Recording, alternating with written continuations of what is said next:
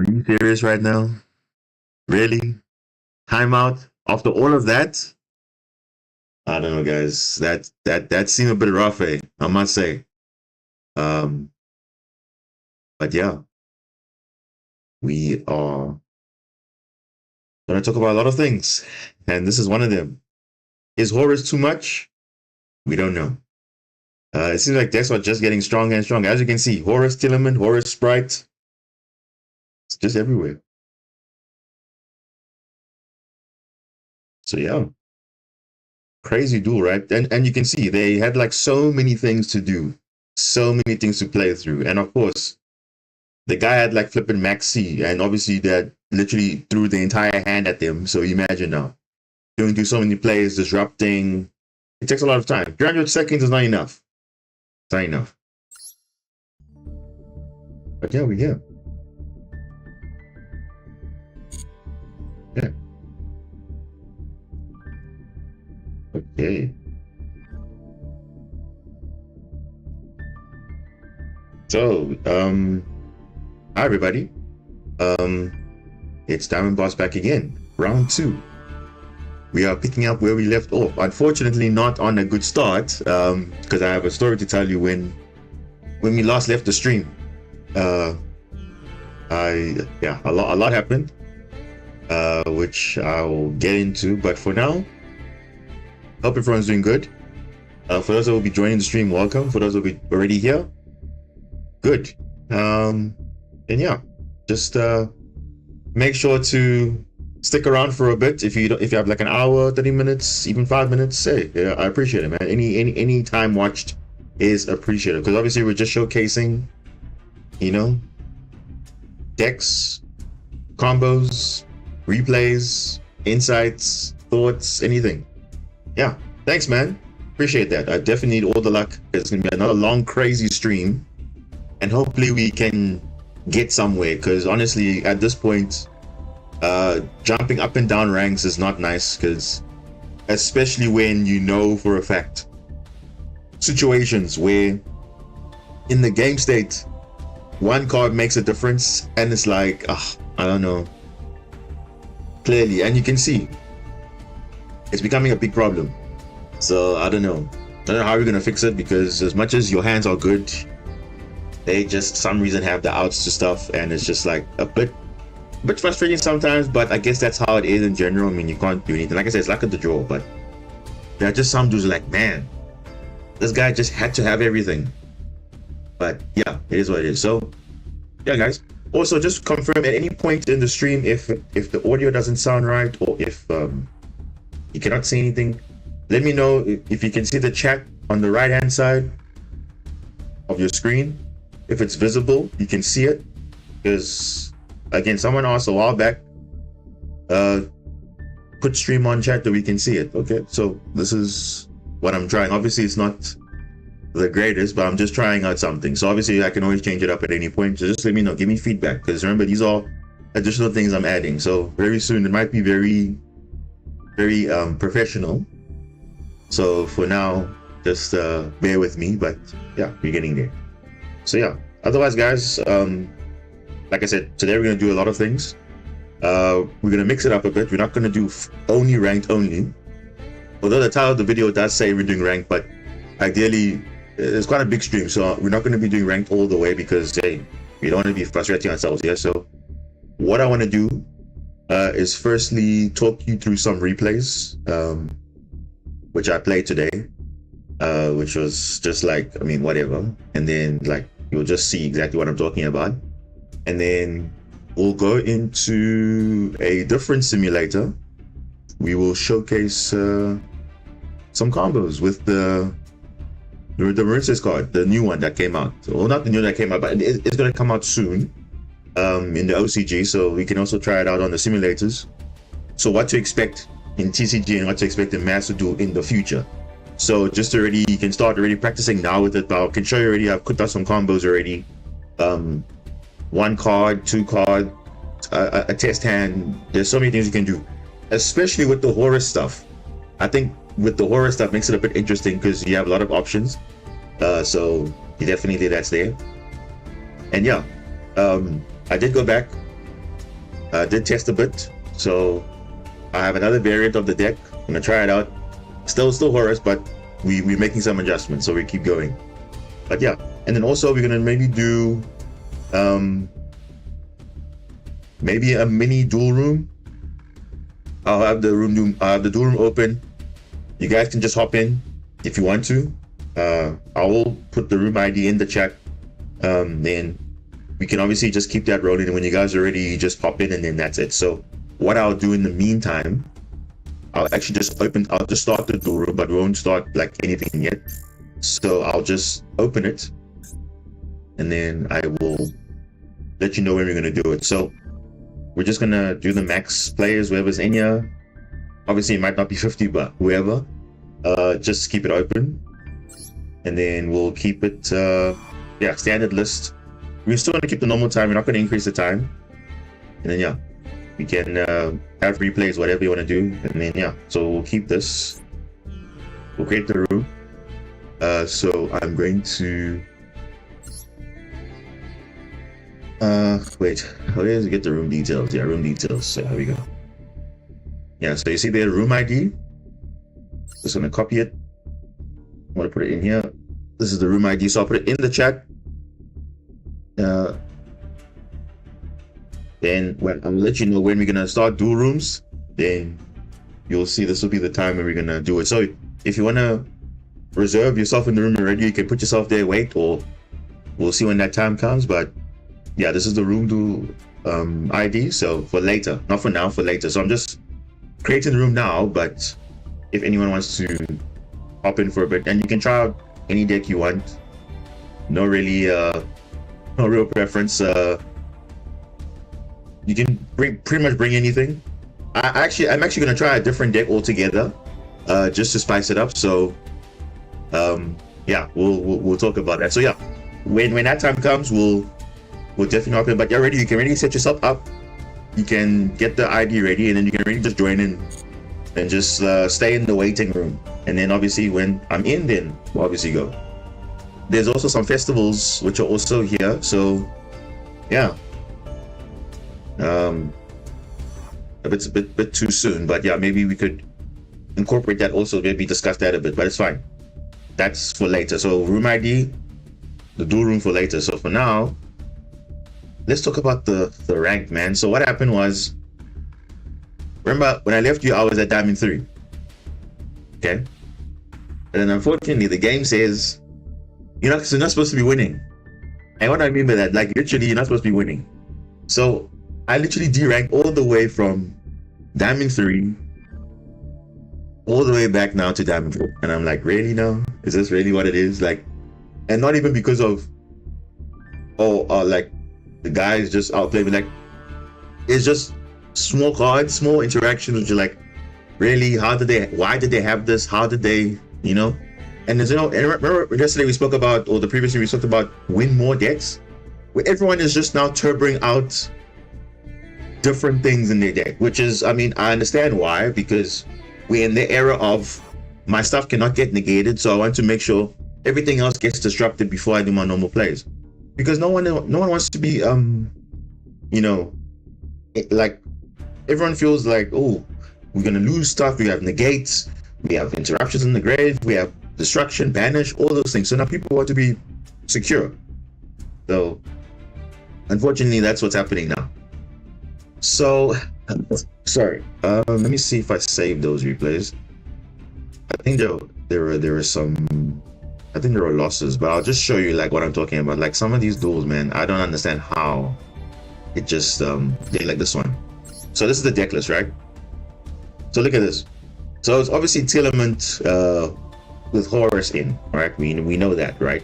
So obviously from the last stream, that player didn't really use the cards effectively, because they were just discarding Telement names, and they were not actually getting any benefit because it doesn't send by cost, it sends by resolution. So also playing Adventure as well. So again, it's more like a win more, because if you look at the extra deck, how many fusions they have? They have 4 fusions.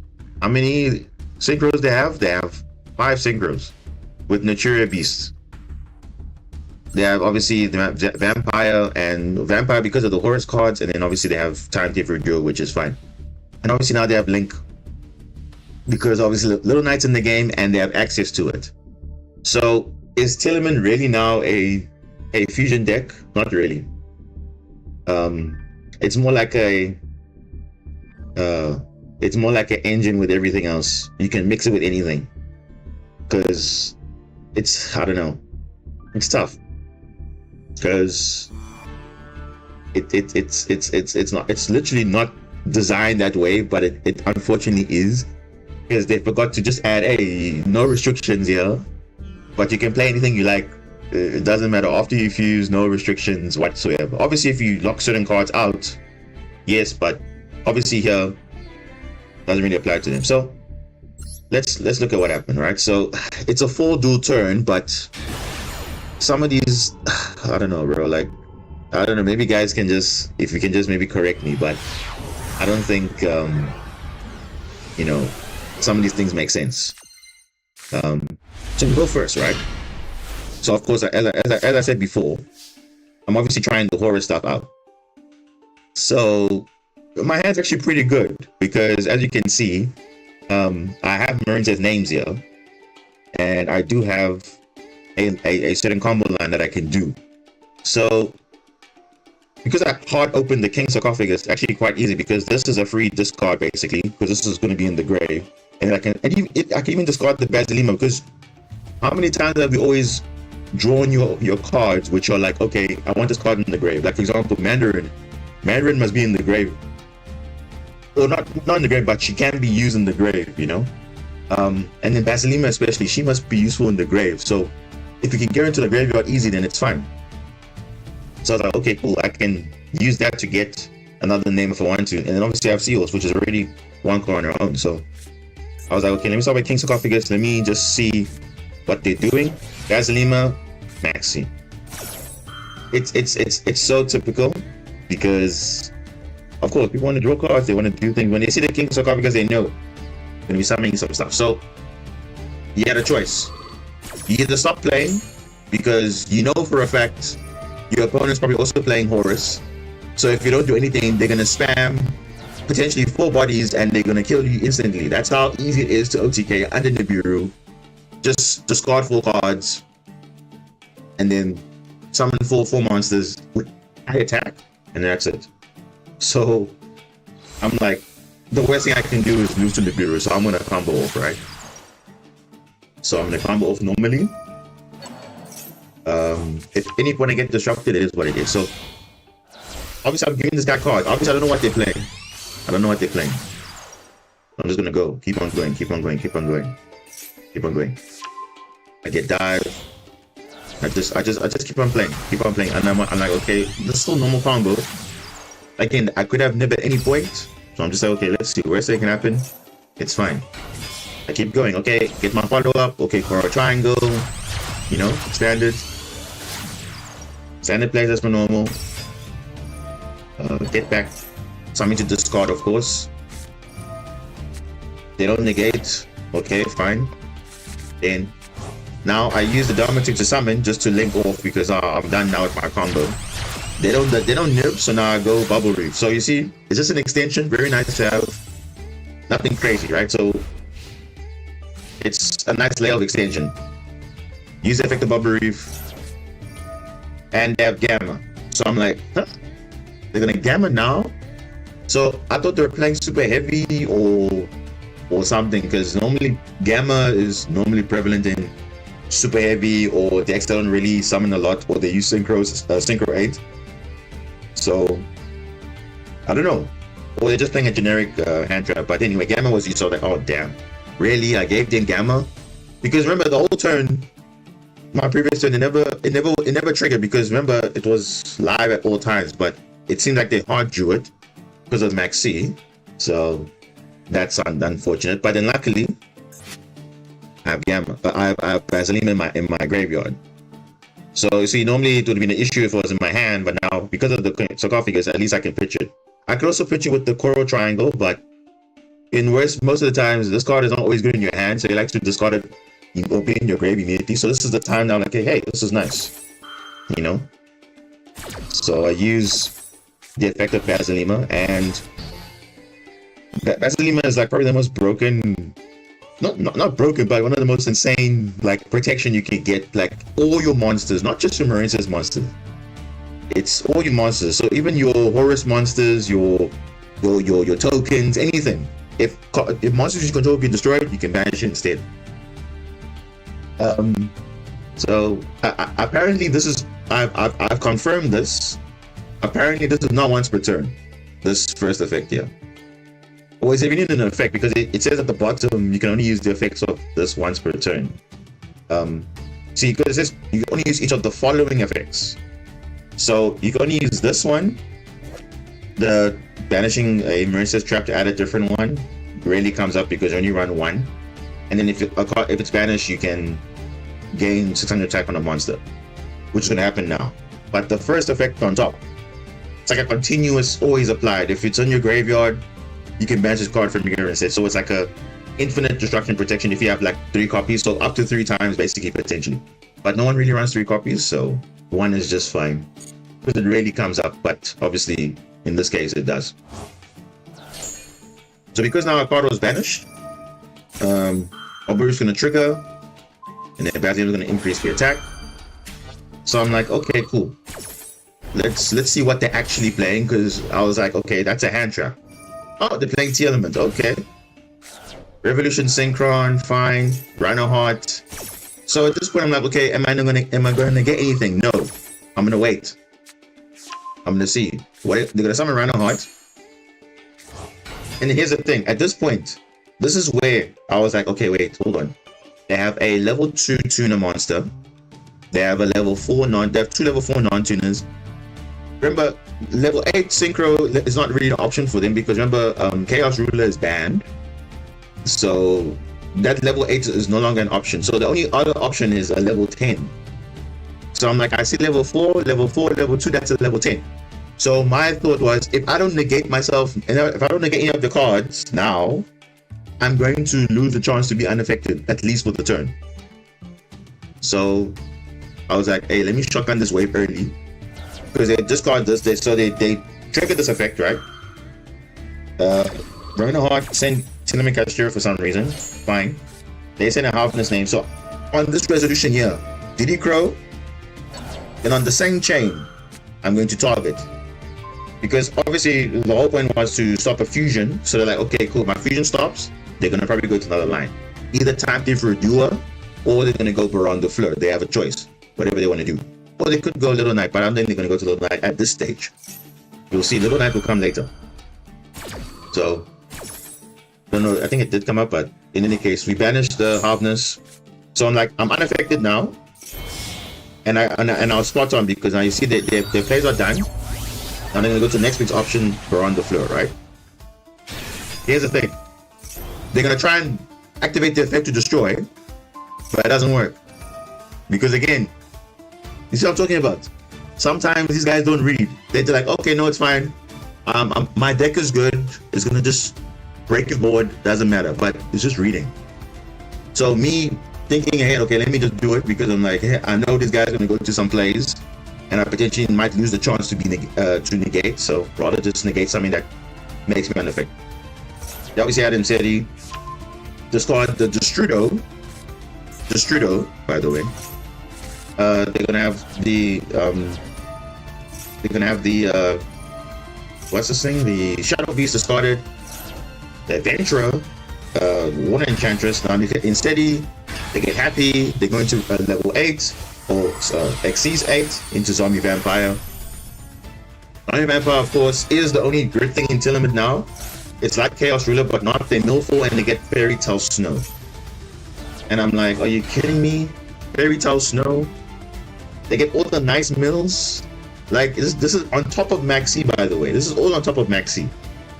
So, I'm already losing the card advantage because, like, he obviously gained a lot of cards. And also now, he's gaining cards in the graveyard, which is just like, he's got Destrudo, he's got Water Enchantress. He's, okay, well, it's kind of offline because he pitched off the Fateful Avenger, but hey,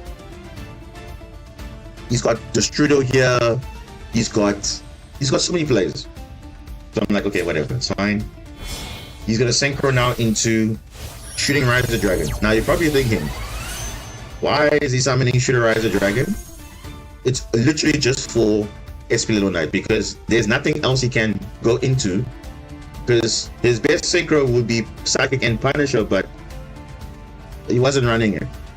So this is his best synchro. So his only reason was to play this was to mill a card, because remember, Shooting Rise of the Dragon sends a card from deck to the grave, and obviously reduces the level, but that's not the main thing. The main thing is it mills a card, and obviously he mills a Gamma. It doesn't matter. He's gonna go into Icon Masquerina. Masquerina's gonna go into you know who, everyone's best friend. You'll see now. They're gonna add obviously the field spell, add Reinhardt, and remember, do all of this, by the way. Do all of this. They did not normal summon at all. All of this. No normal summoning whatsoever. So now they're gonna go in phase and they realize, okay, look, they can't do anything, they can't crash. So they just set up for the opponent's turn. So they'll link off Masquerina with the Rising Dragon. They have Baron the Gate. I don't know what these face downs are, but they're probably something. If they fuse, they can destroy a card in the field. I don't know what the other cards are in the hand. So I'm like, okay, it's fine. Let's see what happens. Remember, my follow-up is Hero Triangle to revive bodies. I checked in the graveyard. There's is there one shuffler? There's no shufflers, right? There's no shufflers. Okay. But you'll see later what's gonna happen. There is a Fairy Tale Snow. So I'm worried that there's a Fairy Tale Snow. So of course there could be some disruption there, flipping a monster like face down. So let's see what happens. So I draw Thrust, which is nice. I use the effect of Bubble Reef. It obviously is going to negate. I don't have Basilema this time, so unfortunately I won't be protected this time. So it clears my field, so I'm happy about that. Now let's see, okay, cool. Go Thrust. Hopefully, my aim was to get evenly matched, because at least that will give me better lines to play through. Even if I do not able to revive back Coral Triangle, I have Dive in my hand. I have a Marincess name in the name of, is it Seahorse? Yeah, Seahorse is, yeah. So even if I evenly match and they didn't keep a monster, I would still be able to, you know, have at least some plays. But yeah, we all know what happens when you have someone that has got flipping 100 cards in their hand. They're gonna draw Ash. It's just like, yeah. Oh, I was like, okay, cool. It's unfortunate, but whatever. You know? Now I'm like, okay, cool, let me go Coral Triangle. Okay, this one. They don't negate. It's fine. Now I try and go for my wave, because remember, Link 3, make myself hopefully getting access to Link 3, get wave. Now you're gonna go Masquerina, which is correct, because now he's gonna try and banish my Marbled Rock. I'm gonna have to chain wave to it, and he's gonna banish both. Unfortunately, that's how it works. That's the only way I can deal with Little Knight is you have to counter the wave. You can't do anything but it. You can't, like, I can't go attack into it. I can't do anything because he's gonna target it and banish. So my only option is to target wave, and then he has to force chain himself to banish it. So yeah. So I lose that play, right? And I'm like, okay, my only option now is to go Seahorse. Seahorse into Blue Slug. Okay, hopefully, okay, cool. He's not disrupting yet. But obviously, there's one more disruption left for him. And guess what it is? Fairy Tale Snow. Yeah, Fairy Tale Snow. Unfortunately, that was the end of it. And then I think this is where it ends right here. Baron, destroy. Summon the Horus monsters. He's gonna Xyz into Redoer because he can. Again, look at that. Fusion, Synchro, Xyz, eh, by the way. This is a Tillerman deck. Another, gets another card, and then that's it. There's nothing else I could have done.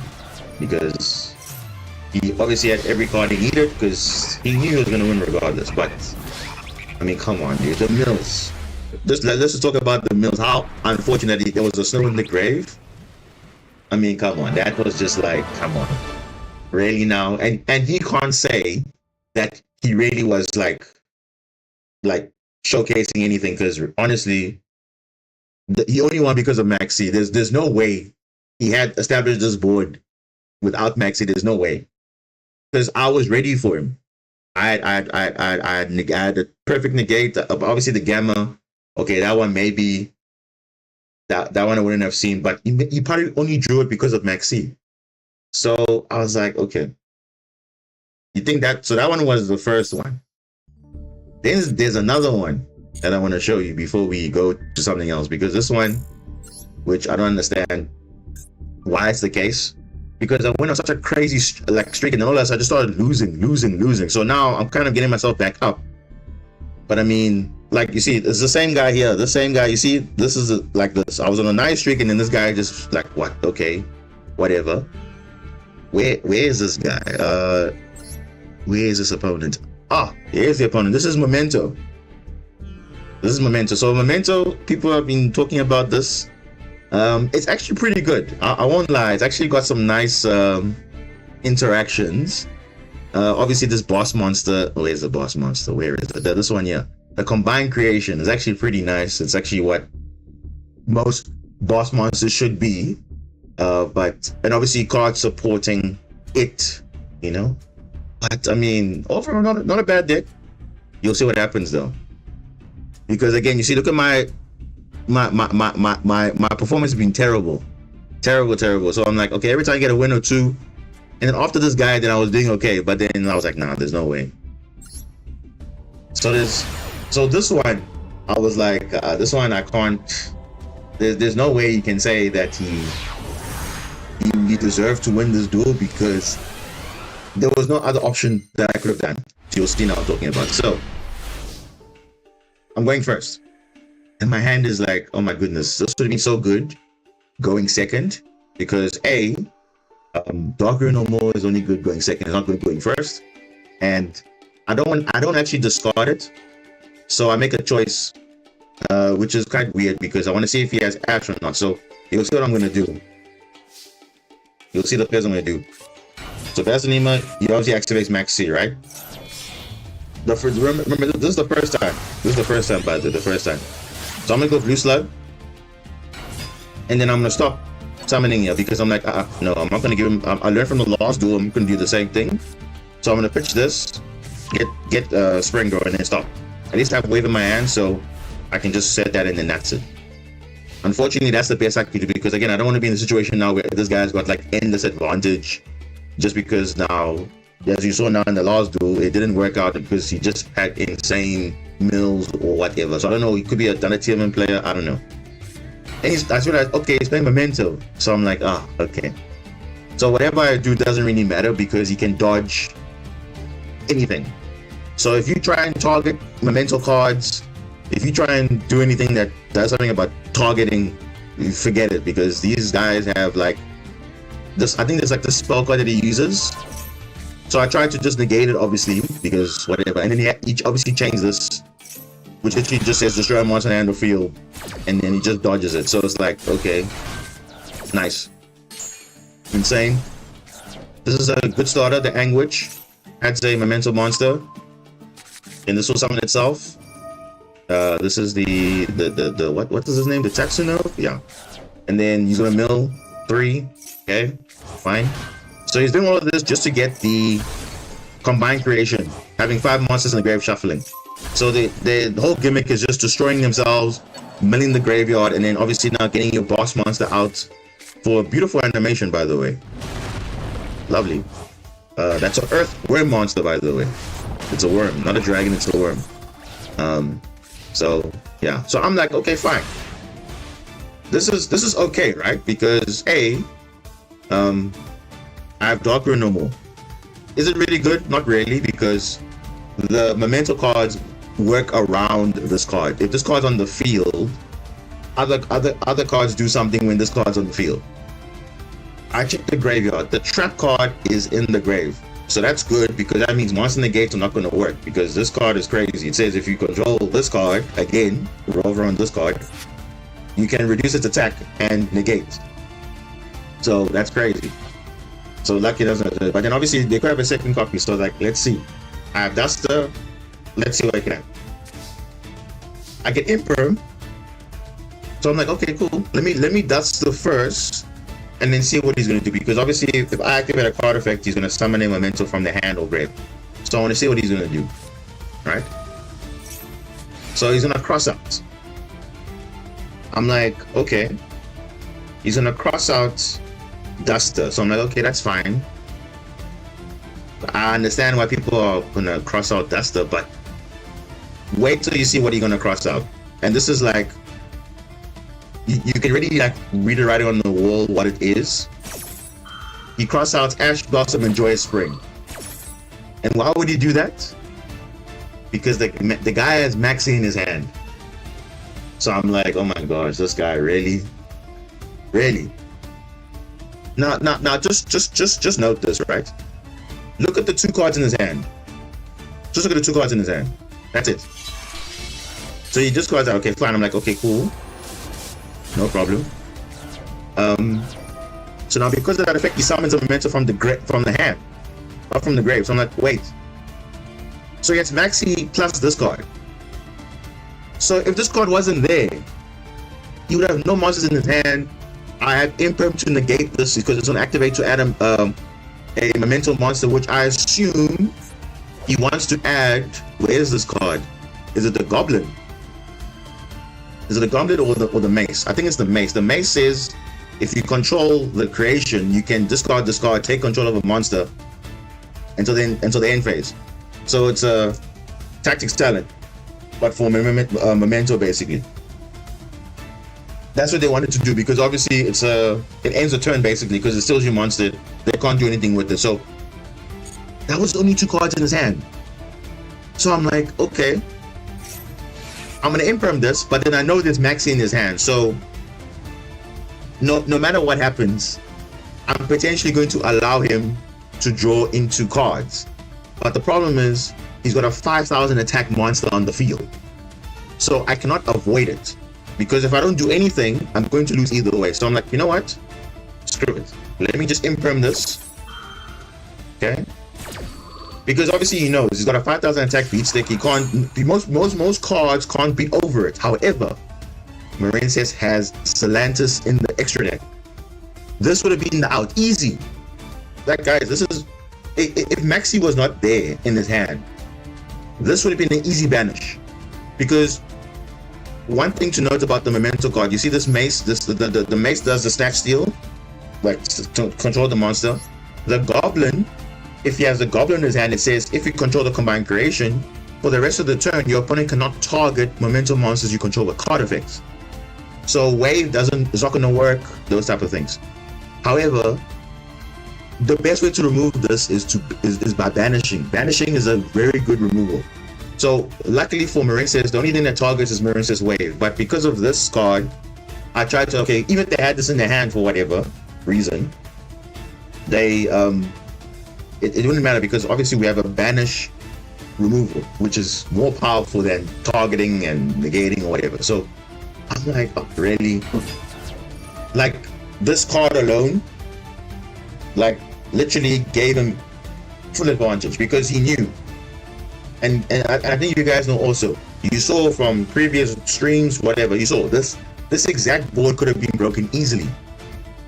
Based on this one card, I could have literally got, and the fact they also have follow-up in the graveyard also. I would have done the same line, got Celantis, banish, get Celantis and core an enemy with wave in hand. So, like, this was a definitely winnable duel.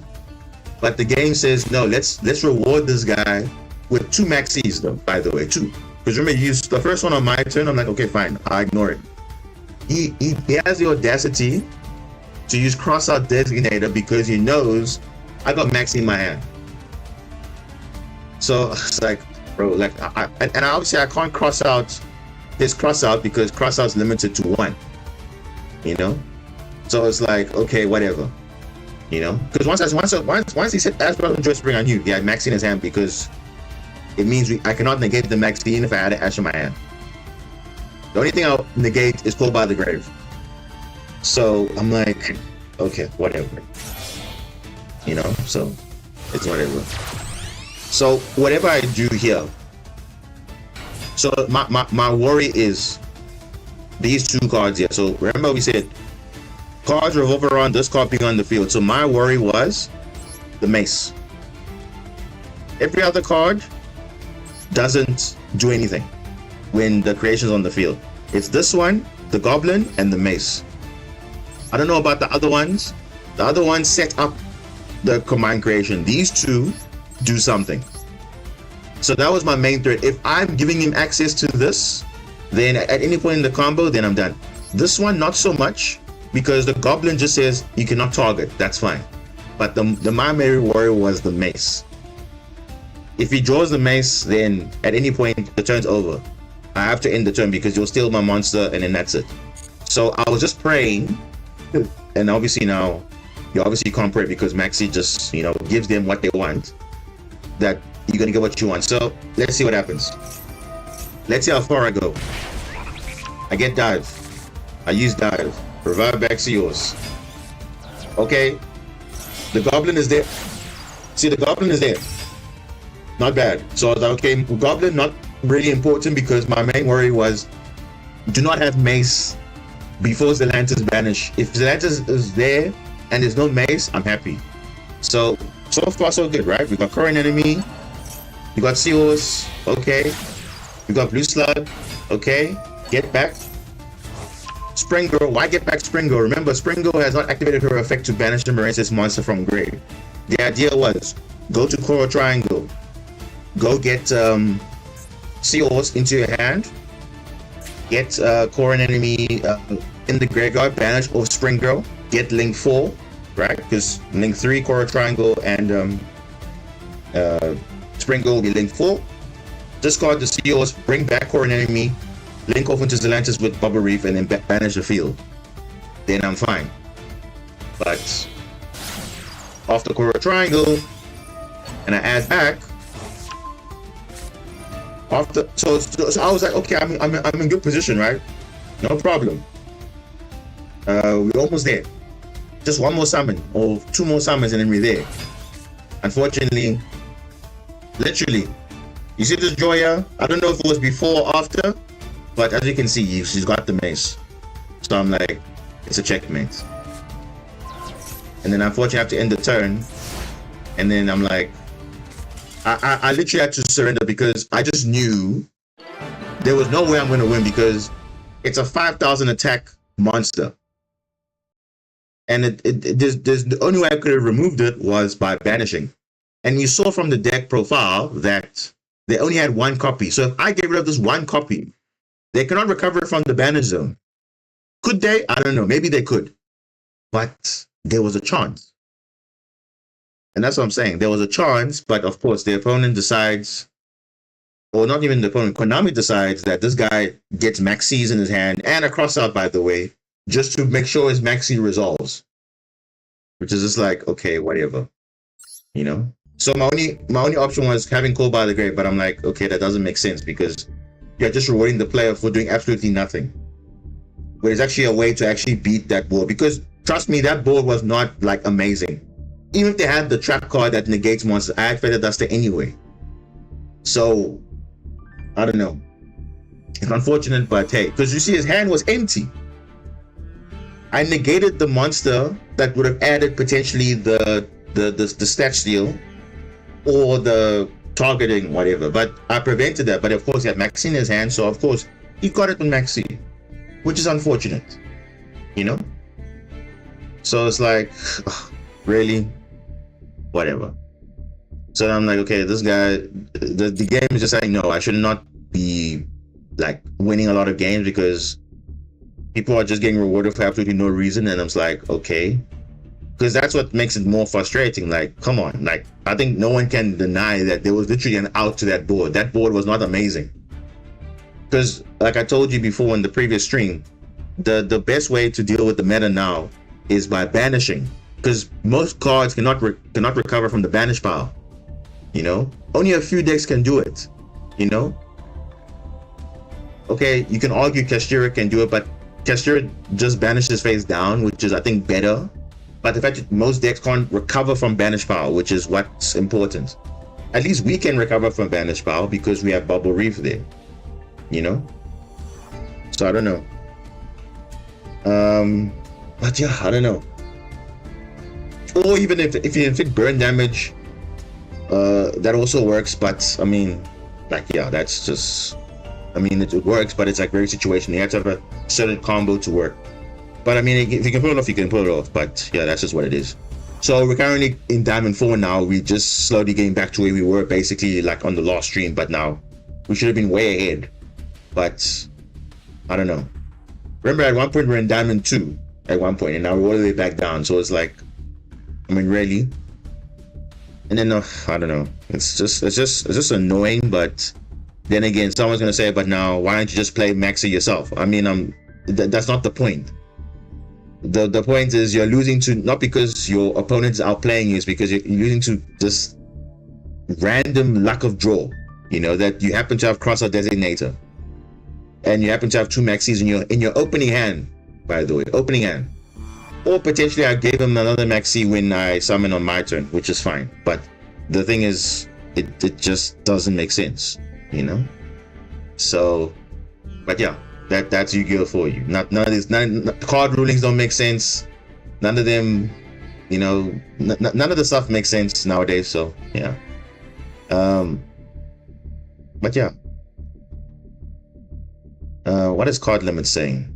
Shouldn't you be enjoying yourself? It's your birthday today, right?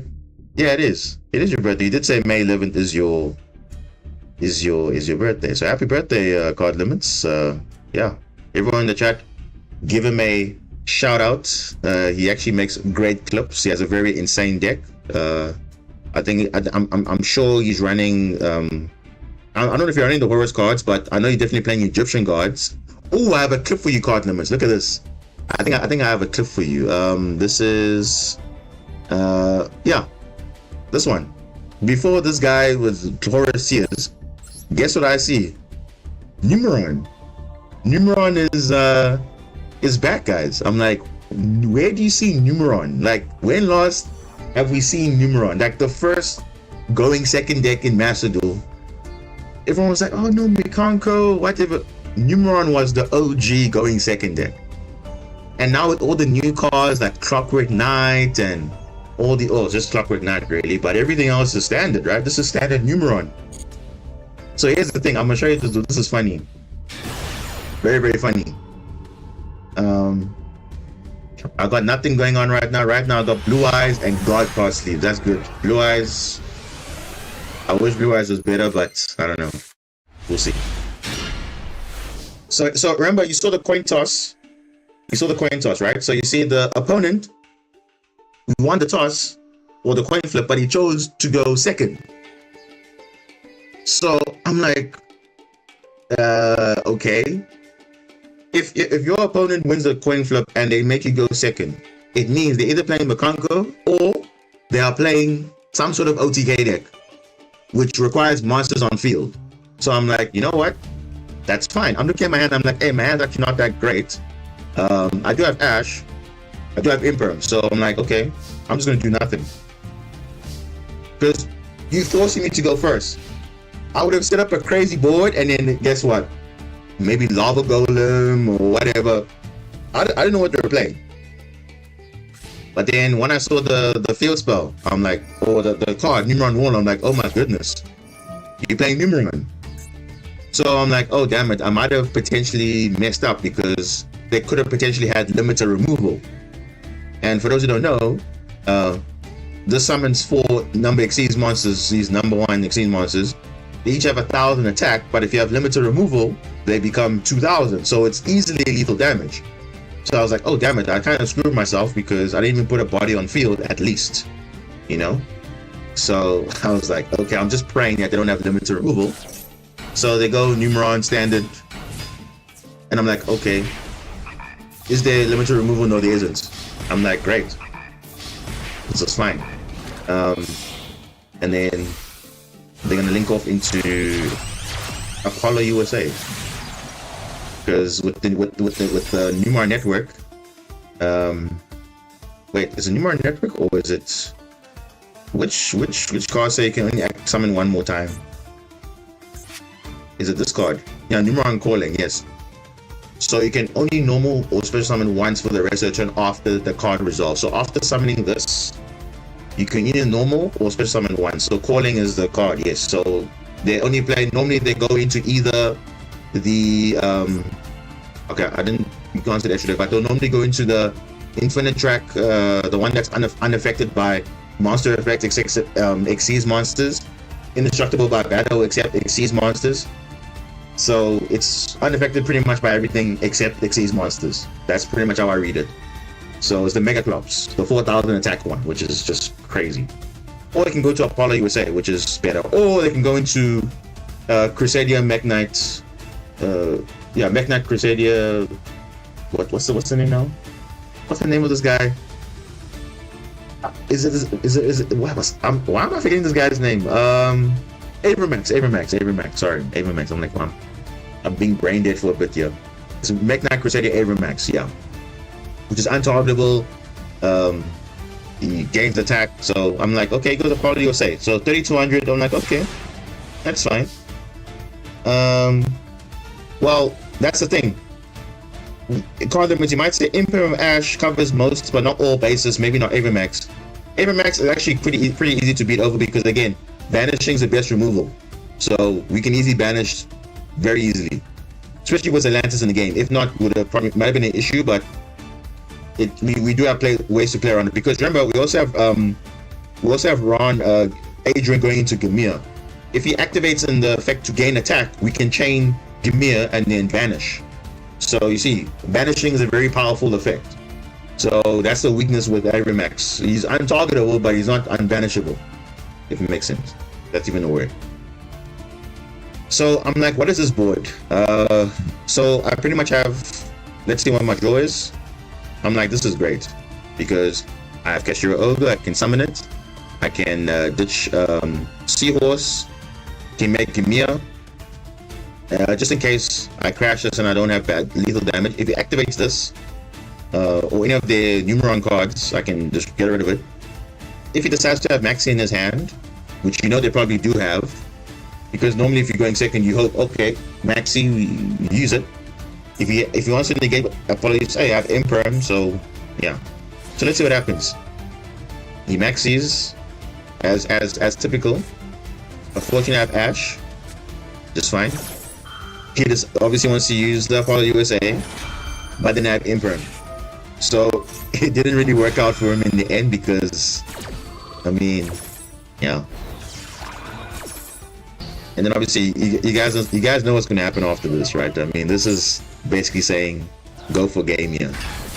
So Cashier Ogre, get preparations, Spring Girl, Sea Angel, gonna add Chain Block, get Field Spell. Why am I going for Field Spell? Because I can see there's already lethal damage on field. So I'm like, okay, keep going. For an enemy, revive back, Ghost Spell. Okay, didn't expect that one. Because we actually add a lot from the grave, or something from the grave, so Ghost Spell, fine. No problem. Good thing we have Seals as an extender. Go into Blue Slug, add back. You're gonna go length, and then he's just gonna stop because he's like, I'm done. He's like, oh, you can still play? Oh. You see, that I'm saying normally a choke point is core an enemy, but like I said, in my build, there's no choke point. You can carry on.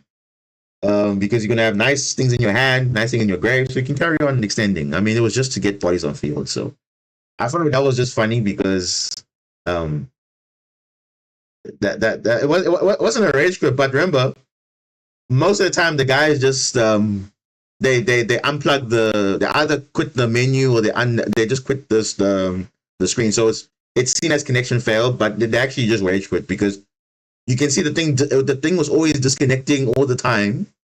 So which means they left during the duel.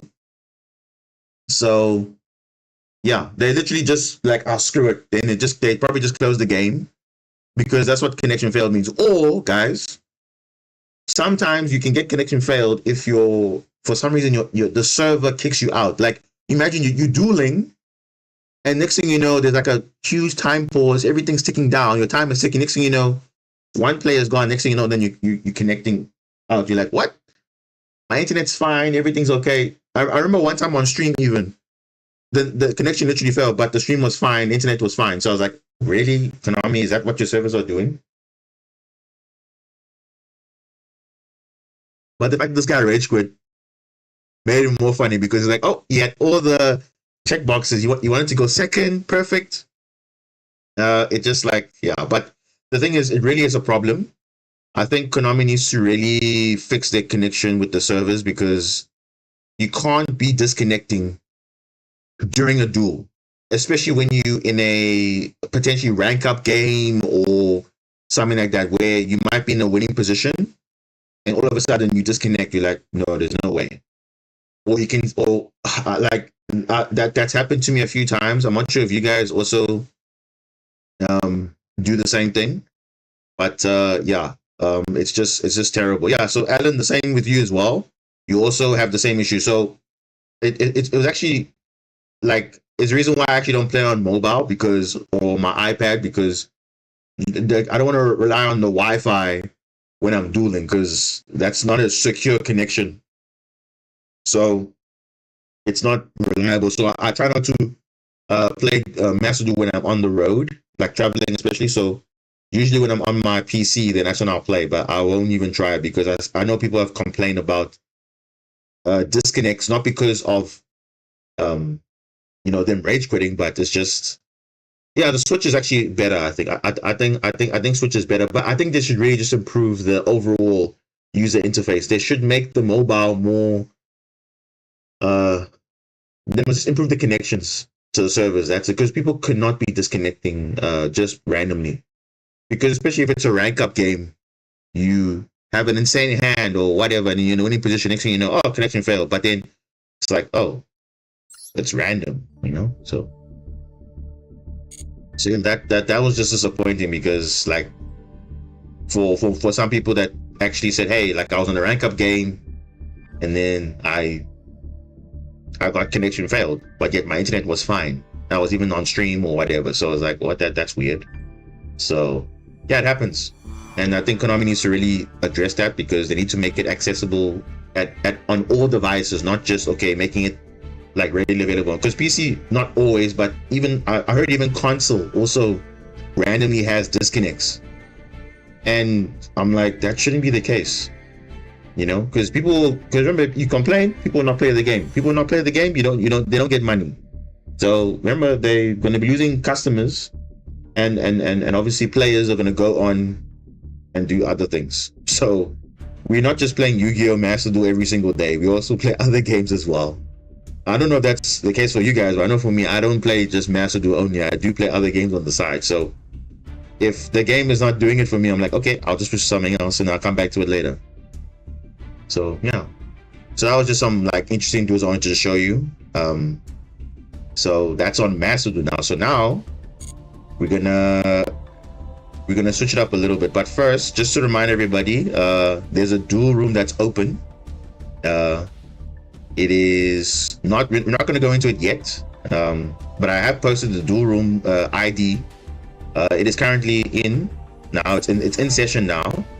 I see someone's already waiting. So if that's you, that's fine.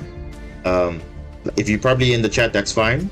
But we're gonna get back to it when I say, okay, I'm gonna come into the duel room now, and then people can join in as and when. Then we can have some interesting duels. And I won't be playing Marincess. I'll be playing something different. You'll see, very spicy, which I've been actually experimenting because, of course, I also want to try also the new cards, see how they work. So yeah, you'll see. It won't be Marincess. It'll be something else. Definitely water themed, but you'll see. Yeah, okay. So that was that.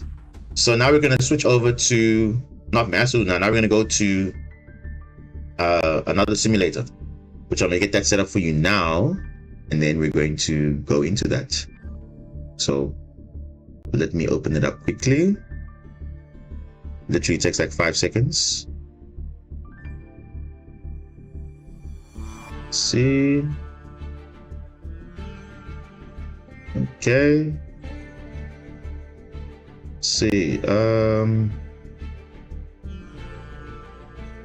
Okay. So let's go here. Okay, and we are in. Okay, have we transitioned now? Can everyone see the Can everyone see Master Duel? Oh, not Master Duel. Can everyone see EDO Pro? Like the deck. You see a deck profile on the screen now? Can you just get a confirmation? Let me switch off Master Duel for a bit, because we are just going to be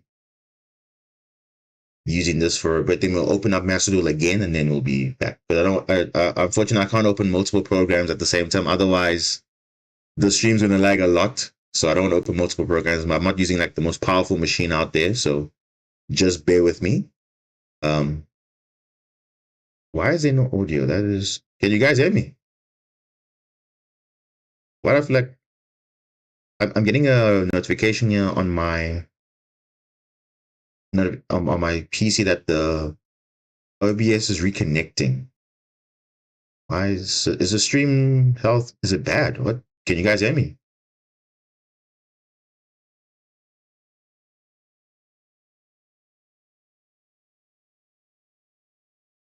I'm being called away. Also have lunch. No problem, God limits. All good. If you don't talk again, enjoy the rest of your birthday. Cool, man. Yeah. Okay. So we are here. We are talking about obviously Horus with Marincess involved.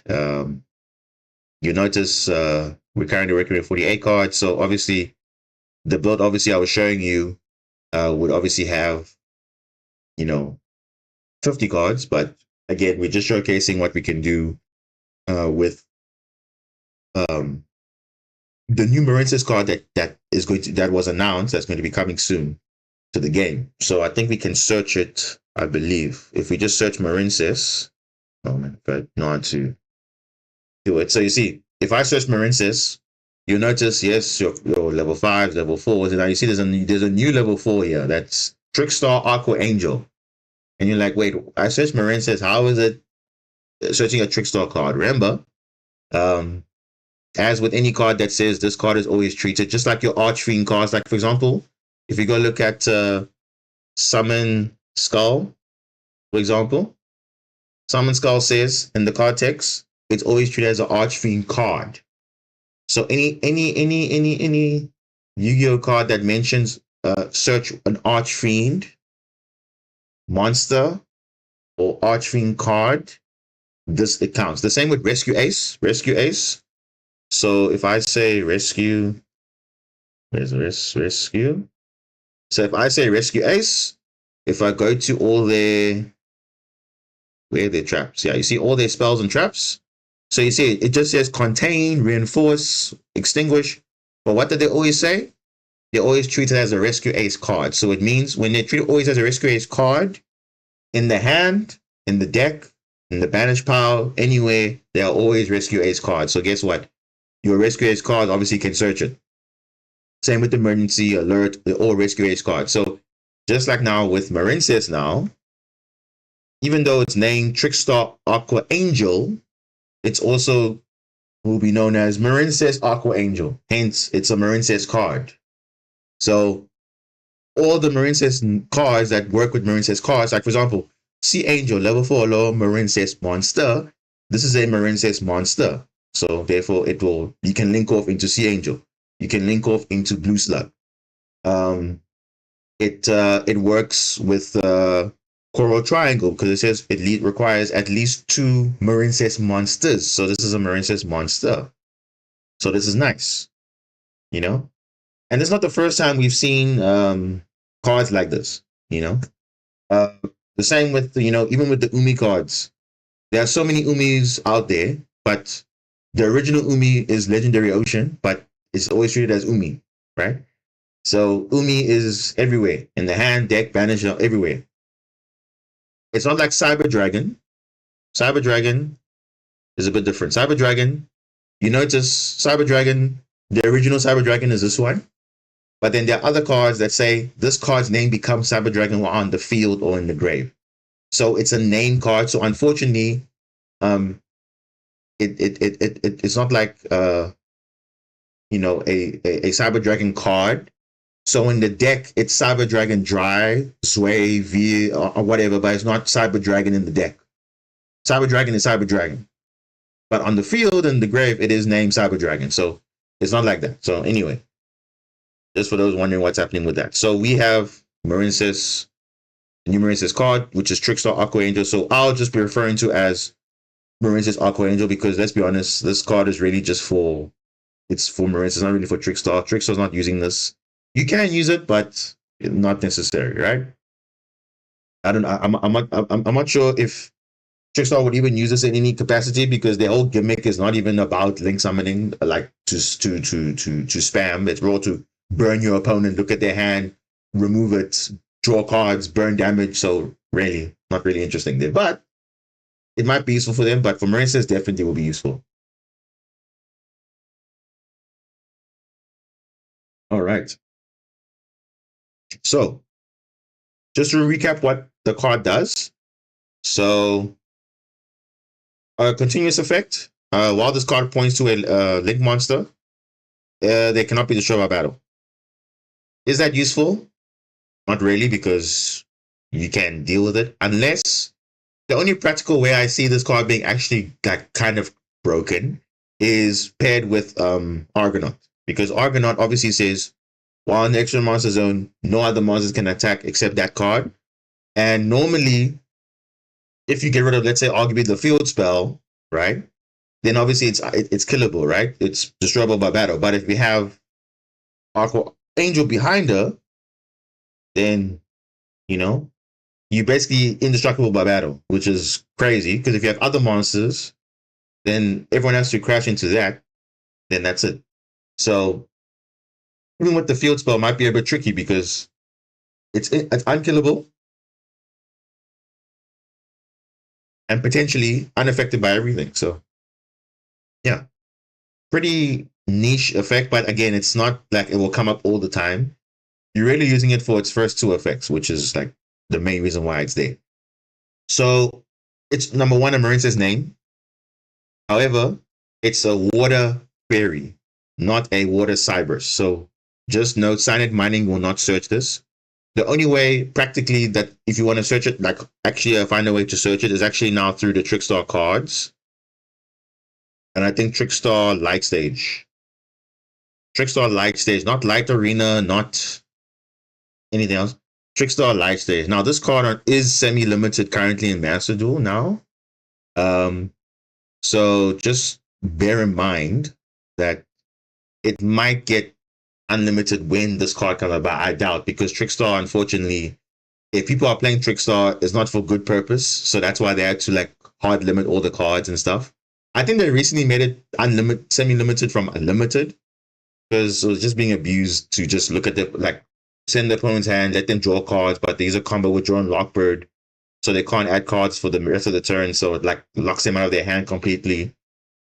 It's some gimmick, basically. So you see, it's not good for good intentions. So yeah, but nonetheless, the reason why you can use Light Stage is because when this card's activated, you can add a Trickstar monster from deck to your hand.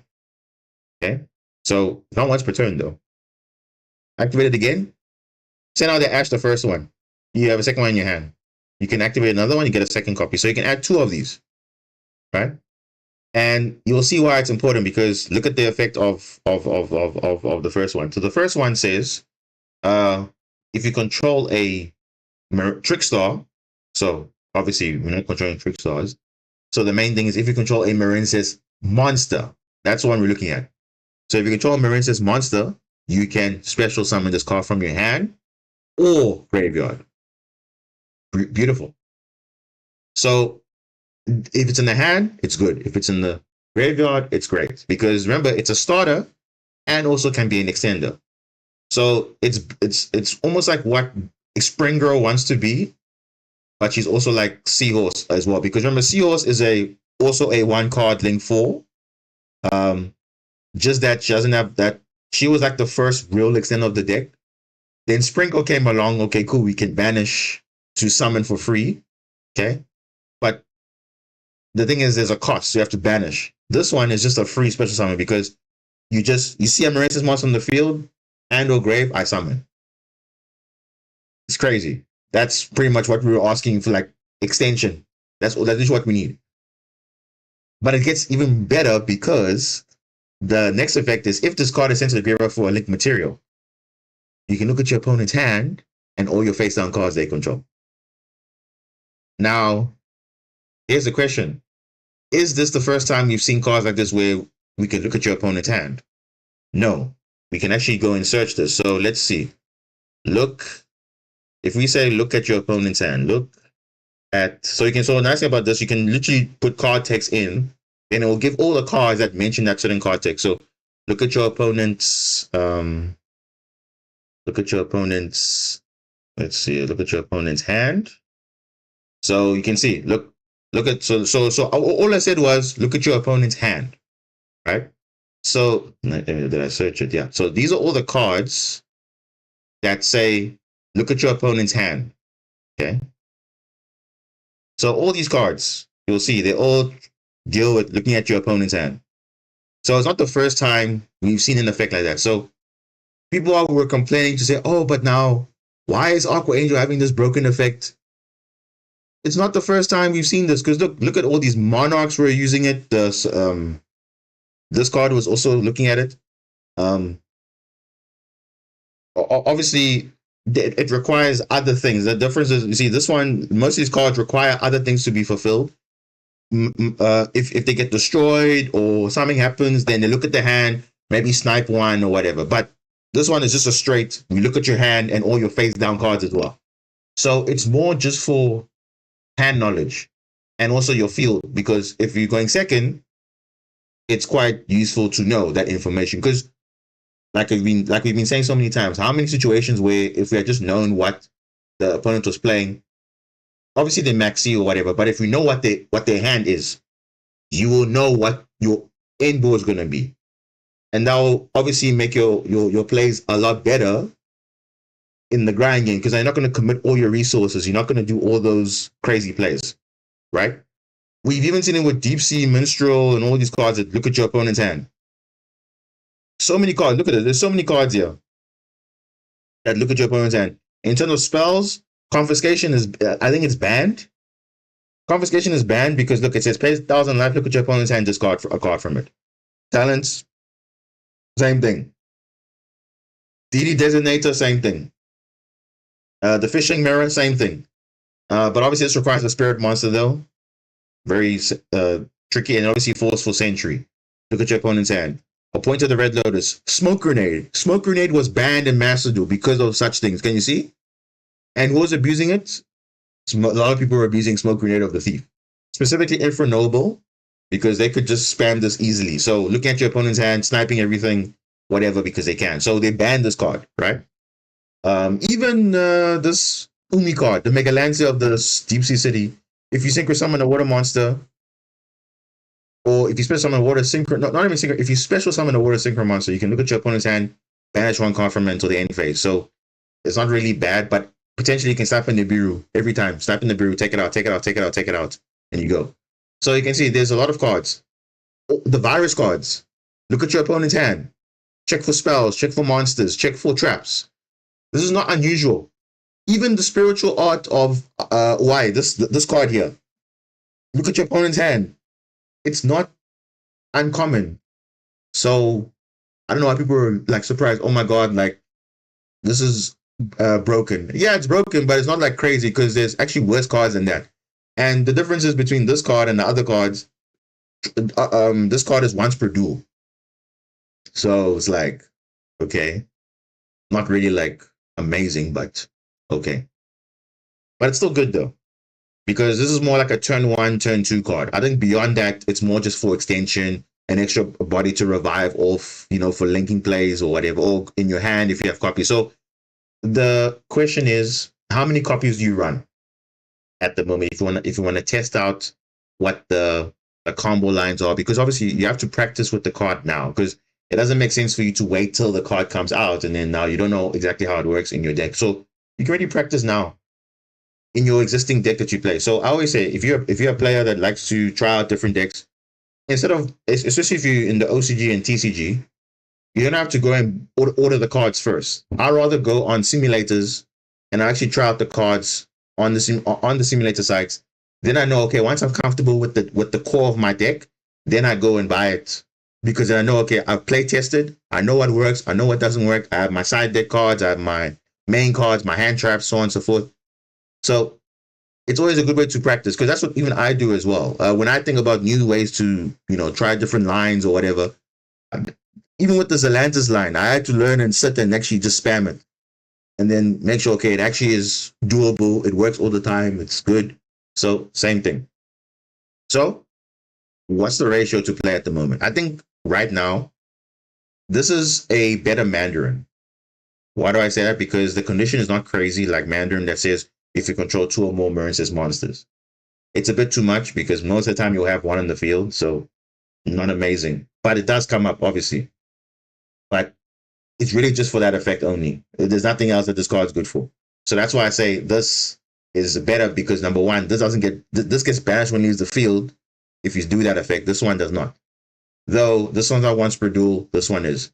But I guess because of the trade-off of what it does, I guess it's fine. But then again, other cards are once per turn, but it's okay. I think for now, you basically, normally I would run 2 Mandarin. It's now making me replace a Mandarin. So definitely it's replacing a Mandarin. Then also, if for those who are playing 3 Pascalis, I've been saying Pascalis is okay, but she needs something else to work. And I think Aqua Angel kind of fixes that problem. So you no longer need to run like 3 Pascalis. Now you might argue, yes, it's good for in the TCG specifically. Pascalis is good because obviously it summons a level 4 also, so it can obviously summon Aqua Angel. Then you can do your rank 4 XCs, go into Totally Awesome before Nibiru. That's fine, but I think you still have the same thing with Aqua Angel, because obviously that line obviously will require a Pascalis and maybe a blue tank. Blue tank can pitch the Aqua Angel. Then you have 3 level 4s. You're obviously going to use 2 of them to go into, 2 of them to go into Bahamut Shark going into Toad. That's 5 summons. So already before that point, Nibiru is not an issue. Then you can link off Bahamut and the other Marincess, and you carry on from there. So you see, you've got your anti-Nibiru combo right there. So it's actually pretty nice. So the lines are much easier now, I would say, in the TCG specifically, because obviously in the OCG and Master Duel, unfortunately, Totally Awesome is banned because Sprite Elf is legal. There's Sprite. Sprite Elf unfortunately is the problem card. In the TCG, they obviously banned Elf, but everything else is unlimited. But no, I think they banned Ronin Totem. Did they? I think they banned Ronin Totem, I think, in the TCG, but Toad is fully unlimited. But in Master Duel, unfortunately, if Elf is legal, Toad can't be legal, so they had to do a trade-off there, so it's fine. So really, it's just a matter of, in the TCG, it's going to be very nice. In the OCG, Master Duel, we have to see how we can do stuff, because obviously you'll know your opponent's hand, but now I think we don't have the line of going to Totally Awesome, because it'll be much better if we could have this with Totally Awesome, because the deck would be so much better. I think definitely talking about at least tier 3 status, like definitely if Totally Awesome was legal still with this card out, oh my gosh, like Marincess will just have always good end boards, always, because now we know how to play around stuff, we know what the hand is, we have Totally Awesome, we can negate anything. Like, it's just, yeah, we have follow up as well. Crazy. So that's what is the TCG. So I think maybe this deck might be crazy in the TCG when this card comes out. I think those players who are already playing Marincess will actually appreciate this card more, because obviously they have Totally Awesome. So they might definitely replace some extra names, or they could just run additional names. But I think because they want to keep their same consistency of 40 cards, the usual thing, maybe they might side deck. I don't know. But it'd be weird to side deck this card, because it's good in every matchup, more or less, because hand knowledge is good. you always want to know what your opponent is potentially going to be doing, and based on the deck that they are playing, so you know what works, what doesn't work. So, for example, if you know you're playing against Branded, you know they want to resolve Branded Fusion. So Argonaut is the answer for that. If you play a deck like Snake Eyes or something like that, then maybe you have to say, okay, based on what their hand is, where you can potentially disrupt. Then you can say, okay, this is what they're gonna do. This is the way you can time you in the gates. If you have called buys, hand traps, this is where you can Nibiru maybe. So it gives you options. So I think for now, the ratio I think now for me is at least 2. Okay, so minimum 2. You cannot play 1 copy because it's too good not to play 1 copy. You can play 3. Okay, because remember it's a starter and extender. So I'll show you. If I go to let's see. For example, Desperate Deck Argonaut is a good choice to get. Yeah, like I'm saying. So it literally gives you knowledge to say, okay, this is what they're playing. This is what they have in their hand. So based on what they have in their hand, I can do this, this, and this, and then I can I can make my end boards better. So instead of going for Argonaut, I can go for Bubble Reef with Wave. I can go for full combo. If they have literally nothing that will literally stop my board, I can go full combo, whatever. Then they can't do anything. It's fine. So you have options. It doesn't mean you just stop. You stop on core and enemy turn summon 5, because normally on summon 5 is usually core and enemy. That's normally where you get Nibiru normally. But now maybe you might just go into Crystal Heart immediately. Okay, then okay, look, that's there. It's there. It's done. And if you have ways to extend beyond this, it's fine. But I think there's also lines around Crystal Heart as well, which you could do also if you know Nibiru's in your hand. But also if you have cross out, then it shouldn't really matter because you can do Nibiru anyway. So, but it's good to know. So you see, if your hand has cross out and they have Nibiru, you just know, okay, I can cross out whatever you have. So, and also, by the way, TCG doesn't have Maxi, which is always nice because they don't have to worry about it. Unfortunately for OCG and Master Duel, we have to worry about Maxi. So it doesn't fix the issue, which means they have to obviously resolve it, of course, because you look at the hand anyway. So, but Ash, they can't do that. So you can look at it and say, okay, I see your Ash, but we can chain block it. So let's show you so obviously we're going to include 2 copies here. So I'm just doing it, showing you again the Horus board. So what I'm going to show you now is like literally just, okay, before we do this, actually, let me just go and show you some replays that I did. Let me just see here. Which replays do I have here? Just to show you just Aqua Angel by herself. I just want to show you that combo line. Where is it? Yeah, Numerous is combo Aqua Angel. Aqua Angel. Okay, so there we go. So let's take a step back here. So this is just you see, just by herself, right? So let's say for some reason in your hand of 5, you have 2 cards. You have both of them, right? So this is what you can do. Okay, so obviously remember she's a starter and an extender because of her effects, which is pretty good. Because she's counts as a Marincess name always. So if you start with 1, you can also summon 1. So this is the first combo I thought about. So obviously you normal summon. And you can obviously link it off immediately, right? And the nice thing about this, because she has an effect in the graveyard to chain for a link material, she can chain block like Sea Angel. So now we have 3 ways to chain block. It's Blue Tang, Spring Girl, and now Aqua Angel, which is nice, So we can go straight to Coral. We can go straight to Sea Angel because now we can get, Field Spell or whatever. Now, obviously, I could have gone for Link 1, but I just want to show you the fact that you can chain block is crazy. So we can, let me just pause the animations here. Yeah, let me just see if that will work. Yeah, so you can go chain 1, chain 2. Okay, you can change the order if you want. Doesn't matter. You can change the order if you want, but you can either chain Aqua Angel first or Sea Angel second, but rather do it the other way because you want to protect the search of the field spell. So yeah, she can chain Sea Angel, so that's good. They can't really chain anything to Aqua Angel if you're going first, so that's why I rather just chain block chaining 2. So yeah, our Astroneer can't do anything with that. But with the Sea Angel, they can do something. So that's why we want to chain block with that. So you see, I use the chain block, and now because I use this, she's a Marincess monster on the field, I can now summon her from the grave, right?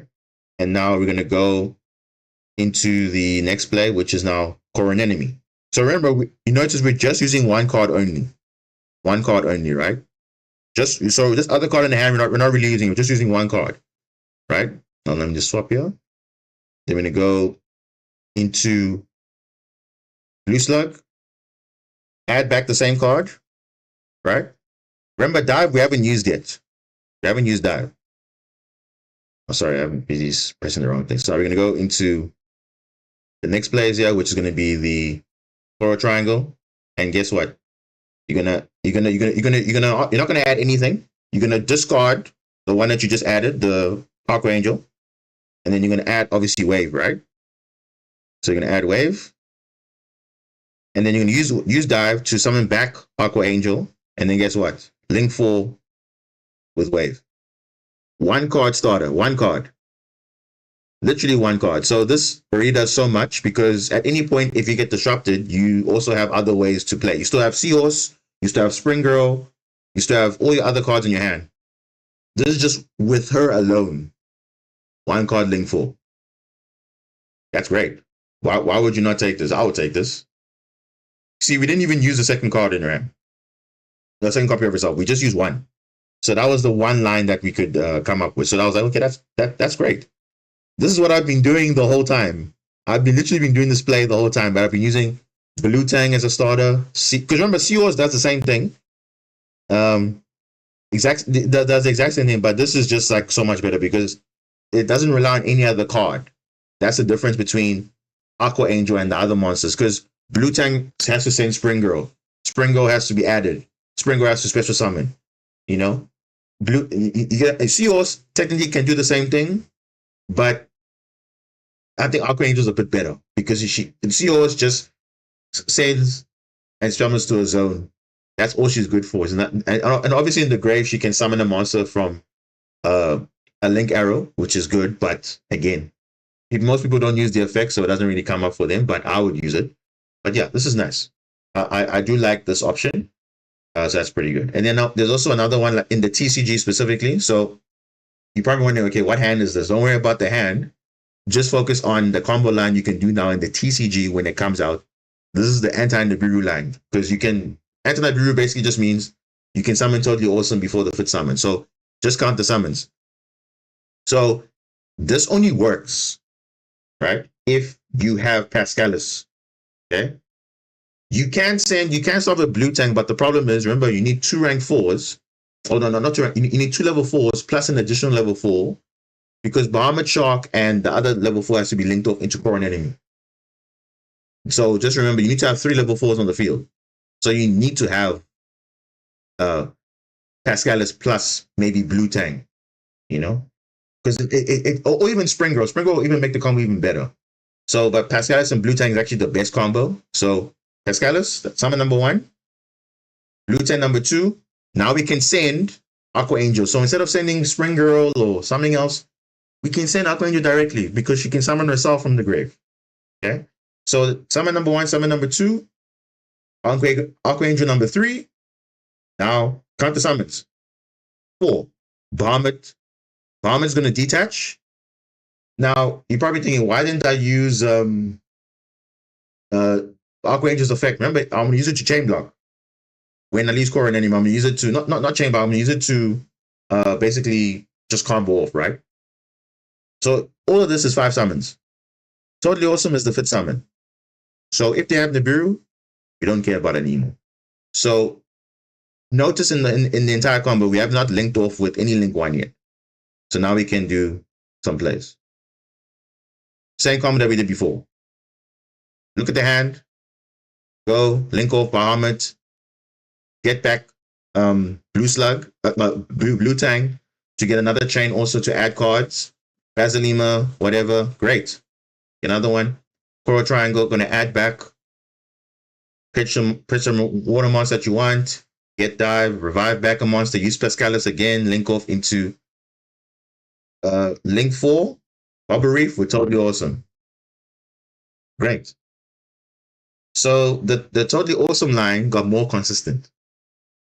Because before you had to rely on a specific line that you can do something, but now you can do it more easily. Once Aqua Angels is in play.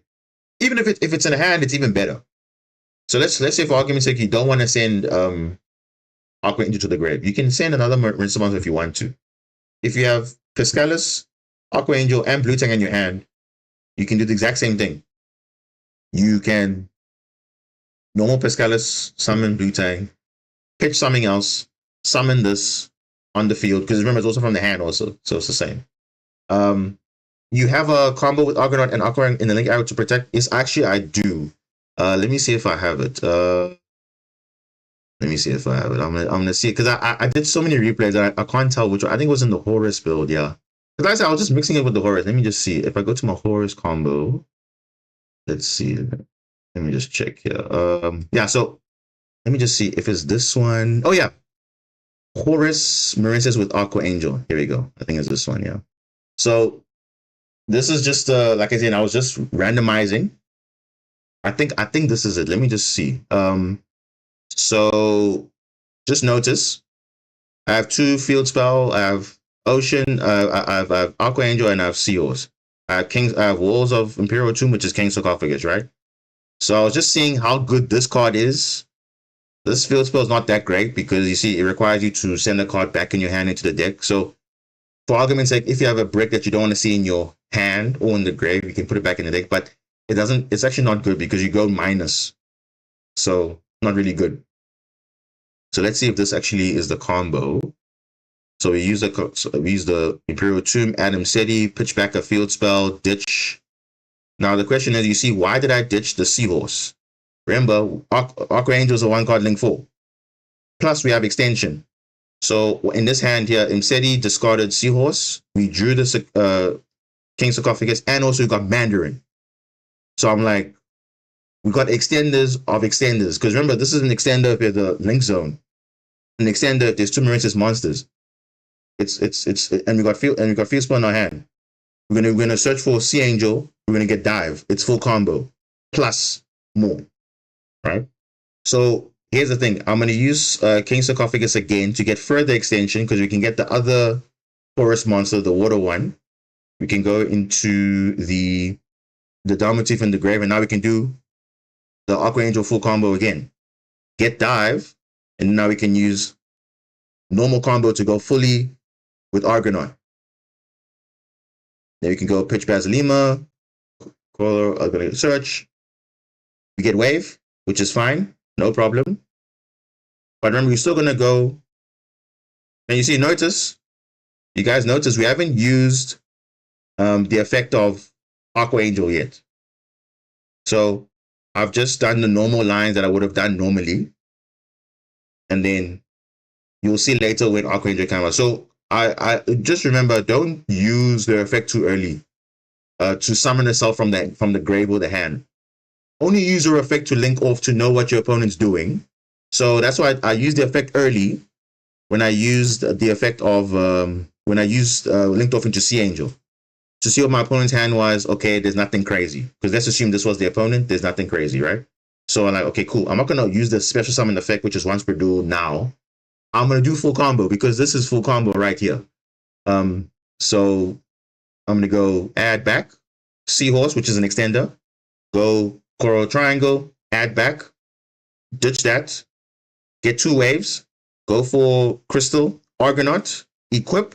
Now use the effect of Archangel, and then also get Dharmatif as well, and then that's combo as well. So this wasn't needed, but the Horus engine gave me all of this because I was like, okay, just luck of the draw, just seeing what happens. So is it possible to have this line? Yes.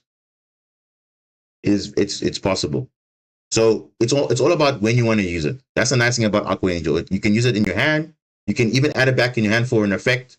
You can ditch it to activate an effect. You can summon it from anywhere. Well, not anywhere. You can summon it from the hand or grave, but it's useful. So can you see in this scenario here, right? Aquanaut is something with Crystal Hearts with the field spell, so it's unaffected by everything. You have 2 waves. You have Aqua Angel behind her, so she cannot be destroyed by battle. No other monsters can be attacked into, and you are good. So yeah. So now our second Battle of Protector is working. Yes, it's working. Yes, it's working. Let me just check. Did I go into battle with this? Let me just see. I don't think I did. But basically, the effect is live. The moment it's pointing to a link monster, the effect is continuous. It doesn't. Obviously, if you negate it, then yes, but it's a permanent thing. So yeah, this is exactly perfect. So that's what Aqua Angel can do.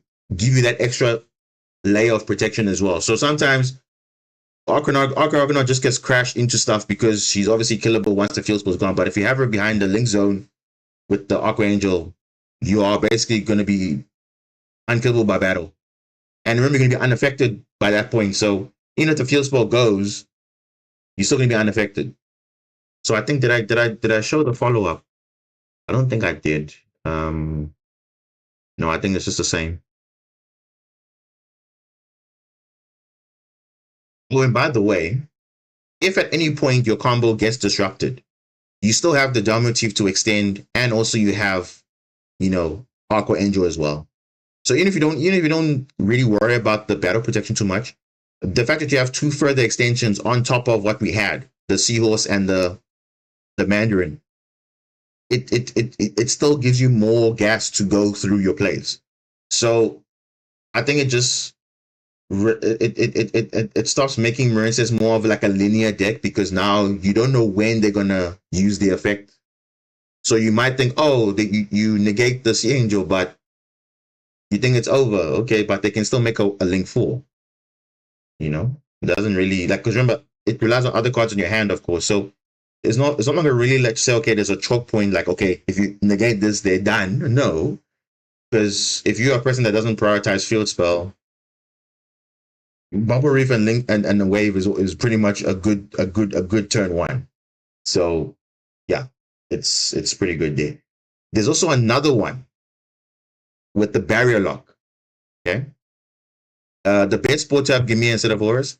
The best sport should to have Gimme instead of Horus. You can have all of it, but it requires a lot of engine though. We'll see. Another one here. Oh yeah, this one, yeah. So this is another Horus combo, but with Foolish Barrel Boots in your hand. Okay. So remember, like I said earlier on the previous stream, where I said, okay, our biggest issue is playing around Coral Triangle's effect, where it checks for non-waters, and because you summon a non-water, you cannot activate the ability to search Wave. But there's many ways to get Wave in the grave or to get access to it, and this is Foolish Bearer of Goods, which is sending a spell or trap from deck to grave. So any spell or trap, not just Ice Barrier, it is also possible to get your Wave. Yes, but it's possible to play also 2 copies of Ice Barrier and use Spring Girl effect to get it engraved. It happened to me twice. Yeah, it is. It is possible to play 2 of Ice Barrier. Remember, Ice Barrier is not once per turn though. Is Ice Barrier once per turn though? Let me just check in the deck quickly. Ice Barrier. You can only use this effect. No, but remember, the effect to add a water monster is once per turn only. So how do you resolve this twice? Because if you mill 2 copies, you can only activate one of them for that turn. Obviously, on the follow-up turn, you can activate it again. So you can't activate twice the same thing, because it says you can only use that effect once per turn. The searching from the grave, pitching a water and adding a water back, that's once per turn. But the attack on the effect on the field is not once per turn. The one that negates the effects and change attack to 0. So that's fine. So with this line here, the nice thing about this, you can pitch Wave with this. Then you pretty much play around the Coral Triangle restriction. So yeah. What do you mean? You mean twice for 2 battles with Spring Girl effect? 2 battles with Spring Girl. I was doing my combo with Spring Girl. Which Two battles with Spring Girl. Which battles are those? Or which combo is that? 'Cause maybe I'm not understanding, but okay, maybe think about it and I'll get back to you on that. Because maybe I'm not just following, but okay. The graveyard effect. Of Spring Girl. So what are we banishing of Spring Girl?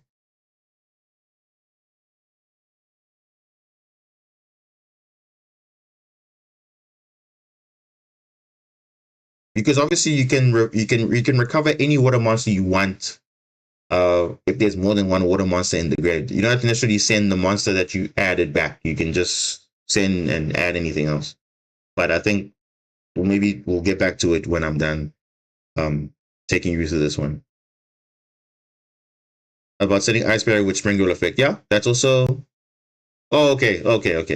I think I get what you mean. So there's many ways to access Ice Barrier. Yes, I understand. Yeah.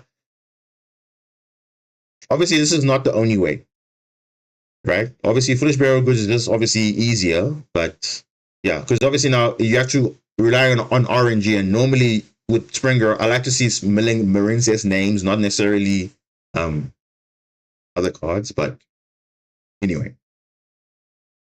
So how does this combo going to work? So let's first things first. Let us use Foolish Barrier Goods to search Ice Barrier. Okay, so why do I put Ice Barrier here? Because I will show you now what we're going to do. So remember, this combo is focused on what can we do with Foolish Barrier Goods, because remember, we want to see what we can do. So I could have said Wave here, but I just want to see what the effect I get of the Mseti. Because remember, once we activate Ice Barrier, we are locked into water monsters for the rest of the 2 turns, because it says until the end of the next turn. So it's 2 turns, it's not 1 turn. So be careful when you activate Ice Barrier. See what you can get off the mill of the draw of Mseti first when you discard it with a card, right? If you get a good card, then you don't need to activate the Ice Barrier. But if you do, then it's fine. You can activate it. So yeah. 2 turns, because it says till the end of the next turn. So you're probably wondering, oh, if I use the effect and I want to summon now maybe Zeus or something, I can't because it's locked for 2 turns. So you basically lock for turn 1, right, to turn, or you got for to turn 3. So if you use Ice Barrier in the next turn, you still locked again for another 2 turns. So sometimes milling more than 1 copy is a bit much because you also want to summon non-waters as well, but normally once is enough. So anyway, so I draw Sarcophagus and then I get the June Moon, and I'm like, okay. So with June Moon in your hand, you know what that means, right? You have to try and barrier lock now. So how are we going to do that now? Let's see. So I'm just pitching Pascalis, getting a done motif. Now I'm water locking myself now. Okay, so I'm doing this on purpose because I know I'm not going to summon Mseti because I see Dreaming in my hand. So what is the play? Normal summon, Spring Girl, get Blue Slug, add Seahorse. Remember the Seahorse I discarded earlier with the Mseti. So remember, this is the starting hand. This is what I got, right? So we're going to do the same line to do the barrier lock. Chain block, of course. We're milling Blue Tank, which is great, right? You see it's in the grave. So I can use the effect if I get Dive to summon Blue Tank, then therefore I avoid Ash from the deck. So you see, Spring Girl I like to see her milling Marincess names because it will help me to rely less on summoning from the deck. I can just use on the grave instead. But you can also summon for deck still if you want to, but not needed. I think I probably did that, but it's fine. But in this case, we're going to go Crystal Heart. We're going to equip 2, summon the June Moon, send the barrier, extend. Look, can you see what I did here? So notice what I did here. Normally, you would need another Marincess extender to do this lock, but now because of the Horus card, you can use this effect to also summon itself as well. So now you just need 1 extender plus a geometry, and you can still do the same thing. So you can link off these, because obviously you need Marincess monsters from this point. Revive the barrier statue, link 3, Gonna add, pitch this, get a wave, go Argonaut, equip, combo done. So I was like, hey, now we can, do a barrier lock also under Horus. You see, using Horus engine, we can also still barrier lock, which is nice, you know? So it's good, you know? Then we also have, I think we have this one as well. What is this? Okay, so this one is crazy. Yeah, this board here is crazy. So you see, look at the opening hand here. This hand here is Kashira Ogre, Blue Tang, Marincess Wave, Imseti, and Mandarin. I'm like, this is like, what board can we make possibly with this? What's the best board that we can make? I might have misplayed here, which is fine, but just see where the lines, if you could have made better. So I first, Ogre first, pitch Imseti, add Sarcophagus, get Gimir, or not Gimir, get Ron. Now, the reason why I summoned Imseti early is because, well, I remember, like I said, because Wave's in the graveyard already, I don't need to care about Core and Enemy's effect. Wave is in my graveyard, so that's the only purpose of getting Kuro Triangle, is to search, but I can also get her as follow-up for next turn. So as long as I have Wave, I can comfortably summon Imseti before doing my Marincess plays, because remember, 3 Marincess cards lock you for water monsters for the rest of the turn. It is Blue Slug, which is a link 1.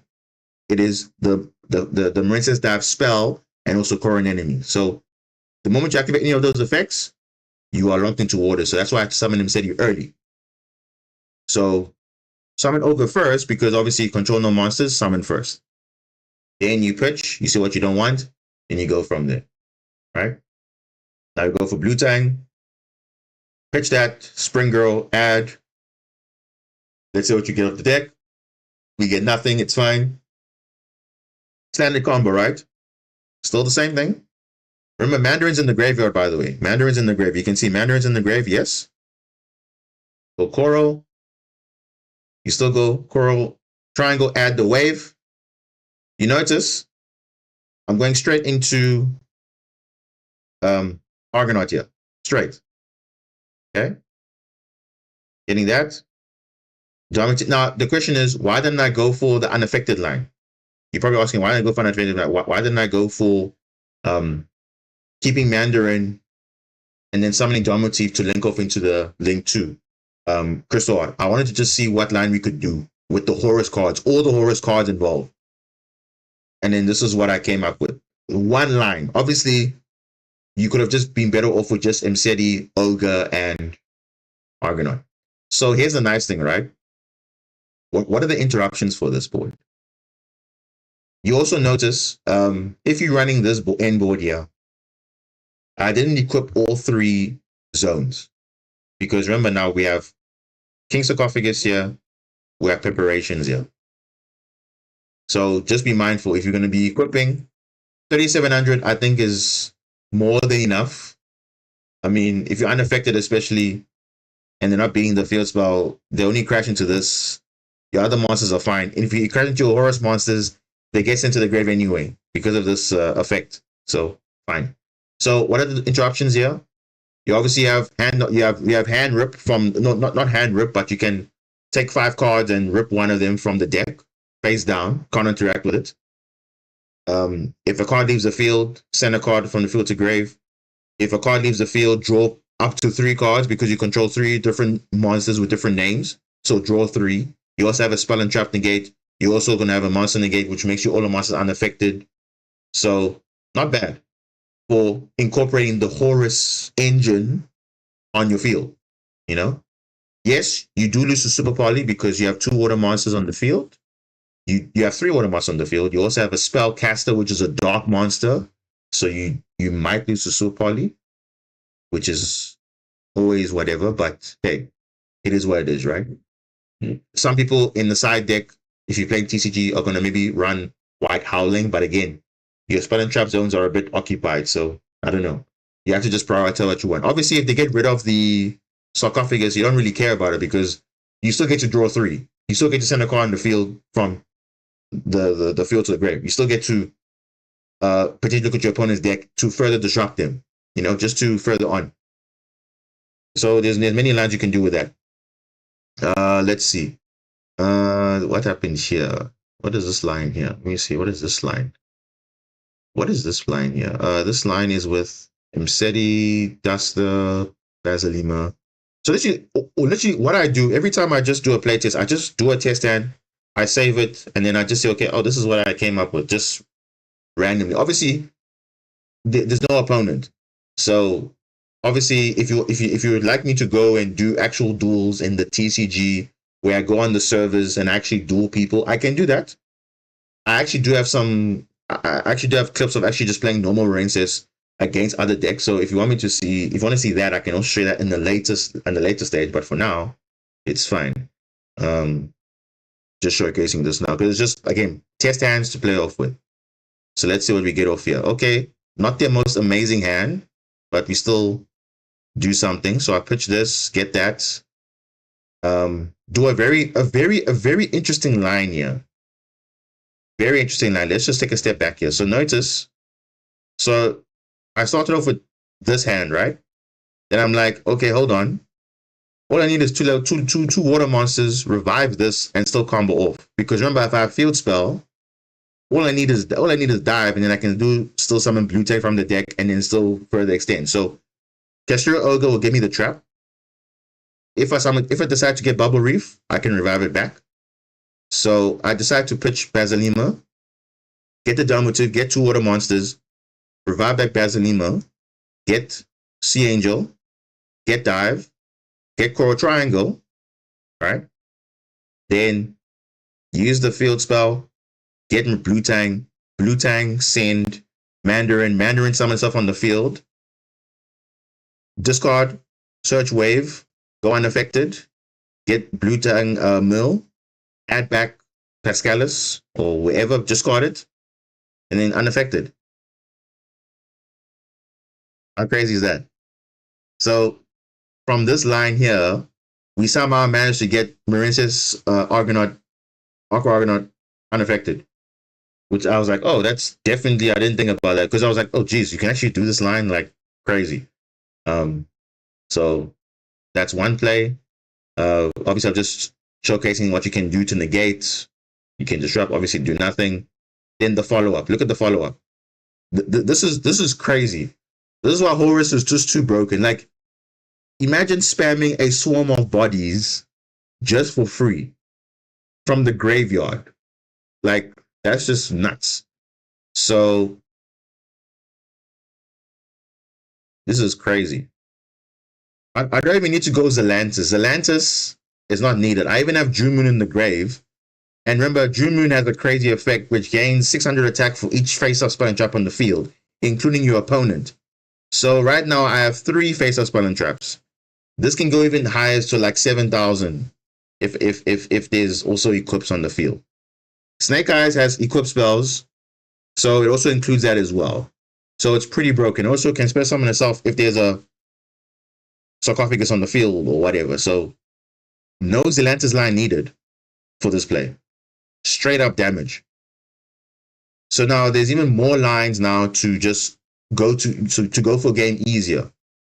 Way more easier lines, which is like, wow. Because remember, if you go Zelantis, you cannot banish, because if you banish, you're going to lose the Mseti. So always remember that. Because remember, you're going to warlock yourself with Core Enemy. As you can see, Core Enemy says you cannot summon yourself water monster. So the moment you use Core Enemy and you go Zelantis to banish the field, you're going to lose the Mseti. You're only going to get back the Geometry only. And you don't want that. So you can still do plays under Argonaut, because as long as Zelantis is pointing behind her, it's fine. Because you can still do co-linking, you can still pop cards in the field. That's the more important thing. So that's one inline there. Then I think there's another combo here. Yeah, this is the exact same thing. Because waves in my hand again, I'm like, okay, what can we do here this time? Obviously, Ogre is going to add trap in case we need to summon it. I pitch the wave. I get, so it's actually a similar hand, actually, that we had previously, but I think I just went more the same lines, but then just showing you what the follow-up is. So that's what I'm saying. I think, yeah, the Horus engine, yeah, it might be a bit expensive because it's obviously UR and everything. So it might not seem attractive, but look, it's something to look into. It's got, I think it definitely has some sort of potential to work. I mean, if you look at this, I mean, look, this is crazy. I mean, where have you seen Marincess having these type of bodies on field? I mean, this is nuts, right? I mean, you got send a card on the field to grave.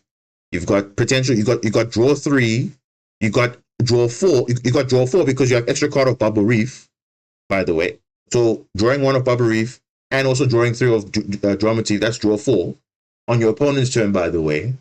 And also you have a rip from the deck 1 card. And also if they activate a trap for some reason, like an Imperm or whatever, look at the hand banish.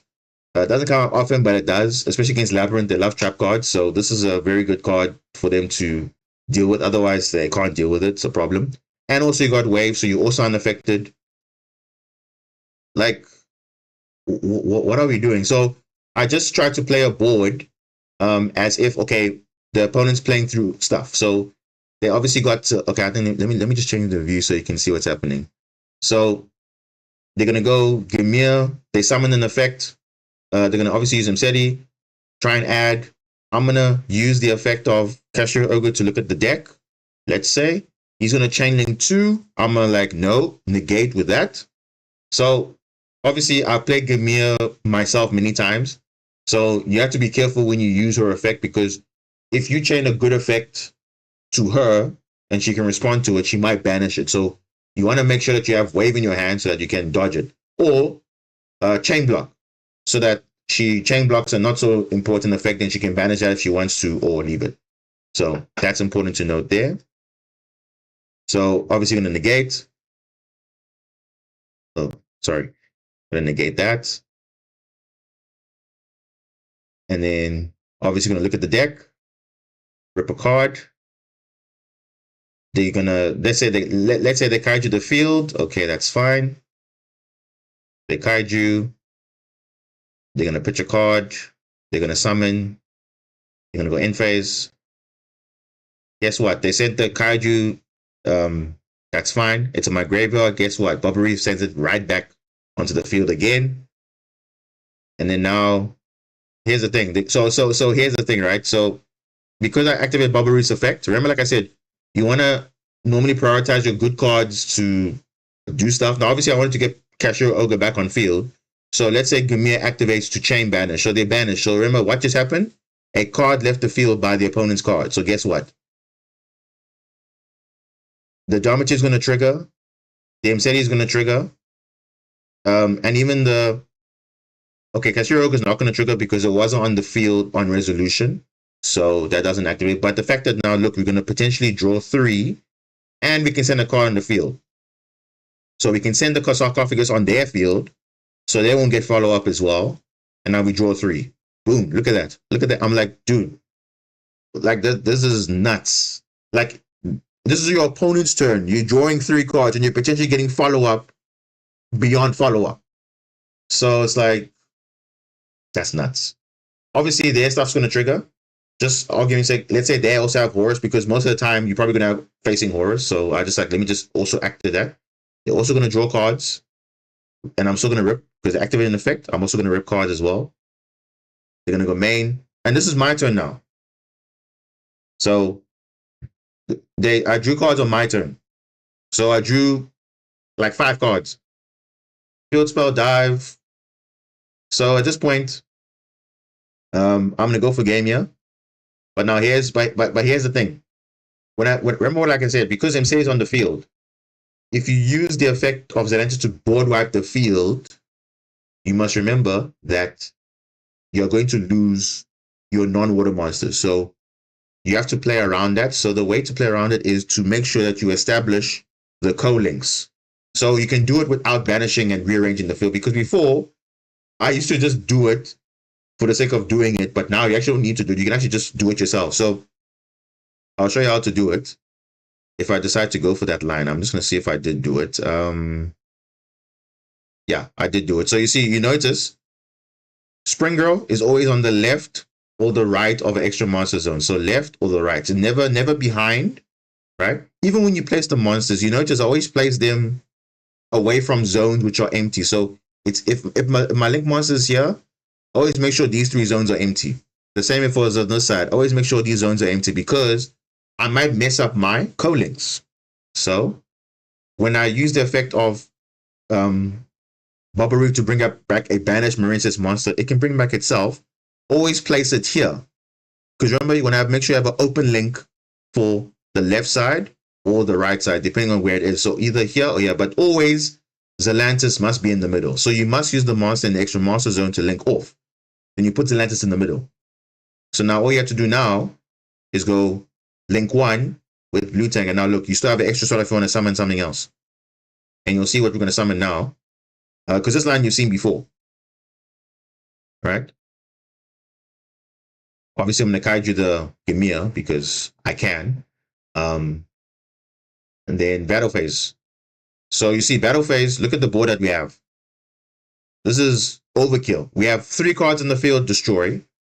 We have just crazy follow-up. Like this is just beyond game. So like maximum kill, done.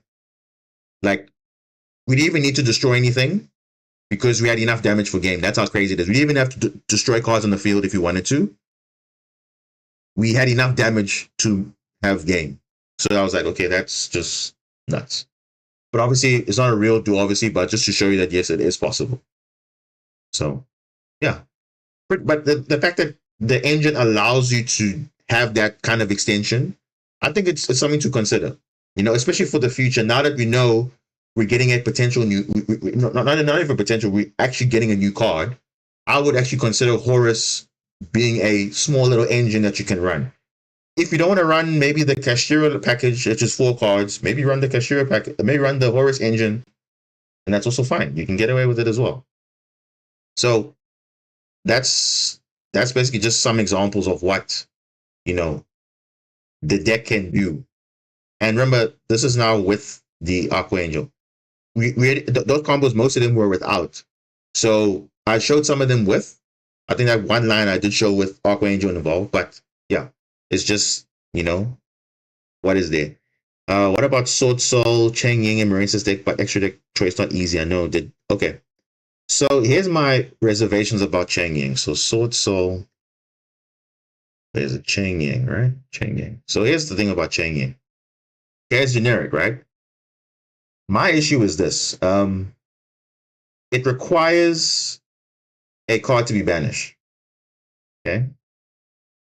So that's one thing. That's one thing to remember. So for the effect to trigger, number 1, there must be a card on the field and in the grave. So remember, the effect says you can banish a card each from both your opponent's field and grave. So it's not all. So if there's no card in the field and in the grave, it's not going to activate anything. All it's going to do is reduce attack, but the effect's only going to be useful if there's cards on the opponent's field and grave. Gamia doesn't care if it's in the field, like in the graveyard.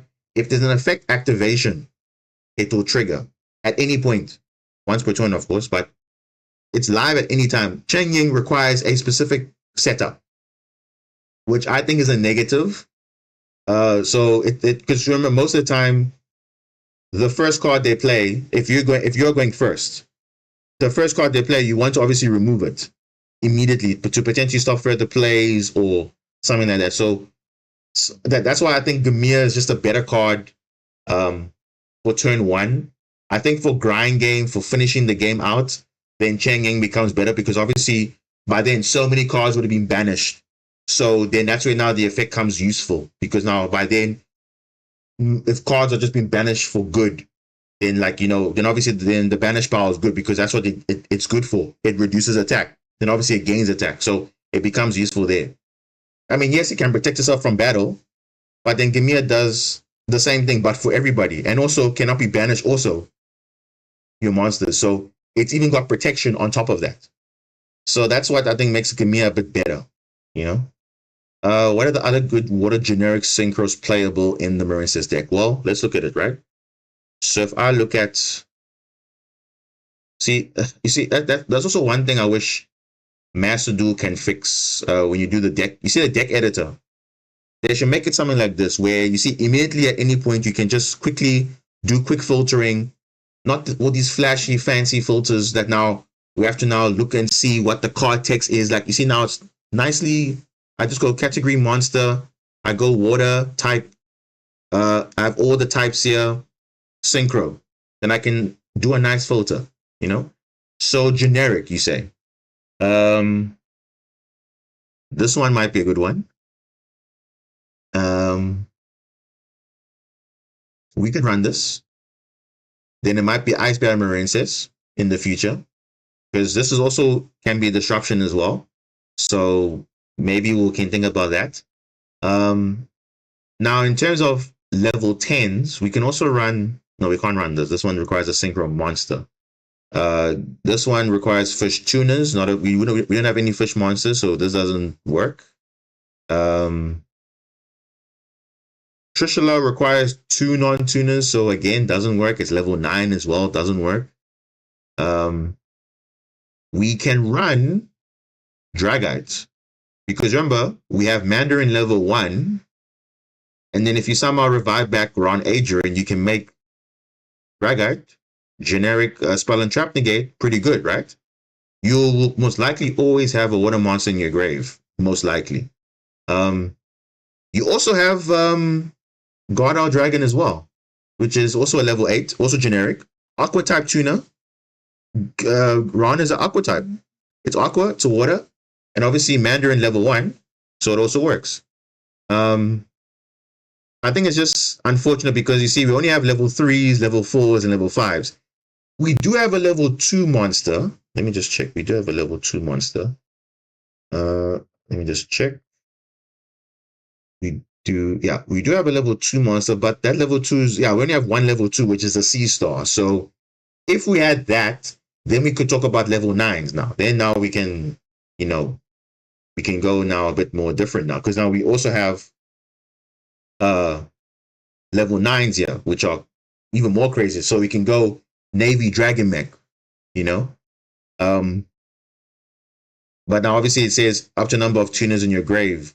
Most likely you only have 1 tuner, so it's not that amazing. We also have Croco Dragon. Croco Dragon's pretty good because you can discard any cards and target a card in the field, so that's good disruption. If we had the level 2, if you played the level 2 and you have that, you can also do that. There's a new water tutor coming next in the TCG.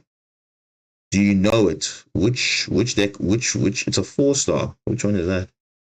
Let me see. Let me see. Level 4 tuner. So these are all the water tuner monsters. Let's see. Okay, this one's an ice barrier. This card's insane. It's basically like a Abyss Dweller, but on legs. If you control an ice barrier, which would be the level 10, the Lancia. So this one I know. Lapis Dragon I know.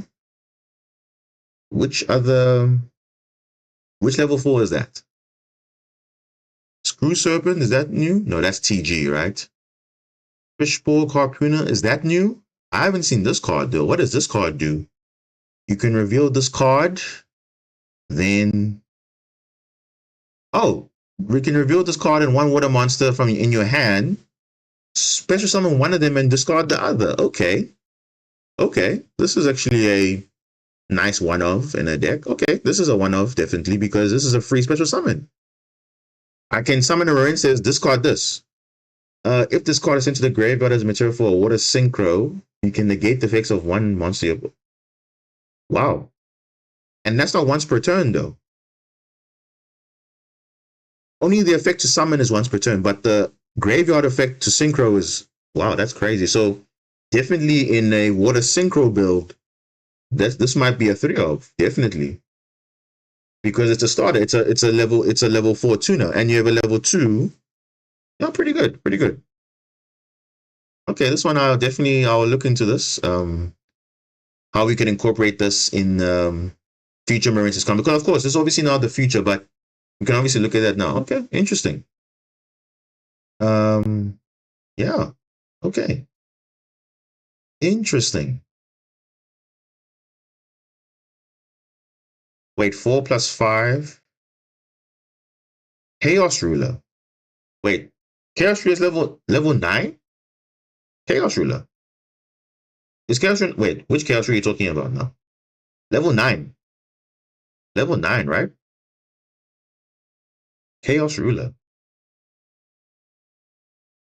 Chaos. Isn't it level 8?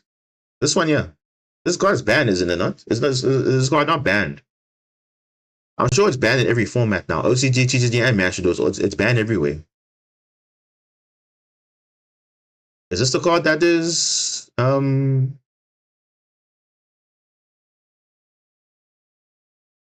is this the card that you're referring to? This card is banned everywhere, isn't it? No, it's not. Oh, it's a water monster. It's a water monster. Chaos. Which one is that? What's the name of the card? You said it's a water monster. Okay. You said it's a level 9, eh? Level 9 water synchro. Level 9. Let's check. We can check. We can filter. Level 9. Okay, let's search.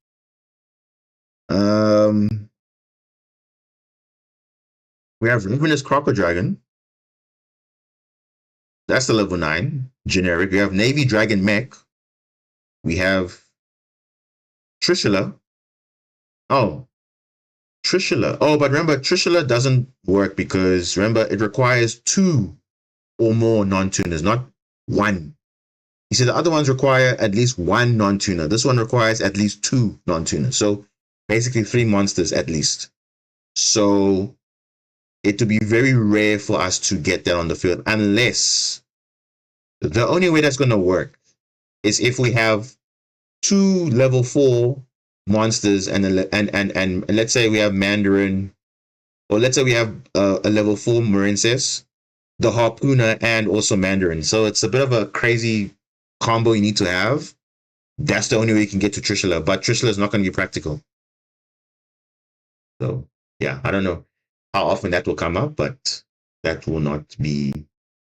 I don't think that will work because the thing is, you must remember we're very limited with our synchro options because we're literally just using Ice Shade Ron as our tuner monster really at the moment.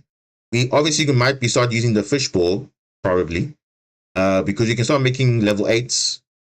This is easy level 8 because look, we can even summon this, discard a Mandarin or Basilima if we have another card to extend. So let's say if we have a Seahorse or we have Blue Tangerine in our hand, we can easily make or even better, if we have Pascalis and a Marincess name and we have the Harpooner, we can pitch the Harpooner, discard, Pascalis will summon the Marincess, and then we can go already a Synchro 8. So yeah, that can be there. But again,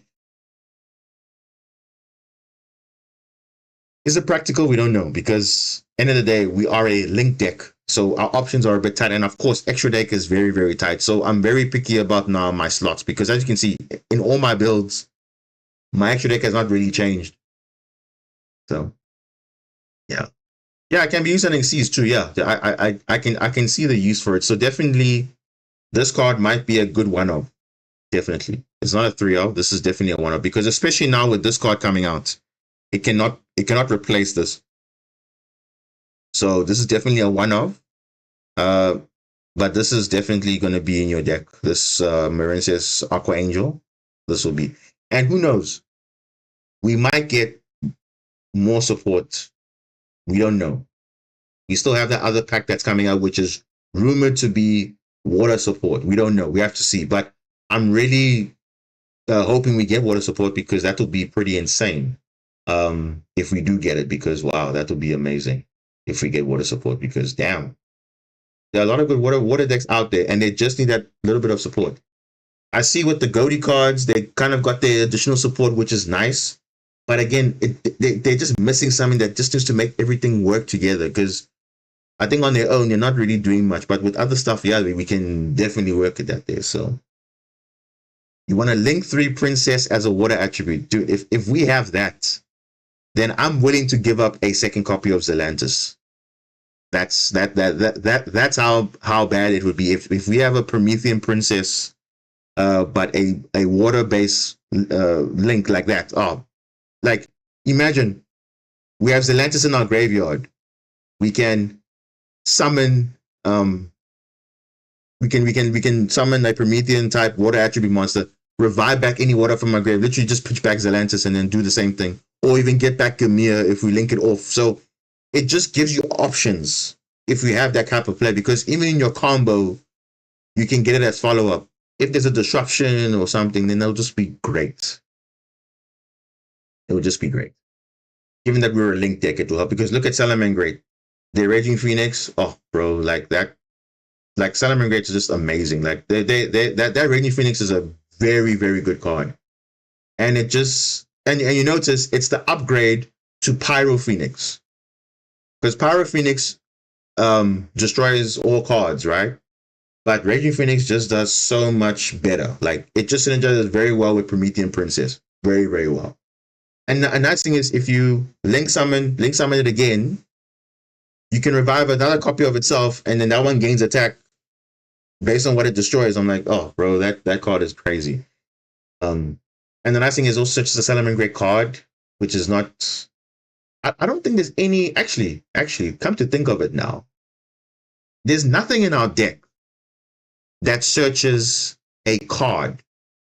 Actually, come to think of it, there's nothing that searches a card.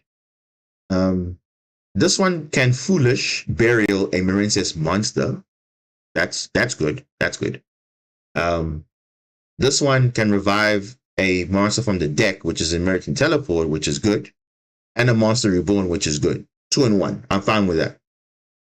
Field Spell does a lot. This one extends, but there's none of the cards actually say we can add a Marincess card or a level 4 or lower monster. So we basically we kind of need a bit of an in-house Signet mining, because if you look at Salamangreat, they have so many ways to search their cards, which is just crazy. They have Link, they have Xyz, they have Synchro. They have so many lines. Obviously, I don't think Marincess will probably get Xyz monsters. I don't think so. But who knows? They could. Because remember, if you're following it based on the anime, Blue Maiden did not Xyz at all. She only Link summoned. Whereas the guy who was using the Salamangreat Soulburner, he was Xyz summoning, he was Ritual summoning, he was Fusion summoning. So same with Playmaker. When he was playing Cold Talker, he was using everything with Firewall. He was Fusion, Synchro, Xyz, Link. So like it makes sense for them to get those type of cards. But I don't know. We'll see. Only time will tell. So this is just a mini teaser as to what we could get, in the future, and I think it's good. The future is looking good. Definitely looking good. I'm really happy with the support. Much needed. I think everybody. I don't think anyone's really complained about this card. If you complain about this card, that means you don't understand how Marincess works, because this is definitely something that we've been asking for. Just something that's just a starter on its own. Can you see it doesn't require any card? It's a 1 card Link 4 with Wave. Perfect. You can't say anything about that. So if this is the only card in your hand after all your disruptions, then you can still do something. Go for it.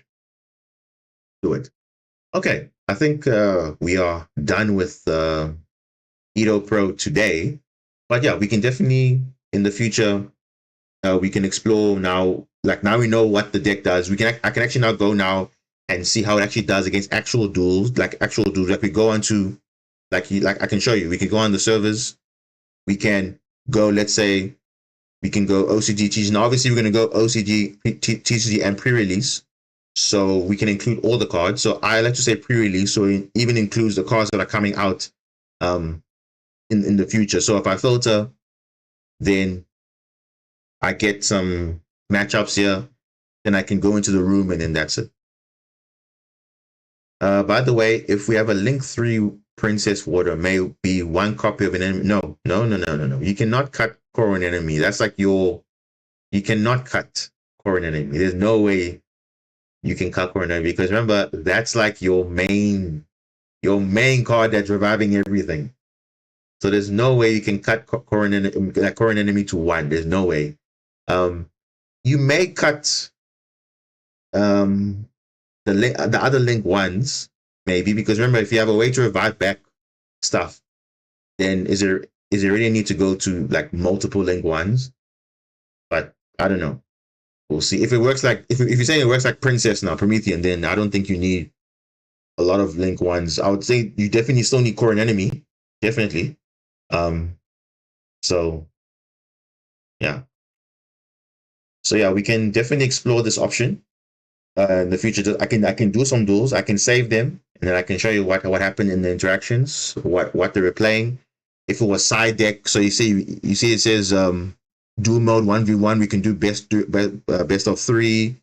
So we can do side deck involved. We can see the matchups, because that's what people do. They literally play test, and it's definitely possible. If not on Edo Pro, there's a more popular one, which is Yu-Gi-Oh! Omega. Omega is also another simulator that also, I'm sure the cards are also there. We can also experiment there as well. OCG and TCG. So we can get a nice experiment. But I think there are more TCG players on there. So yeah, that would be kind of a nice, interesting experience. Though the UI is a bit crazy. So like the viewing experience not so crazy, but we'll just see how that works. All right. Yeah, so this was just like a mini showcase on what the new card does to the deck. Obviously now we're talking about Horus, so I think just talking about in the Horus engine line is actually pretty good. That's come up. Yeah, guys. If you just joined, we just had a bit of a session now on not Master Duel, but just on another simulator, Edo Pro. We were just talking about the new card, which was announced like this week, which was the Trickstar Aqua Angel, aka Marincess Aqua Angel, because it's always treated as a Marincess card. So when you look at this card, don't look at it as a Trickstar, look at it as a Marincess, because it is a Marincess in the deck, in the hand, in the field, anywhere. It's a Marincess card. You can search it, you can revive of dive, it can be summoned of coral, and then a coral triangle, it triggers everything. Perfect. Once per duel, yeah, but I mean, no one cares, right? It's only beyond turn 1, turn 2 card. So, okay. Hand knowledge is good. We'll take it. We can extend. I'm happy. Let's hope for the best. All right. Let's go hop on back into some Master Duel, because that's what everyone wants to see. Master Duel gameplay. And I'm sure the gameplay is going to be probably not good, because we've been kind of unlucky. But let's see. Let's see. Let me switch it up now.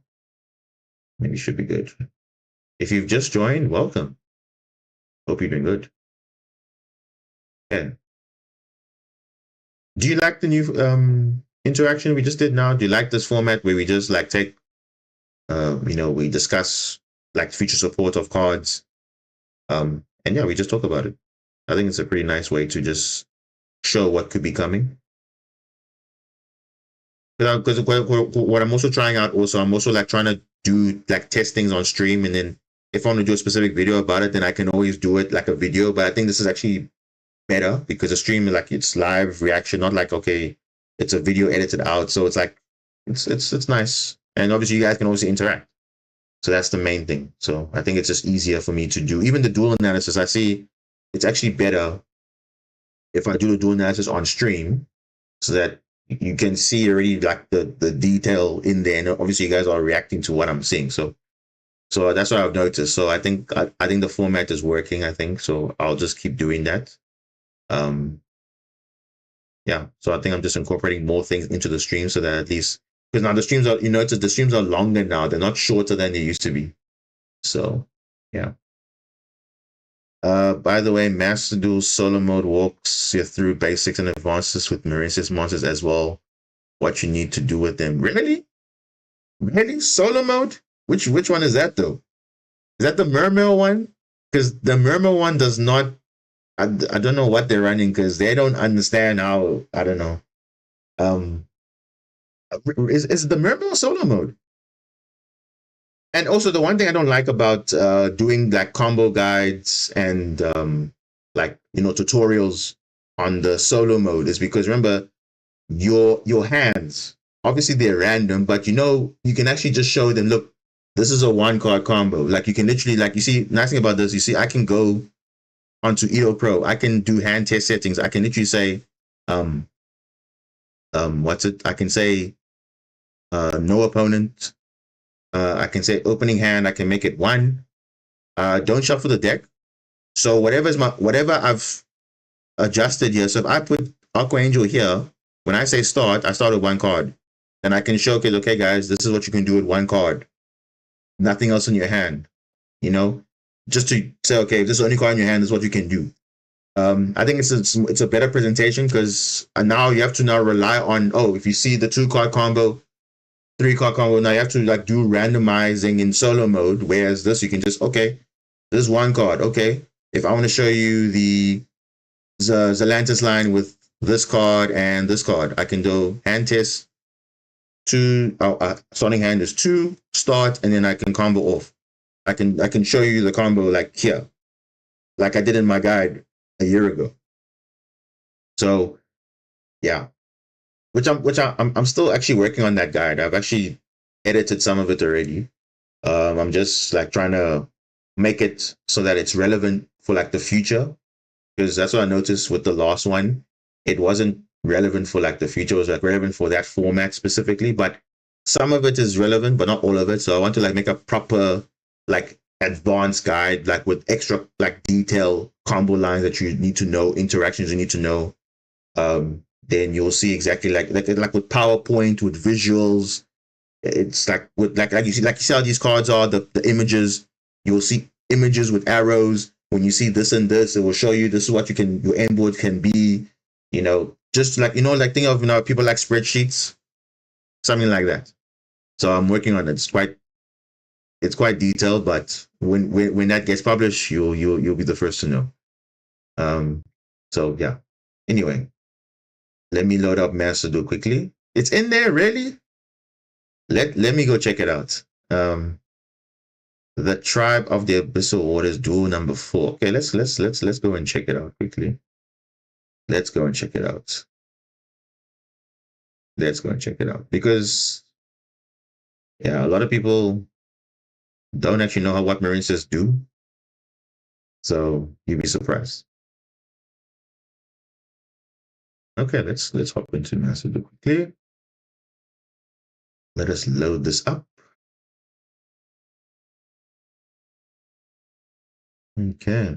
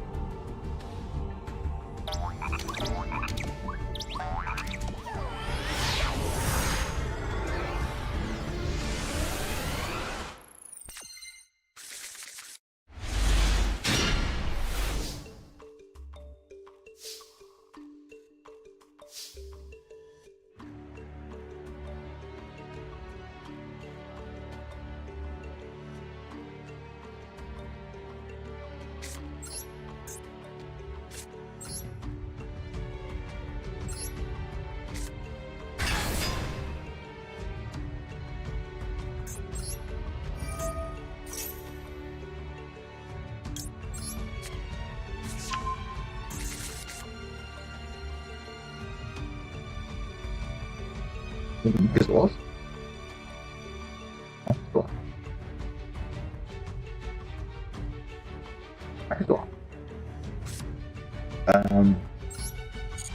Can you hear me now? Oh jeez. If the mic was off, I apologize if the mic was off. I'm sure for like 5 minutes no one heard what I said. Okay. Anyway.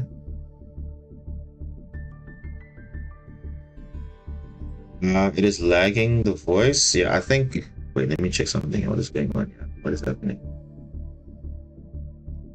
What's going on here? What is going on here?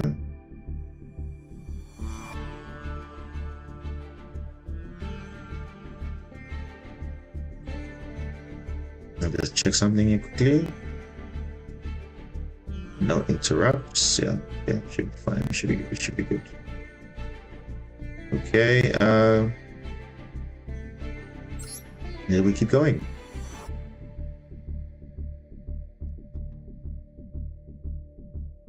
Oh geez, the mic was off. I apologize guys, the mic was off. Basically I was saying the duel room is open, so I'm just warming up. So whoever's ready and says they are in, then I'll go back into the duel room. Until then I'm going to just do some warm up.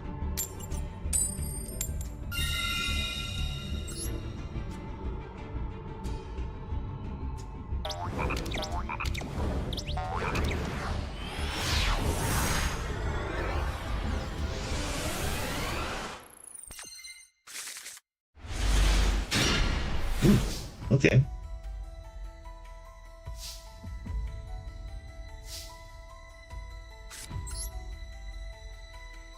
Okay, let's check Olga. Reveal the maxi. Yo.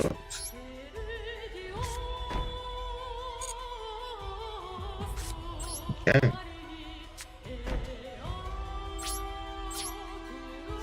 These are destructions. So we have Book of Eclipse to potentially starting from link summoning and all those things. So if they do snake eye plays, it's fine. They can't out Book of Eclipse because obviously they need to link face up monsters on the field, not face down. So obviously they can chain it with Ash, so not that they can't beat it, but nowadays everybody has Maxi and Ash in their hands, so I'm not really gonna be surprised actually.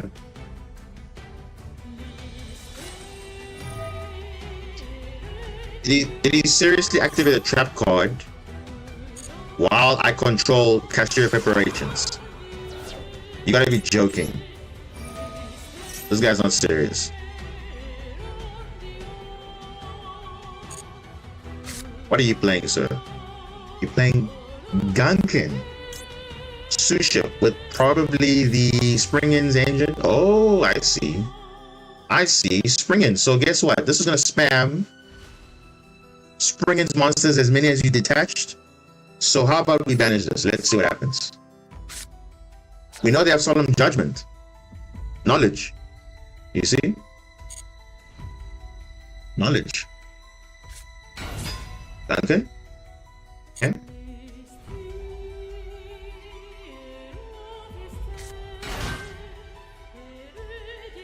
I think we just Book of Eclipse now because they don't have Ash, so that's it. There we go. I mean, to be fair, they're gonna draw 2, but it's fine. Solemn Judgment. Solemn Judgment. Yeah.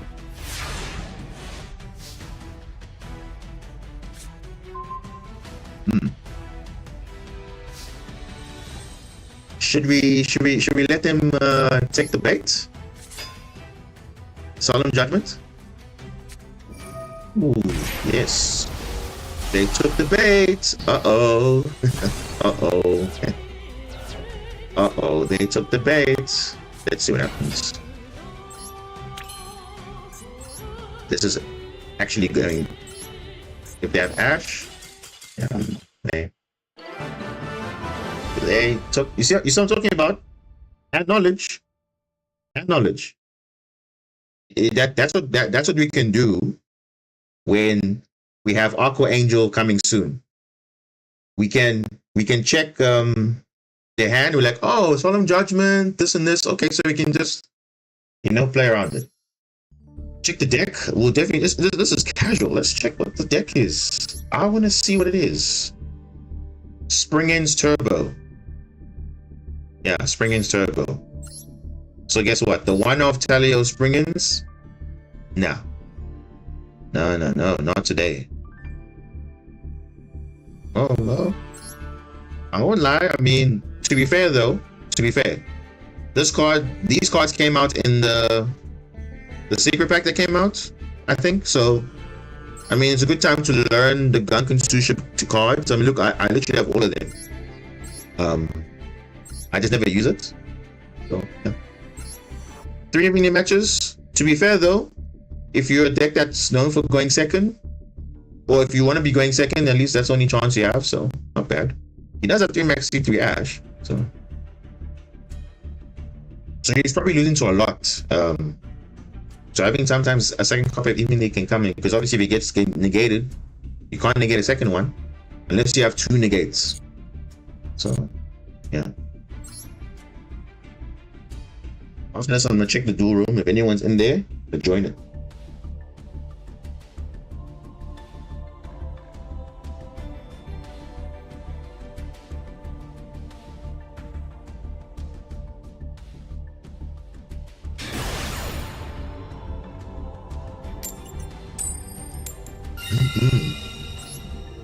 Yeah, I don't know why they decided to imperm early. They should have impermed early. Once you resolve the trap card, activate it. You must activate the trap card. Otherwise, if you activate it while it's there, look at your hand. Ooh, no, this is not. You see what I'm talking about? This is what you call a bad starter. Cascadus is just bad without a Marincess name. So imagine if this was Aqua Angel alone. You see how valuable this would be, because you see you don't care that it's only Aqua Angel. She's a 1-card link 4 with wave. So obviously without disruption, of course, but you can play around it because she's an extender as well. So, but this is bad. So, I mean, everything else in the hand is great, but unfortunately, nothing else unfortunately is great. So we unfortunately have no choice but to just play with just the link 3 with wave, which is unfortunate. Or we just play with this one. Yeah.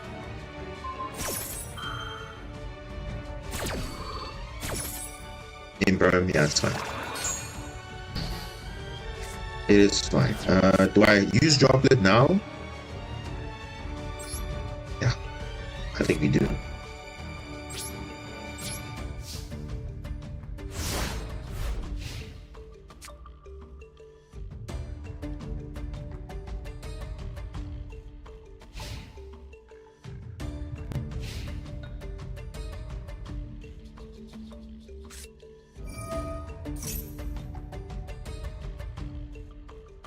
Yeah, Bellstar. No,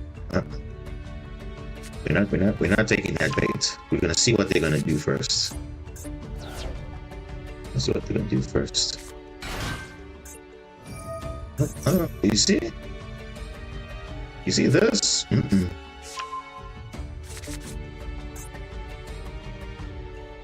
see what this is? This is like all engines deck. Okay, this is all engines. Okay. Without the normal summon, by the way. Hey, whoa! MX7 Invoker? Oh, whoa. Oh, no. Oh, no, we need to negate that. We're gonna veil that. Oh, no, sir. We are negating that, because that's gonna turbo out nonsense. No, we don't want that. This card was recently unbanned because it's degenerate. It enables some turbo nonsense. Let's see. You're running something else now? Makonko. You see?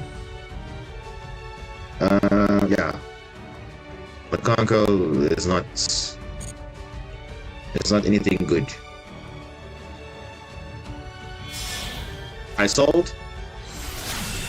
Bro, you see? Okay. Yeah, so do not ash this. You will ash the second effect. This is what you want to ash right here, because this is hard once per turn. This one. Yeah, we're gonna ash this. Or alternatively, we can just a little bit of droplet. But why would you do that? Would we do that? Yeah, I think we do that. We do that. We can pitch the. Yeah, we can pitch this. Yeah, I think this is just gonna be better, because if there's another ash on something, then we can use it. You know, negate it. So now all the effects have been used. This one's a hard once per turn though.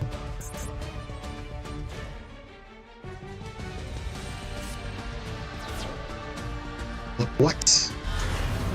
What? Evil Tau, bro. This is just degenerate stuff. Okay. Okay. Okay. Ash Blossom. Yep. Here we go. Like, bro, you think I don't know what your lines are? I know exactly what your lines are. Don't act me here. I know what your lines are. Let's see what else you can do. Draw a card? Okay. Let's see how lucky you can get. Exactly. You see? Look at that. We played through 3 different types of engines. Oh, come on, Dan. What is this? What? What is this? So here's the thing, right? We can use Hero of the Abyss.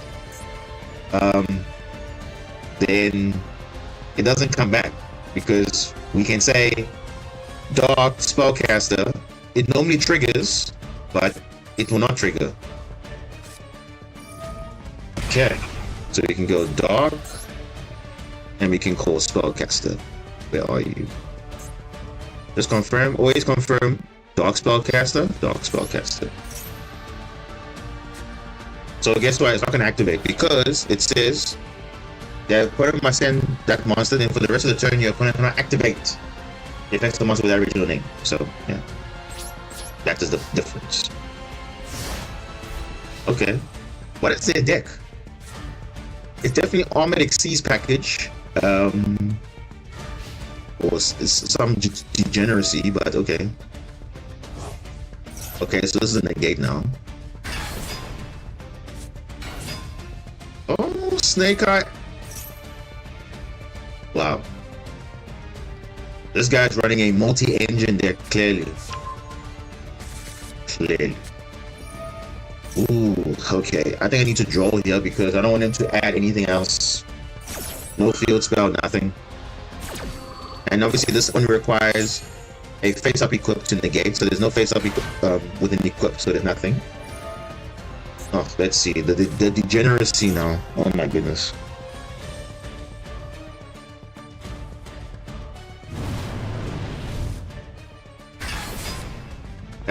That's already 6k. He just needs another one.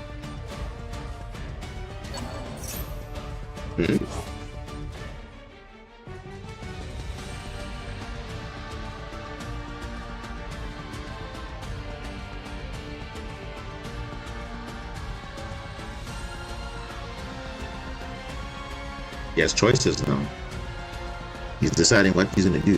What are we gonna do? What are we gonna do? Battleface, he's got 500. He couldn't get damage for 500. Evil Czar. Get this card as normal or special or normal summon, but not special summon. So is it practical? Where's Promethean Princess? What's going on here? There's no level 1 fire. There's no. come on. All I need is one card. I'll take it. I'll take it. I'll take it.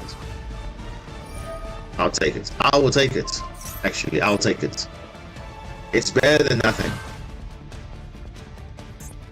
This does nothing because it's triggered on normal summon, not special summon. So I don't know why you equipped it, but anyway, you see, you should have equipped your own Ash or something. You see, the opponent doesn't even know what they're even doing, but okay. Oh, the top deck. Look at that. Yeah, we don't have a choice. If they have Ash, they're just the greatest of all time, but what can we do? But yeah, we have to do something. Oh, don't tell me you have Ash. Oh no! You have Ash? Really? Really though? Really though? Oh, come on. That's... You telling me we did all of that and then they still had... Oh, come on.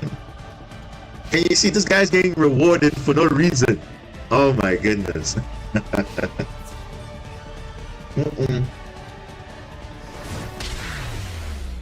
Now you see, if this was ranked, I'll be annoyed because he's not playing the deck properly. He's mixing like 100 engines. I don't know what he's running, but clearly I sold.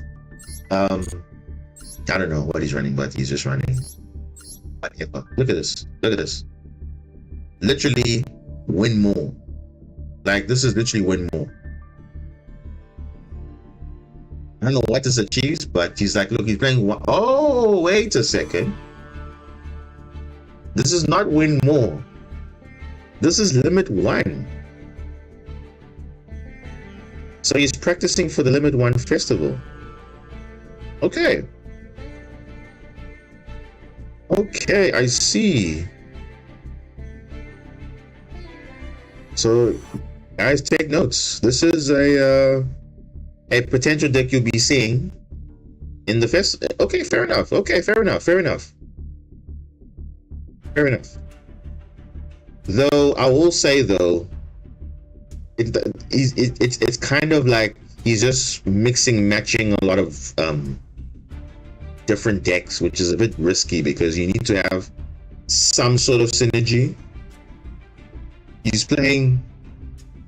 Okay, the Speedroid engine I completely understand because that's basically the full armor package, which is Torpedo into Fortress into Dark Knight Lancer. That's fine. Doesn't require a normal summon. If that gets disrupted, that's understandable. Makanko, okay. You only get to this with I Sold, I think. Because this summons a level 4 Earth Warrior or Beast Warrior, so this probably summons level 4 or lower, right? Yeah, level 4 or one level 4. One level 4 warrior, so probably he was gonna summon Heroic. Get this. Summon warrior from hand, so probably a Makanko. But the thing is, where's the synergy though? Okay, Psychic Tracker, Psychic Wielder, they summon each other. Okay. Yeah, the thing is, my question is, how often does this guy get consistency though? Because you can see, look how many disruptions he had to deal. Because you see, at the end of the day, he never accomplished anything on his turn 2. Or his turn 1 rather, I should say. Because he never accomplished much. So, if other decks are going to be more powerful than this, then I don't know how he's going to deal with it. Because he has to make sure things resolve. But then again, his hand might be a bit bricky. So, because in the Limit 1 festival, your hands are going to be bricky regardless. So you need to make sure that you have the right cards to play. Like I know, for example, hero players, Blackwing players, they're going to be fine with this event because they have more than enough monsters to make it work. Although it might be a bit weird because you only have 1 obs, but you can make it work. Because especially in those duels, they don't last beyond 4 turns. If they are, it's a problem. Because I know the longest time the Newman Festival was played, I ran zombies. Zombies will be very good. I think zombies is going to be the best. I think zombies will actually. Hold on, guys. Let's just fast track a bit. Let's open the Limit 1 Festival while we're talking about it, because I think we need to discuss what we're competing against. Because my suspicion now is that how good are loner decks? We have Coalition of the Sages Spellcasters. Is this deck good? Holy moly. Fairy Tale Snow. Fairy Tale Luna. Dogmatica. Fallen of Albaz. Obviously Raigeki, Duster. Wow, okay. Spellbooks. And the Dear Servant. Metaverse, Imperm. Okay, everything's at one. Okay. Invoker, okay, I see. Desperate Noodle Water Lilith, okay, I see. Fine. Mad, okay. Okay, this is not bad. But again, is it Super Poly? Bro, give me a Super Poly. Really? Super Poly. Eh? I was gonna say something about Horus in the event, but wasn't sure. No, I think Horus is probably legal. What is this one? Alliance of Beasts. Now you see, this is the deck I want to try. This might be interesting. Or not even try, but this might be the most interesting deck. Because Tri Brigade doesn't need multiple copies. It just needs one copy of everything and it still does full combo. Because it can banish Beast, Beast Warrior, and Wing Beast. So it's like perfect for this event actually. Paired with Ancient Warriors. Oh my goodness. Zodiac. Danger. Oh my goodness. This is a pretty insane list. Just to get out the Tri Brigade Shrek. Hey, this actually isn't a bad loner. Not bad. Though it looks like more of a going second build.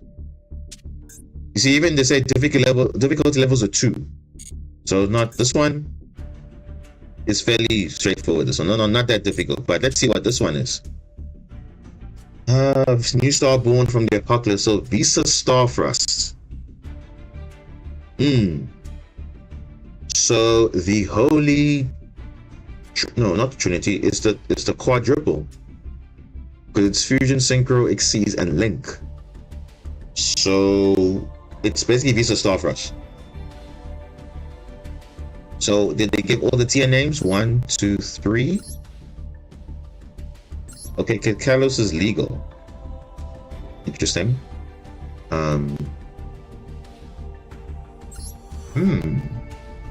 Cross you? Wow. Alright. Alright, okay. Okay, not bad. Not bad actually. No, remember, this is the Limit 1 festival. Limit 1. Limit 1 does not have the restriction of like Fusion, Synchro, Exceeds, only like Fusion and Link only. It's everything, just that every card is limited. Except cards that are banned, of course, but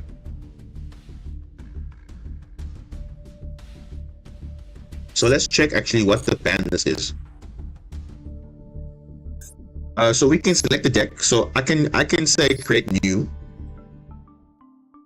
So we can actually find out which cards are banned. So how to check which cards are banned? If we go to the filter menu, we go to, you see where it says forbidden, limited, semi-limited. We can uncheck unlimited.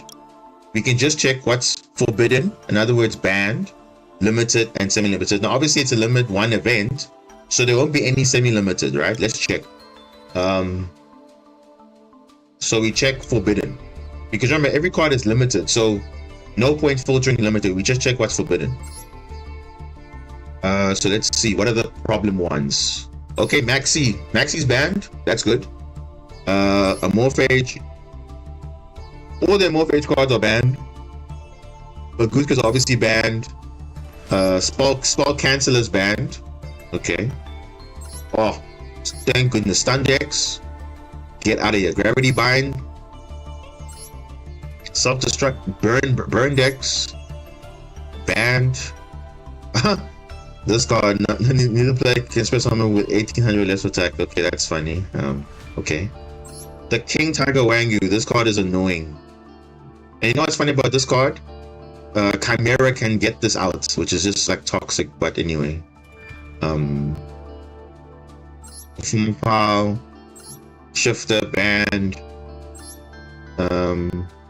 Eradicator, Full Epidemic, White Veil. White Veil. Why? Why is that banned? Obviously Protos, Secret Village. Bro, they banned Umi? Are you serious? Why would they ban Umi? Why would they ban Umi though? That's a bit odd. Are people just gonna run Umi spam and that's it? No way, come on. Also Dyna, okay, good. Floodgates, all banned. Definitely banned. So basically anything that prevents special summoning. Oh, that's a bit sad. Yeah, I mean I understand, but I mean really? Wait, hold on. Okay. So you banned Umi. You banned Umi Kakarushin, but now where is Lovely Labyrinth? Where is she?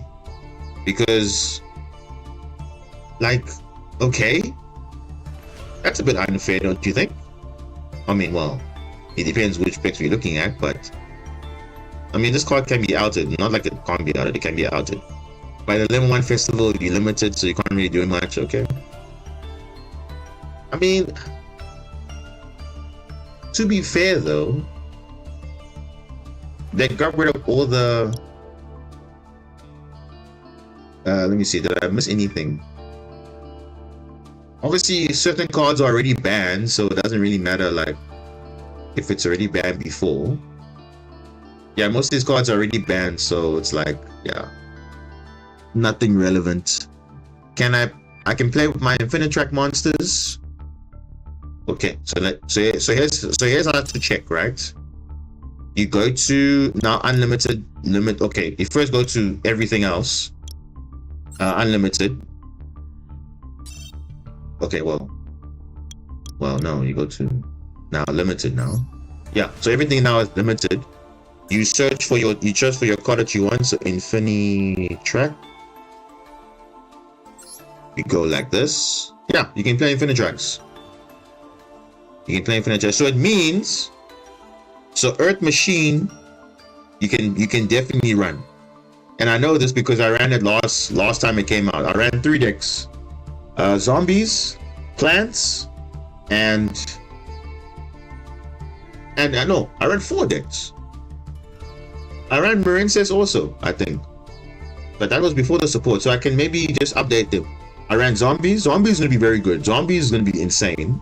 Earth Machine gonna be great. Along with the Infinite Tracks, remember you still have Super Heavy, you still have Ancient Gear, you still have you have a lot of stuff. You obviously have the trains. Oh my goodness, that's gonna be a crazy, especially with this new support as well. Very, very nice. The Vernisylph cards. Remember the Vernisylph cards are also there, so it's more consistency. You also have Fenrir, which is an Earth monster, by the way, so you can also run that. Yo, pretty. I might revisit that. Okay. So let's see. Yeah. Remember, every deck is pretty much playable. Even Horus. Horus is playable. Just that everything's 1 copy though. So just be mindful of that. Everything is 1 copy. Obviously, your hand traps. Let's check. Only thing that's banned is Maxi. So if Maxi is banned, do you really care about Ash? No, because Ash is at 1. So to be honest, if I were you, you can play Ash if you want to, but I mean, I guess you're gonna run what? 1 Crow, 1 Veiler, 1 Droll, 1 Ash, 1 Gamma, 1 Driver. I mean, that's really a waste of slots. Remember, given that you only have 1 copy of each name in your deck, so you really don't want to be wasting your time on hand traps at this stage. If I were you, I would cut the hand traps completely and just play the game. Literally, I mean, we're not trying to say, hey, I can play still hand traps and still kill you. No, just play the game normally. Yes, you can play board breakers. I think what will be in this format, board breakers are going to be very crucial. So evenly, imperm, call by, no point playing it. Cross out, no point playing it. Dark Ruler will be interesting. Okay, there's options. Anyway, there's options. And this is starting when? When is it starting? Oh, I'm starting on the 14th. Okay, so very soon. Actually, Monday. Actually, Monday. Okay. In the duel room, who is here? Someone is here. Are you ready? We are ready to duel. Yes, I'm using a deck which I don't know why I built, but I will see. Standing by, let's go. Let us go in.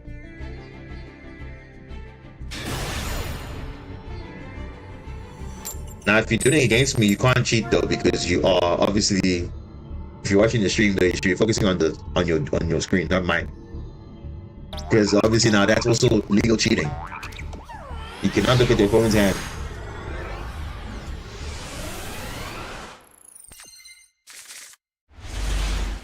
Oh, gee. Okay, not bad. Not bad. Okay. Good luck, opponent. Wait, what? Said one. Wait, what? Is that it? Huh? What?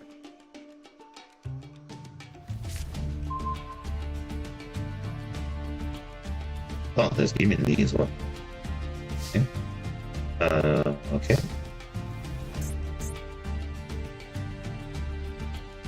I'm gonna go battle phase. Yeah, I'd rather not say anything. I'd rather just do. Because if I do, you will say, I don't know what your phase down is. We need to bait out that back road so we can not be interrupted. Oh, okay, you're keeping it. Okay. Interesting.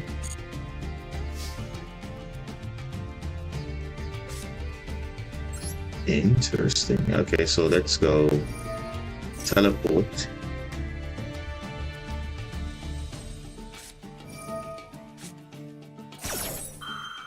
Maxi. Oh, okay. Alright, let's play fun and games now. So now Maxi is deleted. So don't even try it for 2 turns.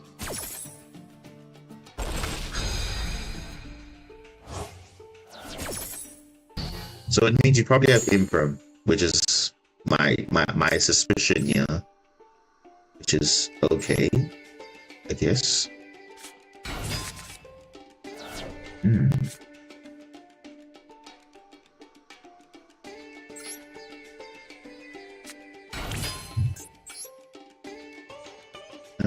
What did we go into?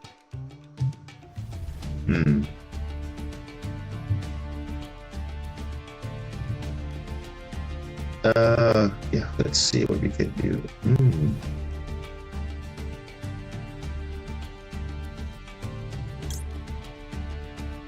I think let's try and bait out your back row, because I know what it is.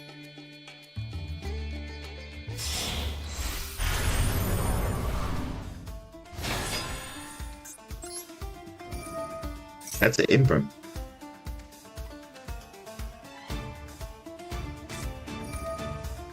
Oh, okay. Held onto your Ash. Okay, I see. But your hand is a bit empty though. What's going on there? Interesting. Unless you're playing Labyrinth or something, I'm not sure, but okay.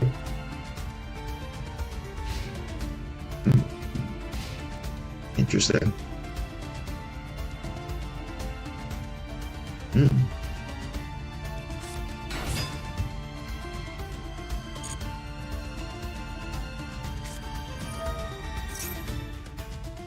Speed break.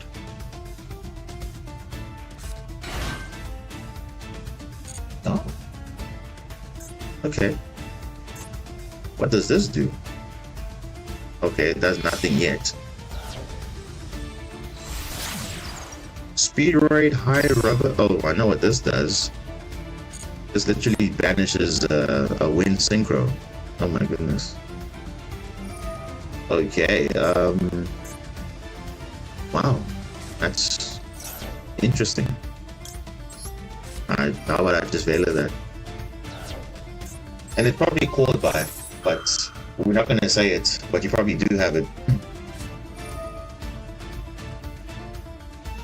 Say what? Speedroid duplicate? What is this? Hello? Oh, okay, it's just a disruption. Okay, that's interesting.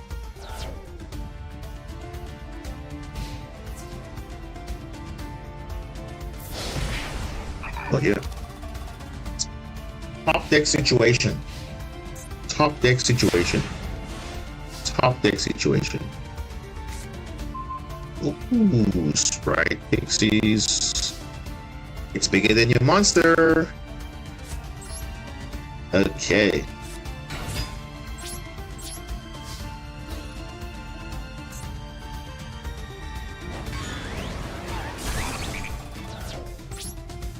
That's not good. That's not good. Okay, let's see what your top deck is. Hope it's something amazing. Let's hope.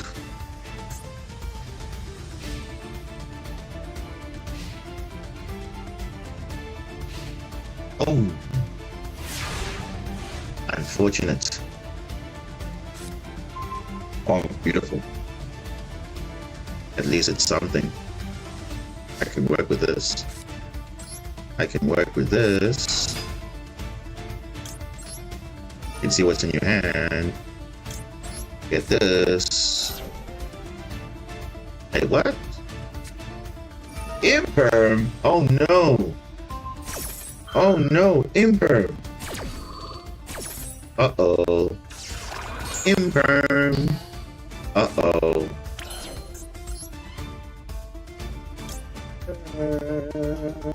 Let's see what we can do here.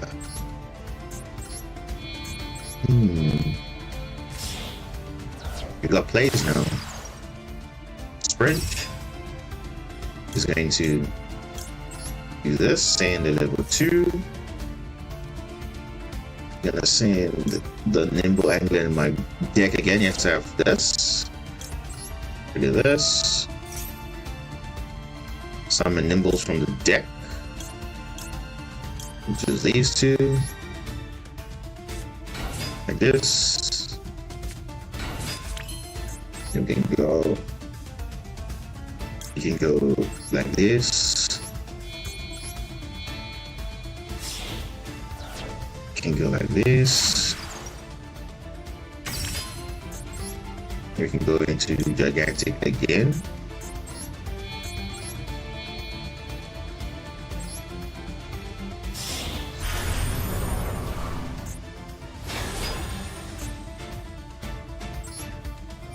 Okay.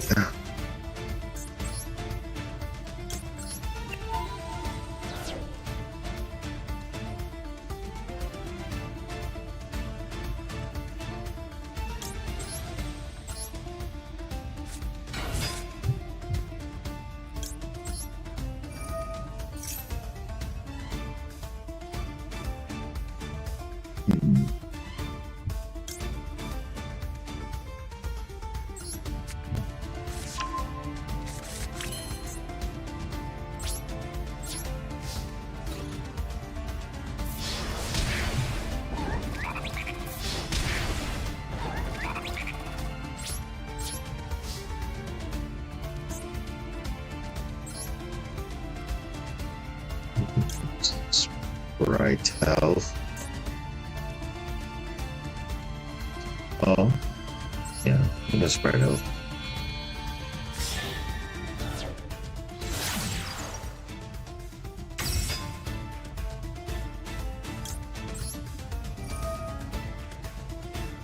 Spread health for 5. Pixies.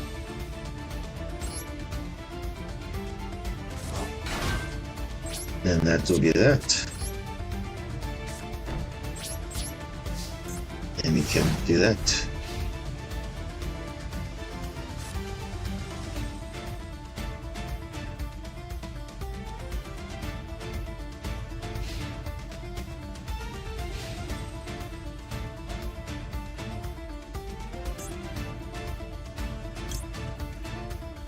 Main. What? End of main? Why would it be end of main though? Put it here.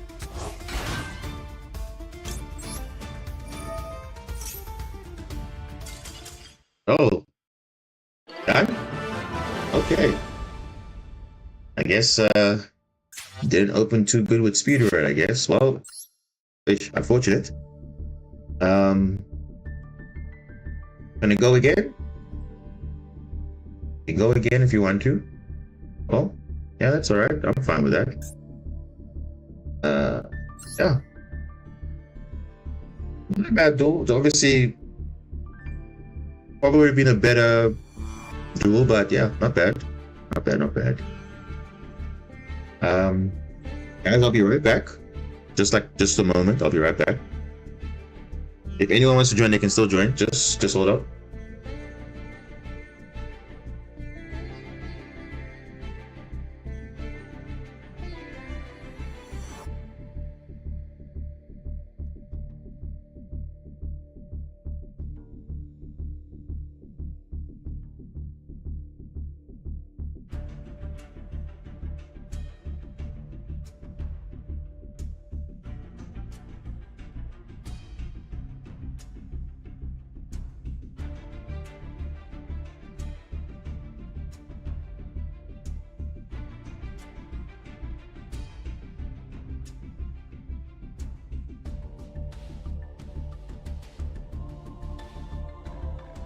Okay, we're back. Okay. Let's go for round 2, yeah? Round 2. I'm ready for round 2. Let's go. Round 2.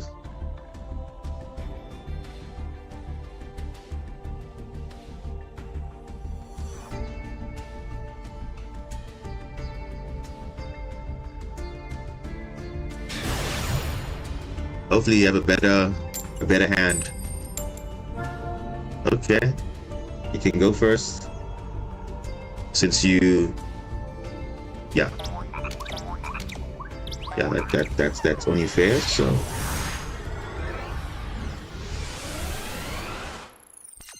good luck. Good luck. Definitely good luck.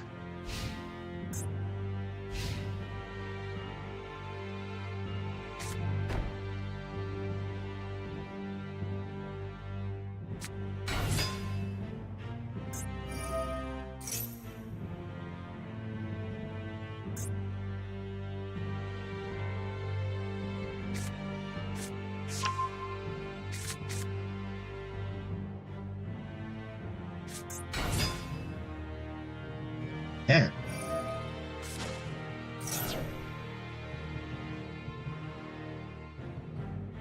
You should have full combo.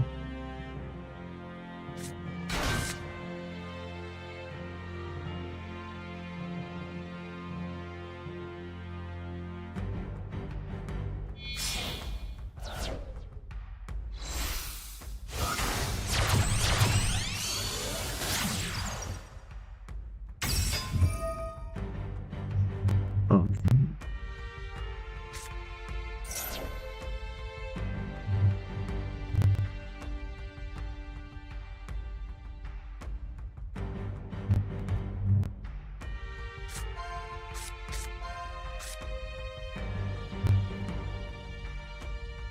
Wait, what do I have to do? Select one, eh? Okay.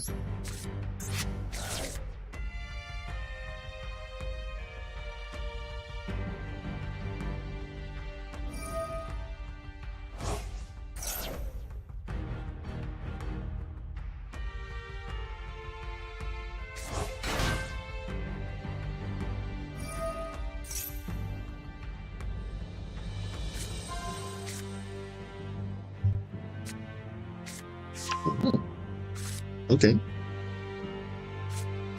Okay.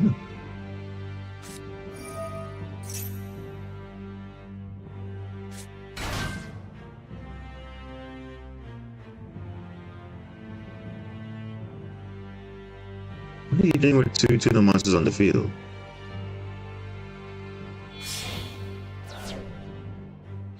Huh? What are we? Oh my goodness! What? Aurora Dawn? Are you serious? What? Is this Negate City? Oh my goodness. Okay. Okay. Better be good. Better be good.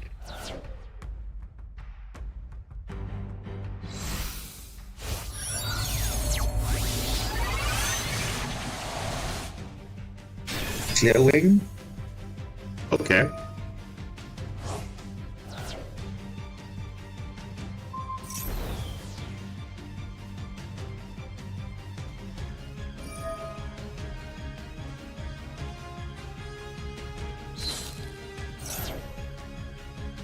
What? Okay. Mm-mm.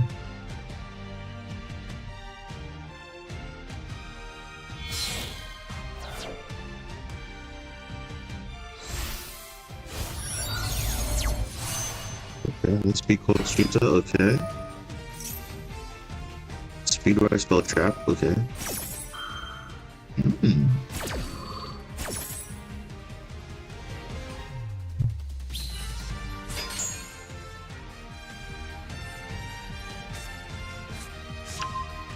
Speed Royal Duplicator. Okay, I've seen that before.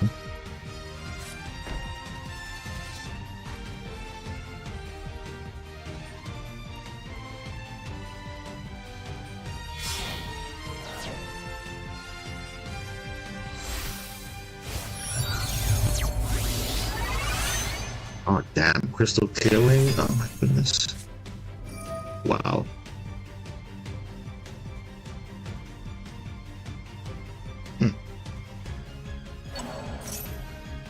Yeah.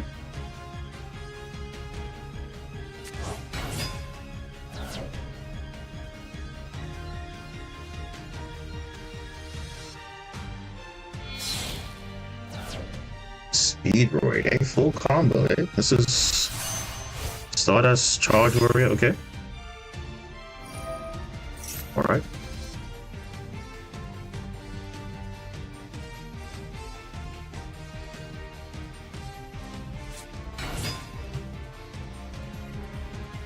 You have a normal summon? Jeez.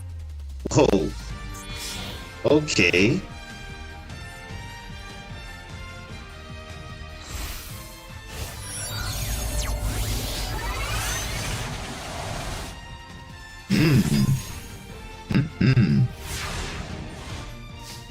Okay. Ooh.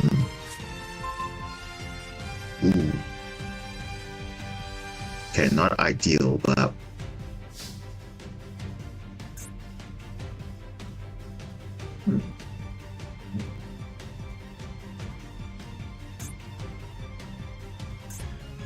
take my from the field, let's banish instead.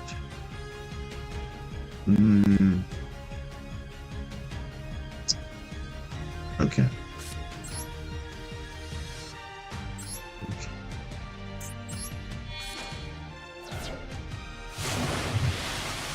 Okay, cool. I'm currently in the duel room right now, just doing this view also. So after this, then I'll probably get to you also. Bro, goes it?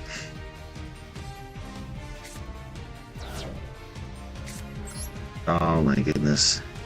Okay.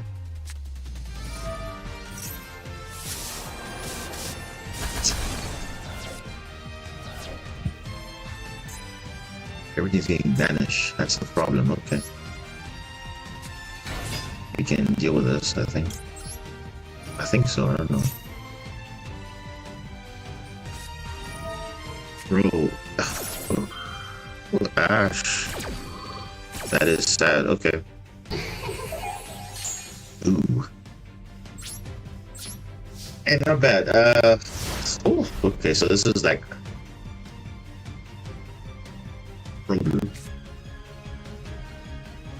oh, okay.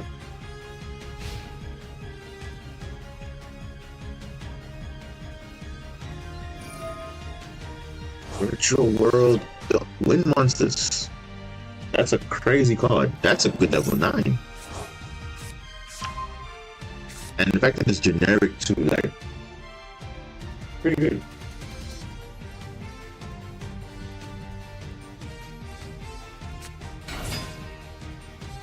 Free special summon because you control a wind monster.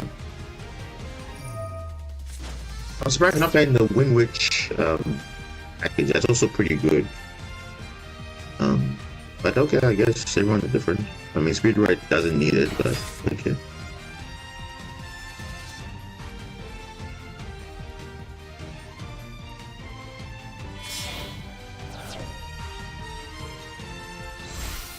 Is this not Baron now? Oh wow, it's a wind monster. Okay, that's there too.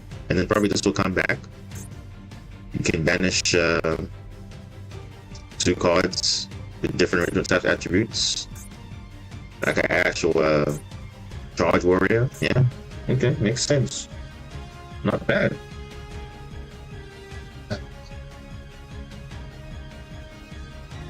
Not bad, man. Battle phase.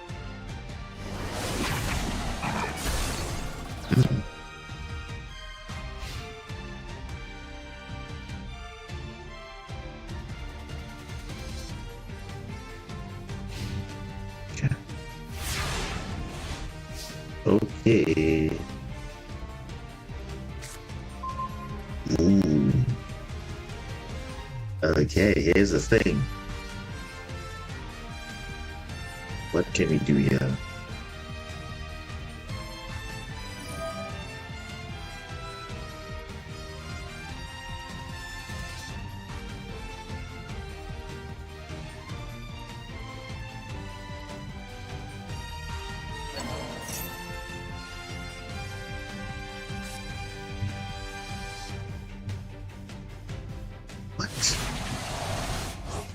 They're in synchro. When a level 5 or higher, and a monster effect that targets.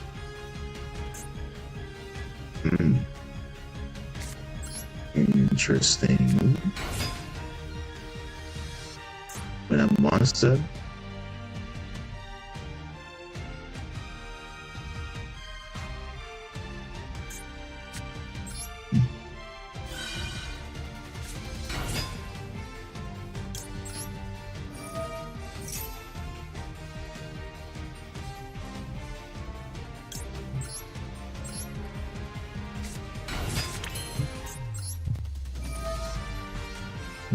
to the full combo as well. Yeah, need to add this.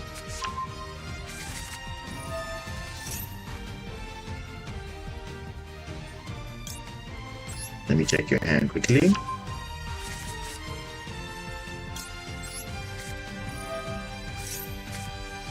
Ooh.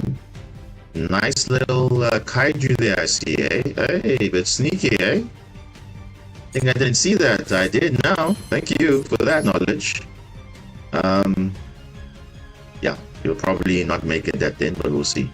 Oh yeah, these are definitely some plays here that you probably have not seen, but let's do it.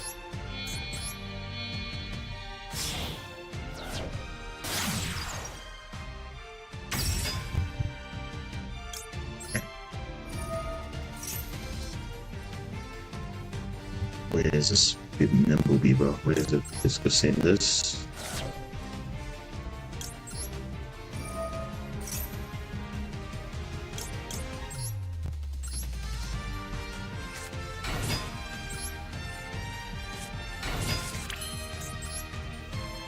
And we're doing this.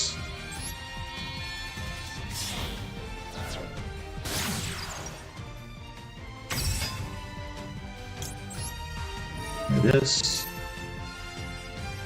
use this, this,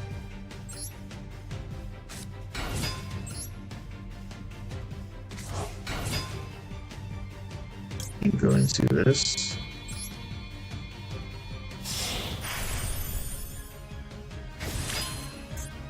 like this,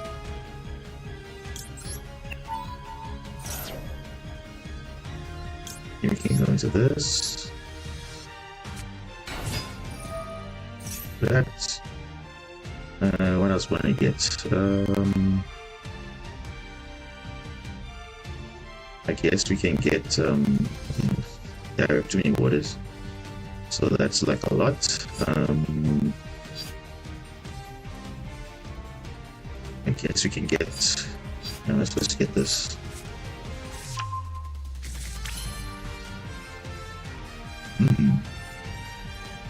Actually.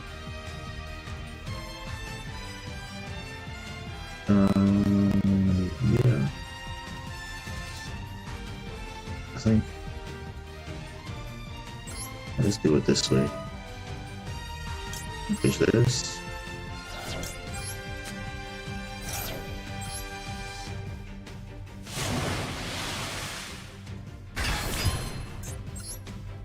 Push this. That. You can destroy it. Doesn't matter. It's not part of the combo. Yep, not part of it. It's fine. It's fine. That's also. You can negate that too. That's fine.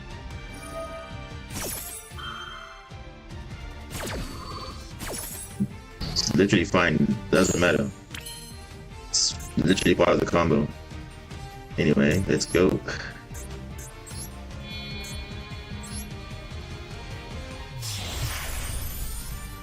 Ray into this.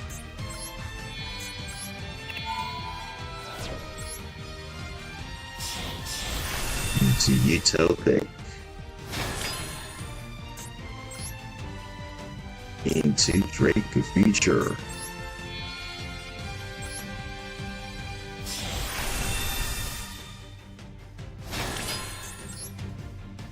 You can go into Gigantic.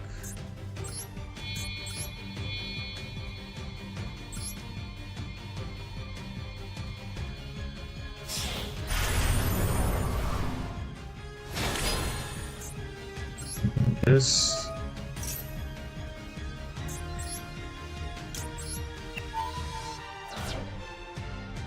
Touch.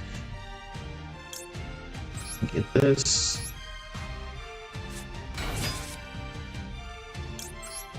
Get this. Get this. Okay. We can go this.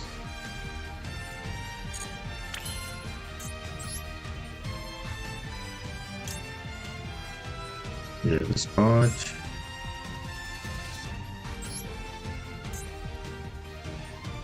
I'm thinking, like, is this way? Is this part? This part is. Yeah, right? Yeah. Okay.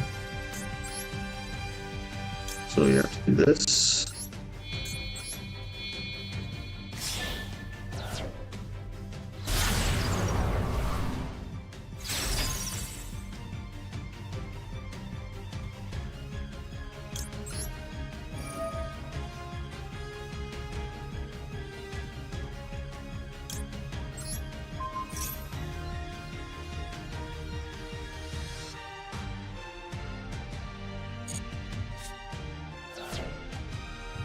Okay. And we can go into. Yeah, okay, fine. I think we're fine. We're fine.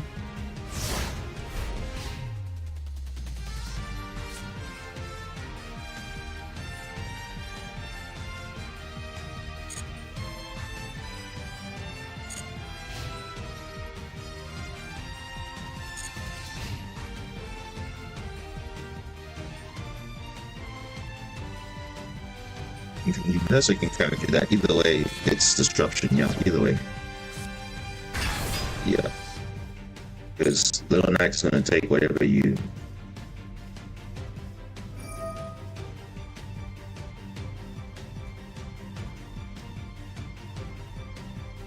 Hmm. Okay. Let's see how that works for you.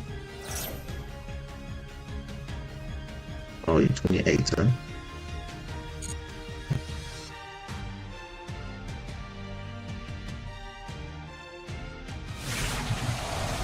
Virtual world. Right.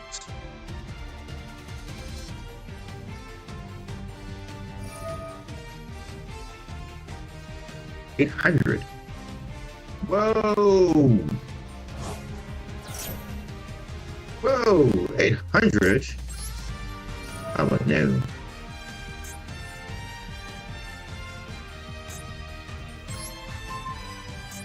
Manish.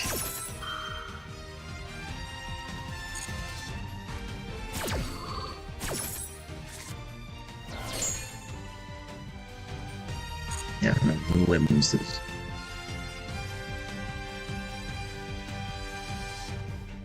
I mean, you still come back. But at least I can deal with it.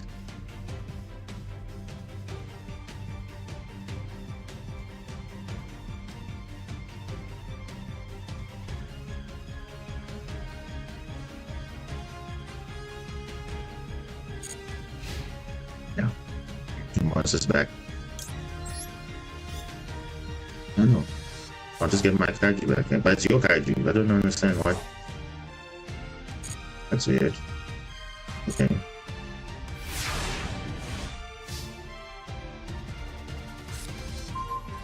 Yeah.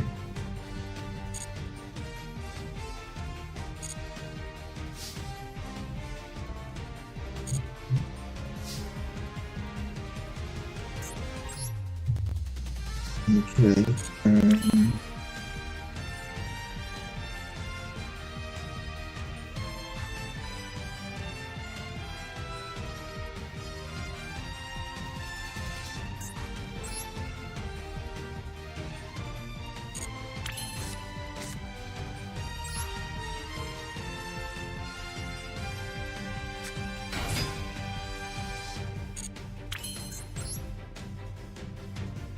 We can do that as well, but how would we do that? That would be silly, right? No. It will not be. Sprite elf.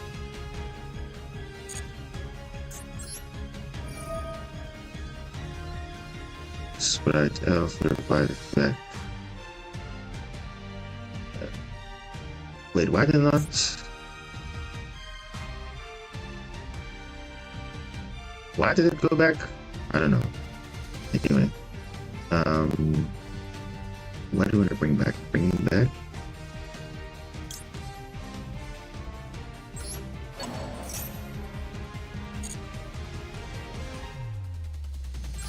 Okay.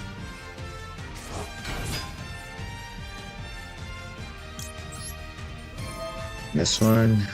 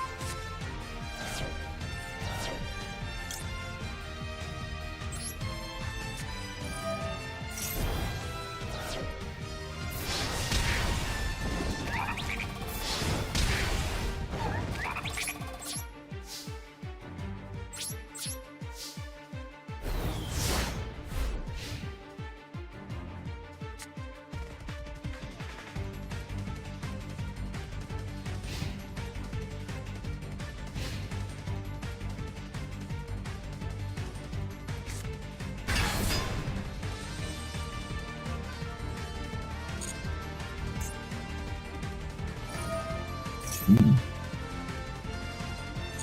Yeah.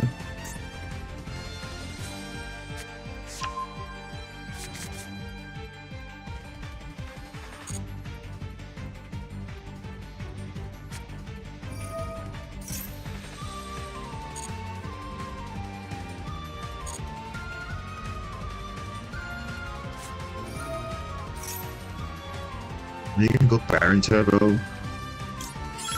That's fine. I'll just might as well.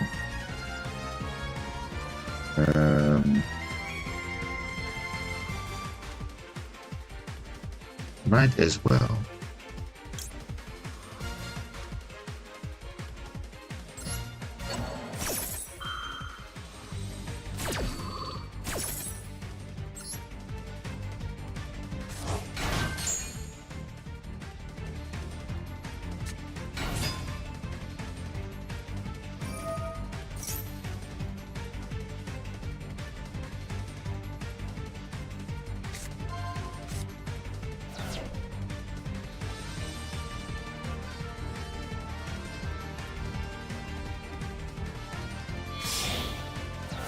The cashier unicorn. What a top pick.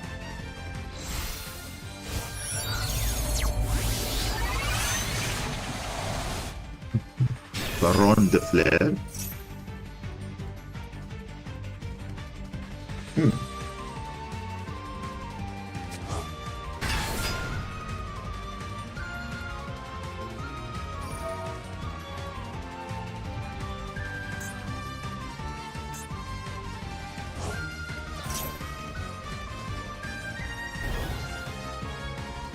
Big boost. Whoa, massive.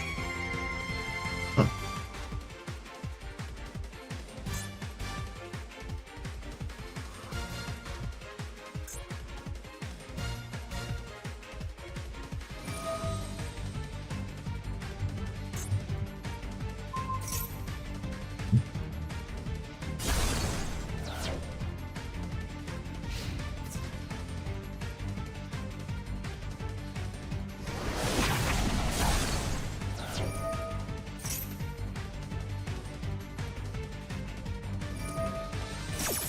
Negate is used. Why is it used though? Oh my goodness.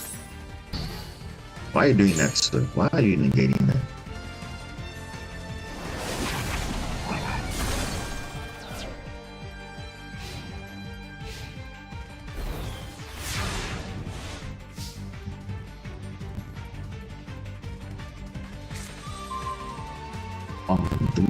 Wow. More Darker that comes up.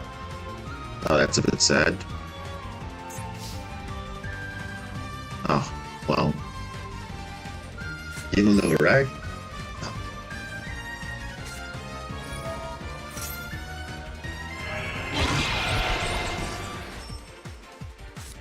It's going to vanish. Oh, that's unfortunate. It came early. Would be better, but hey. This was fun.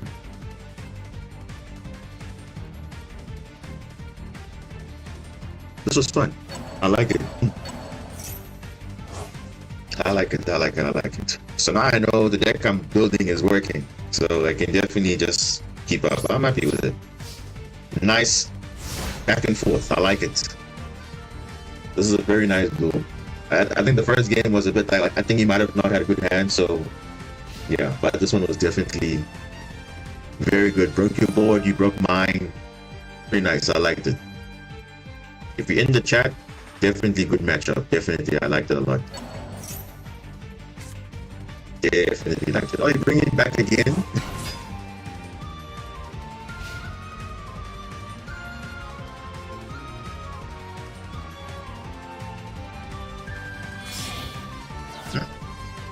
It's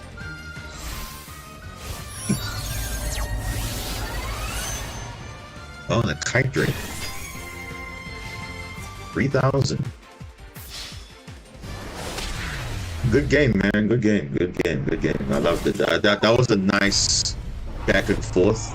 You had a crazy board. I also had like a kind of crazy board. Nice interactions. Pretty good. Pretty good though. Nice. Nice. That was great, man. That was great. Great stuff. Great. That's what I'm talking about. You see, it's not like your everyday decks. It's something just totally like different. Yeah, cool. So, where is someone else? Who else is in here?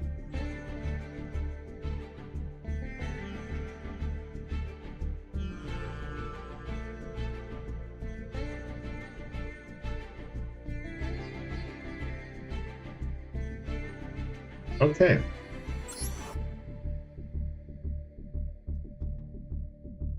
Not bad. The deck did work out as I thought it would.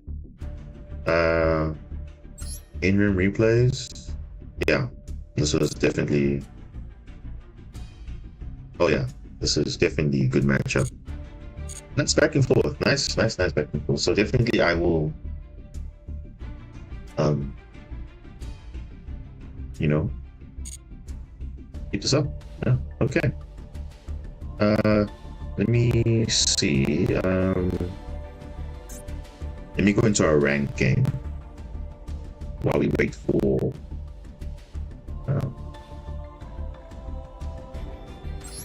Actually, what version is this? This is the. Let's try this one. Let us try this one while we wait.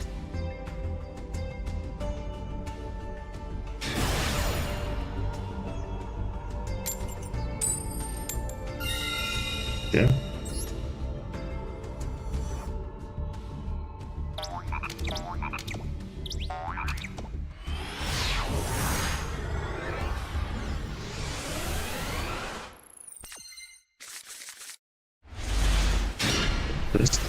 Bro, what is this hand, bro?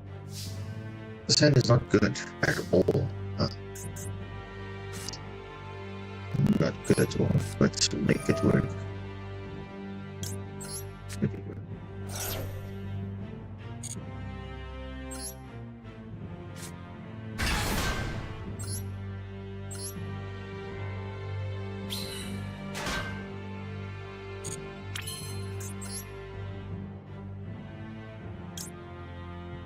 Actually, no. I'm just thinking that's already like.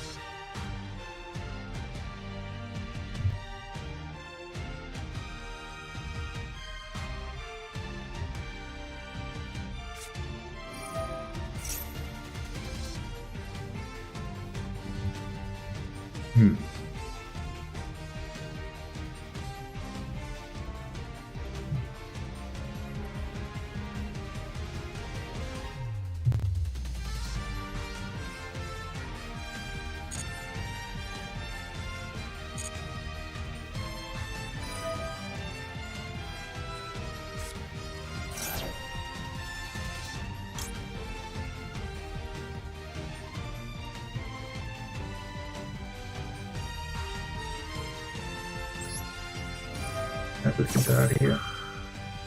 I can't really bother with this anymore. Like, okay.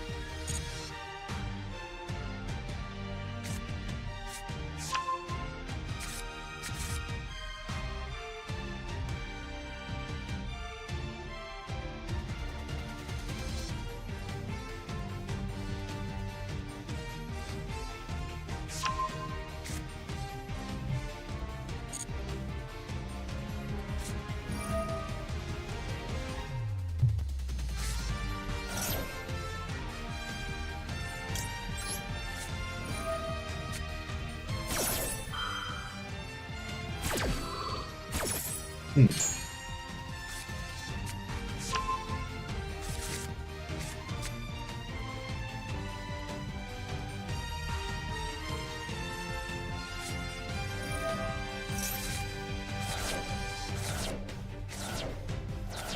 Oh, that's greener. What? Oh my goodness. Makonko, Tillermans, like, bro, what is this? Thunder Dragon? Double Snow? Jeez, that was a crazy top deck. Holy moly. Grass, that's greener. That's limited to one, by the way.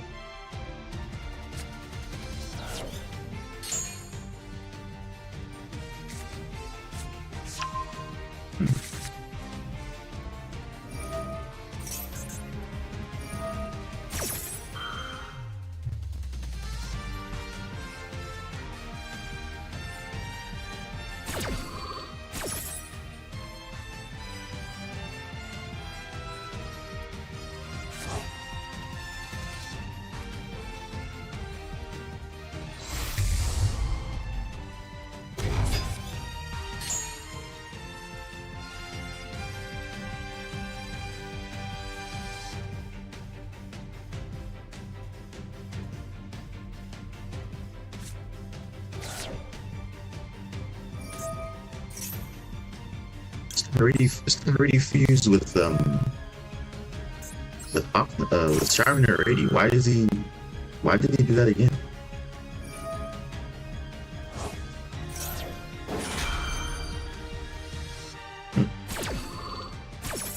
But this is a normal summon, so I assume he's just gonna tribute and do something weird. I don't know. Oh.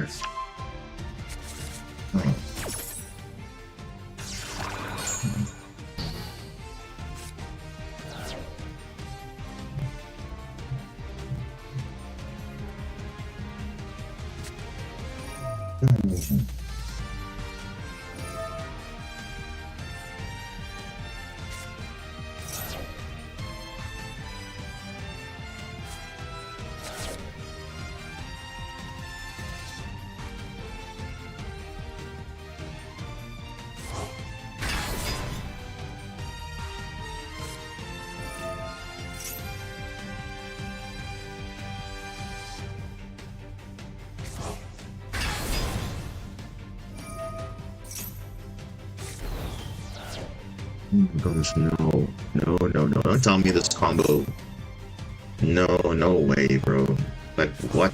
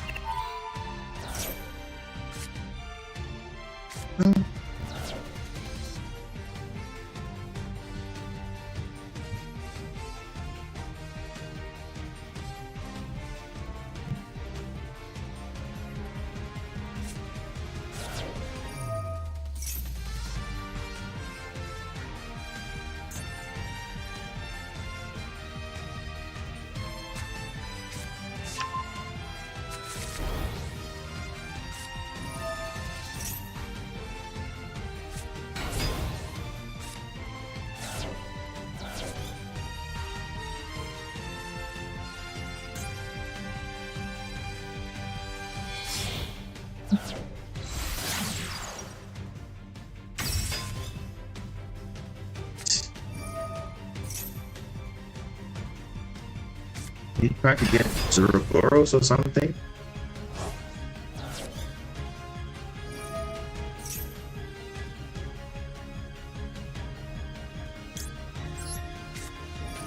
Oh, he's trying to...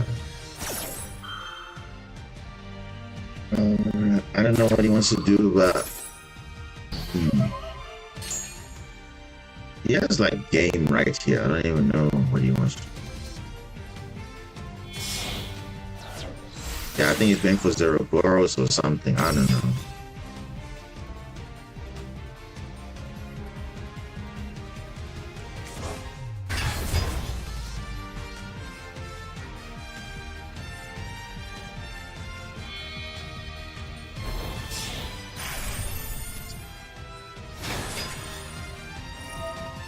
What's this guy trying to do? 23 summons? There's no way he's got 23 summons. He's just trying to spam this deck because he can mill. He wants to probably go into Zoroboros most likely. Because there's no way he's doing this just for this, right? He's just trying to, I don't know what he's trying to do. Okay, watch this. Where's this fairy tale snows? Where are they?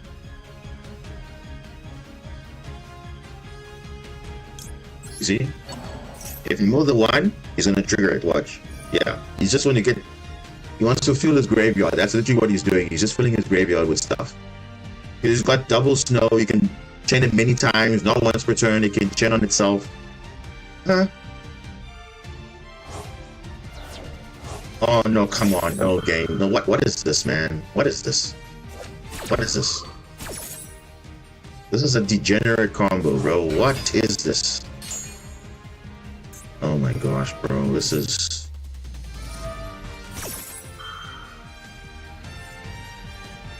For 10 cards?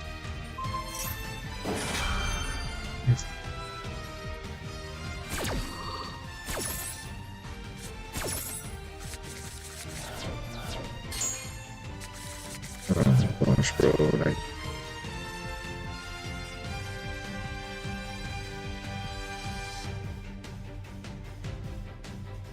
They're trying to dick me out, though, I don't even know.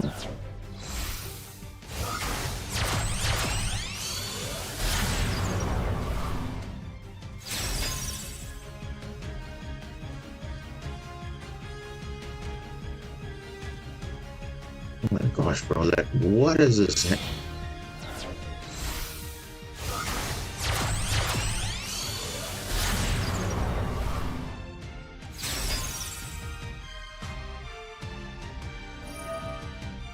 What?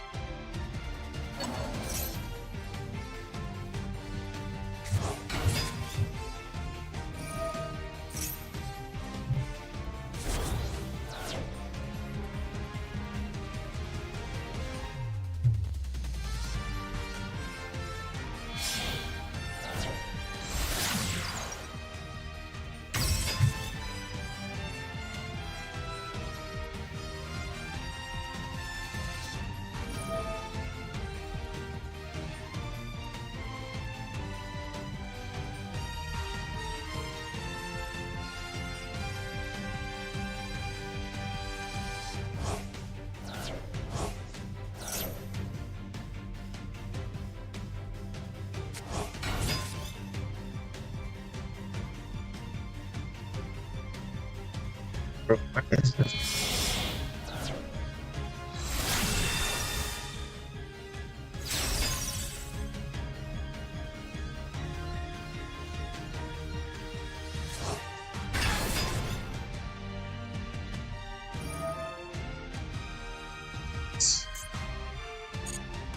Oh, this is so degenerate. Screw you, bro. You're not gonna get, bro. What? This guy's just being so toxic. What? Why is he just continually summoning, bro? Because he's just banishing my deck. No, man. He wants a deck out. He's not getting it, bro. No, that's just... Like, bro, why do you have to be so unnecessary, bro? Look at this. 60 card. Bro, he's just win more. That... What even is that, bro?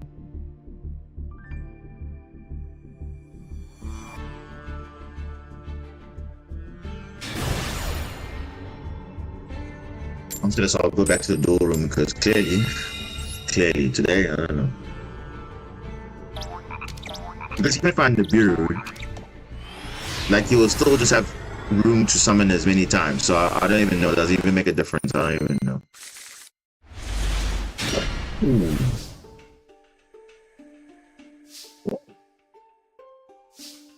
Okay. Okay. Okay. Got some plays here. Definitely have some plays here. So this is Mseti's kind of like we got the Solaris already, so I can do this and then ready mill this and get this. Hey man, that's That's combo.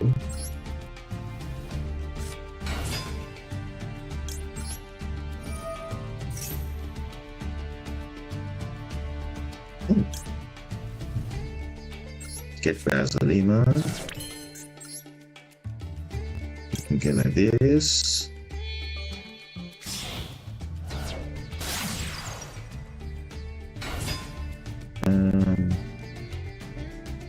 Yeah, I just got there on Gamma because nowadays people have Gamma, so I have to like.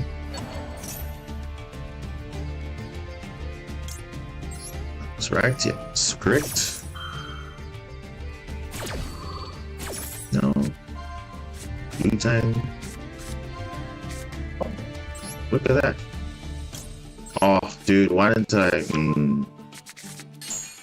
If only I haven't summoned this first, I would have used him steady early, but it's okay. It's fine. No. We will carry on with the combo nonetheless. We'll carry on. Oh, it's crazy, man. Okay.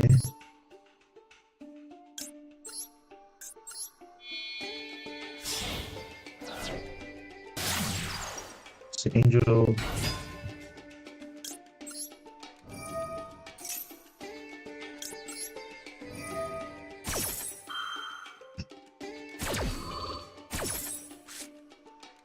Oh. Okay, not bad, that's okay.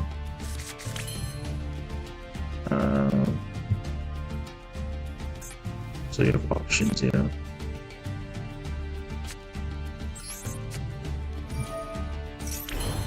Like, you can literally just do the full combo. Like, only I don't do this, but like, you literally can do it because it's available. So why not?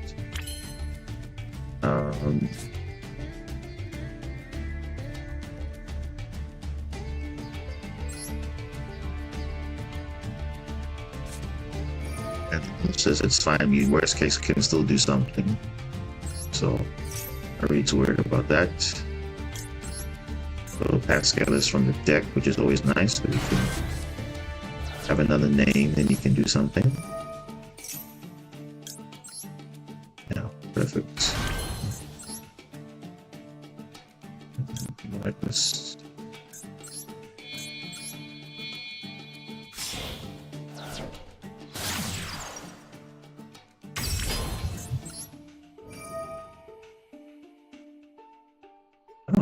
Here we go, so just bring back whatever we want, it really doesn't really matter.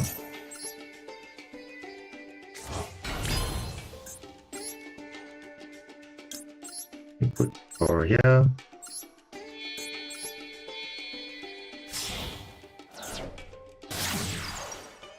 For triangle. And get this. It's gonna add back. Add this because when we get a second wave, it'll be fine. This and good to go. And that should be that. Aqua Algonaut. Full combo. Well, either way, it's a full combo, but you see, it's just that you're just having an extra layer to it. That's it. Yeah. Okay, yeah. And this one, yeah.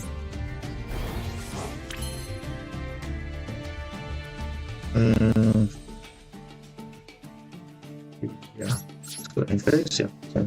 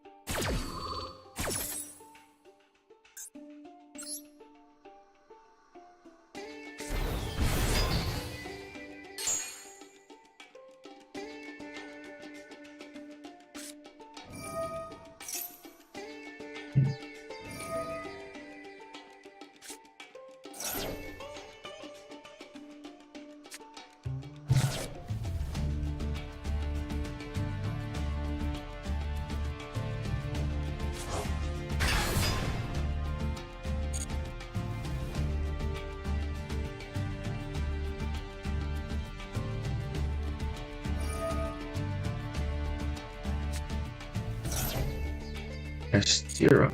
What? Horus Castira. Hmm.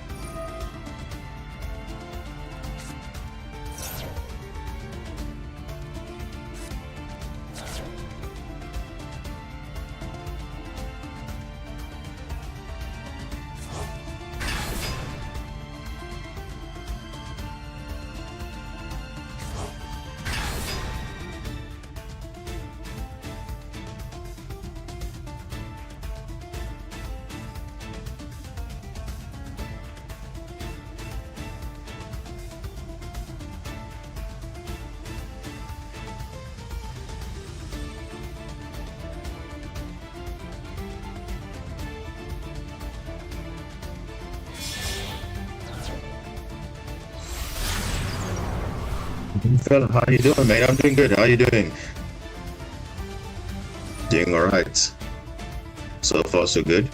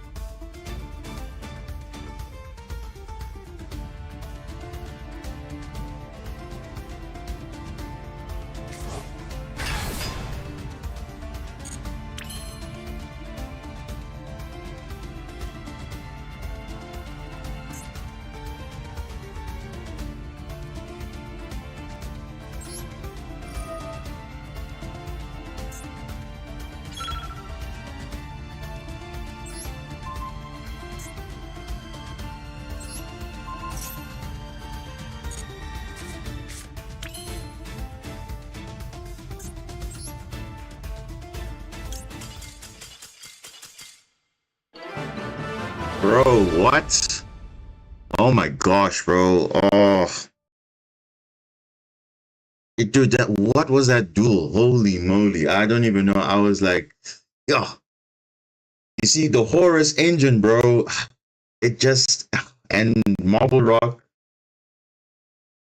It felt like a control deck. I don't know. Like we're playing battle of control. Like who can out control the other? But resources, bro. Like they also flooding monsters. I'm controlling the field unaffected. You see that thing makes a difference. Oh, bro. Jeez. I'm sorry I wasn't saying anything, but I'm sure you guys were like, "Damn, what's going on here?" There's like an actual like, almost like playing chess. Like, okay, you do this, okay, I do that. You want to avoid this, but do that. Like, bro. And I forgot I'm playing one field spell in this version. I'm like, damn, okay. So that's what I'm saying, bro. You don't need. I don't know. This deck, man. Sometimes it amazes me as well. Like, yo, I don't know, but yeah, I think the thing is, I wanted to remove the summon limit, but I'm like, no, let me use that to my advantage because he can swarm bodies, but actually he can't kill me because my monsters are actually bigger than theirs. And yeah, so and then obviously once Argonaut went out, then obviously then the grind game would have started. But yeah, it was wow, insane. What a, and that was just a bro. That's just a rank game. Holy jeez, that's okay. Yeah, Kashira Horus stun because it's like summon limit, which is for some reason not. This is untouched, by the way. As you can see, it's not hit by anything. I feel like this should also be at 1. What do you guys think? This should not be a thing. But yeah, can you see a very small Kashira engine just to get to, you know, Kashira, Rise Out, and Shangri Era, but it's basically just Horus. Even playing this card, Mausoleum of the Emperor, that's a bit funny.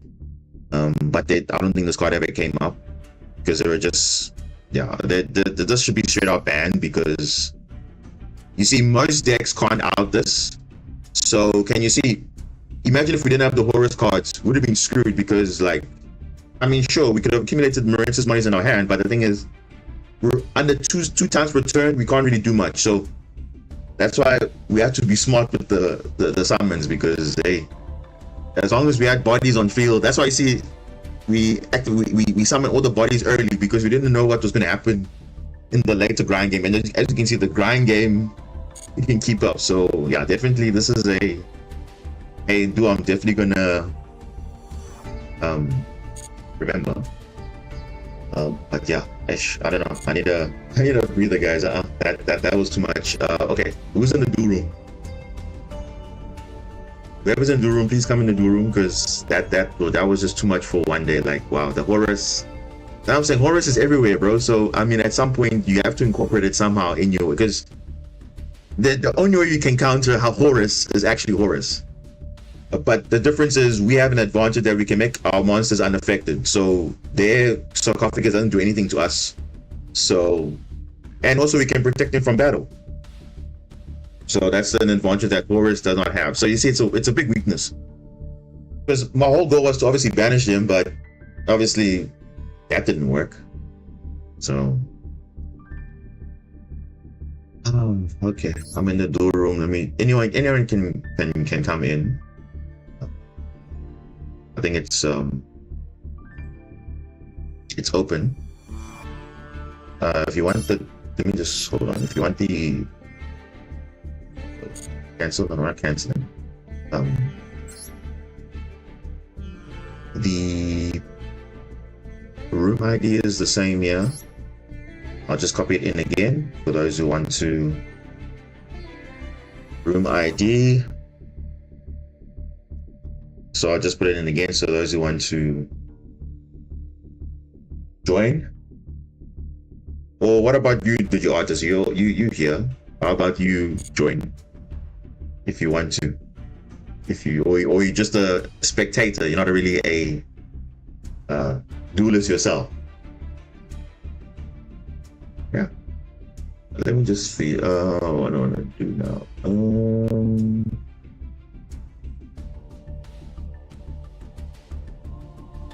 Yeah, let's just wait and see what's happening here.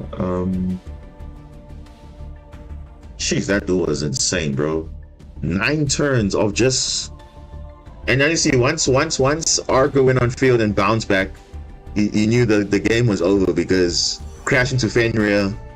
There's enough bodies on field, and as you can see now, we got more ways to go for game, playing the grind game. So I think it definitely does make a difference. Not for now, and just chilling. Oh, okay, that's good. That's good. That's good. You're not like me, who's just like, for some reason, just likes playing this game, and I still get frustrated, and I still play this game for like hours in and still get frustrated. But we still here. We're still trying to make insane plays because, geez, bro, like, I don't know. I'm sure you've never seen plays than these, because these are just like craziest. I would say, oh, I don't know.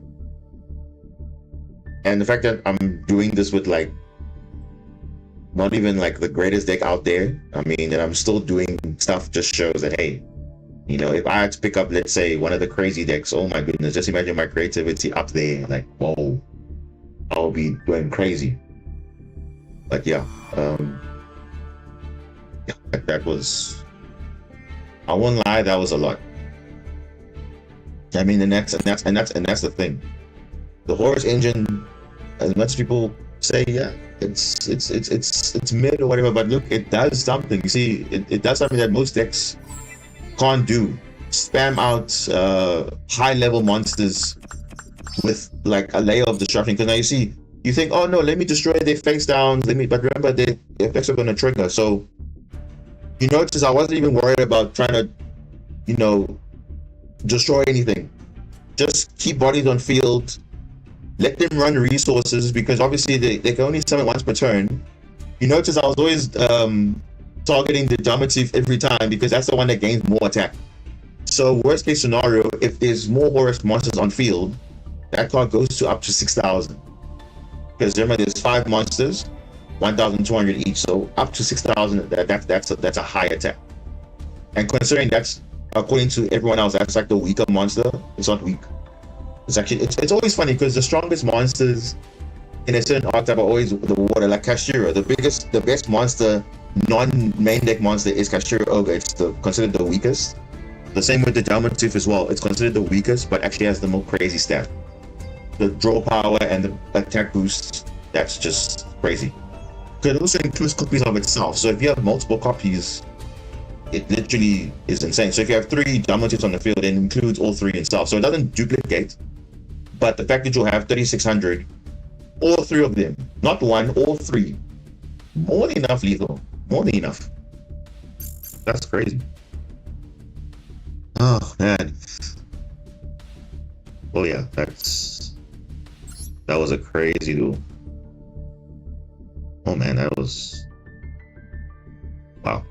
Okay, we need to add some stuff here. Let's modify this. Oh, bro, because I was playing this build because I was testing out the 40 card ratio, because I was doing 60, I was doing 50. Let me see with the 40, and the 40 seemed like it's breaking. But now the problem is, I just realized one of the problems why I hate 40. You see what I'm saying? Like the 40 is fine, because as you can see, I mean, the deck will probably be consistent, yeah, fine.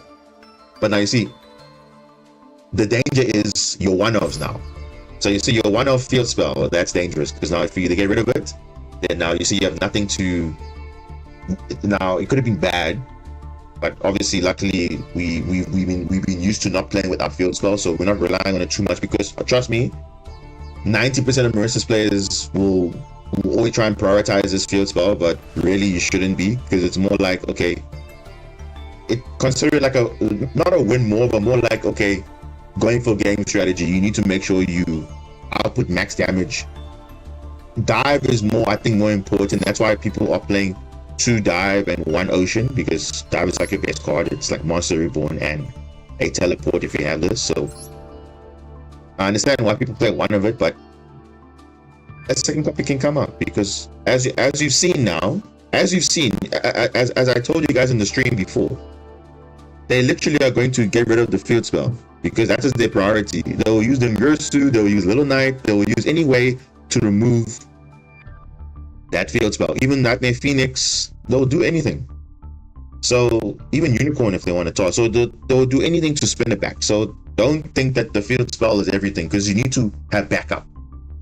So that's why we prioritize also having 2-wave, because sometimes you see 2-wave comes in handy. As you can see again, 1-wave was not going to be sufficient, because bearing in mind we also had Pascalis in our hand sometimes. So having that Marble Rock to recur double is sometimes valuable, because obviously this can get one and also Marble can get the second one, so we're fine. If we had one, promise you would have been screwed. But fortunately, you know, we had enough Marincess names to push, especially that turn where we had the 2 monsters in hand. We were protected with the Marble Rock, so that I'm happy with. I think we need to make changes here, because I think I need to make it, I can't just make it 40, I have to make it at least something else. So I need to add some. So what would I add here? Definitely, okay, so crossout is here, but I need more crossout targets. So we need, where is Nib? Nib is here, right? Yeah, we need that. Definitely need a second field spell. And then what else do we need? What do we have here? Talent Small World. Maybe another Evenly or Cold Buy. I think Cold Buy. Yeah, I think Cold Buy sounds right. Cold Buy sounds right. Where do I go? Maybe Cosmic Cyclone. So I can. So it doesn't. Okay, but either way, it still triggers, because if you banish it or you destroy it, it still leaves the field by a card. So it's not really that important. Like, can you see? Like, it's just. I mean, the niches are not there, but it's just I get the idea. But that was a match though. It looks promising though. But again, it's like it's a bit. If I'm going to do that, I'll just go barrier statue. I mean, that's more linear, I think.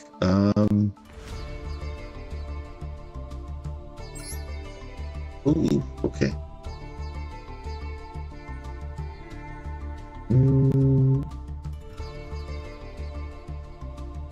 42, yeah, I think 42 is fine.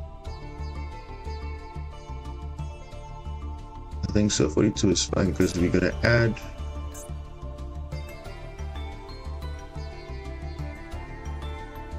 Add this one, and what do we add? No, add this. What else? What do we add? Maybe add another field spell, I think.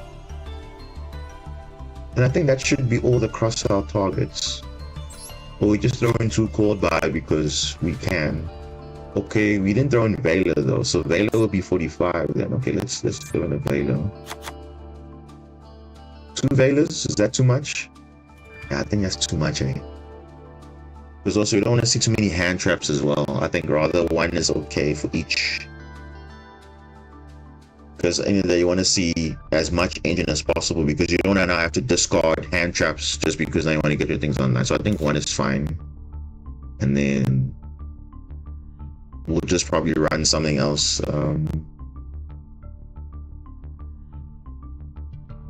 Maybe 2 Small World for more consistency, I think.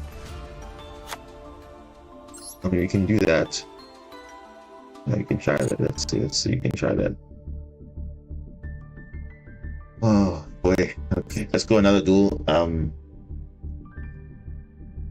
we still have a long way to go. We're still in Diamond 4 for some reason. I don't know why, but the game decides otherwise. And look, now we're going first. But I promise you this. I was literally going second like 30 times. I kid you not, like every time, most of the time going second. And just having bad hands and just like, I don't know, like not good. Okay, at least this is decent, you know? Not bad. You know, if they're maxi, at least I have draws, so at least I'm not too worried now this time around. And then we still have plays as well, we can still do something. Yeah. Yeah, he's definitely got Maxi in there.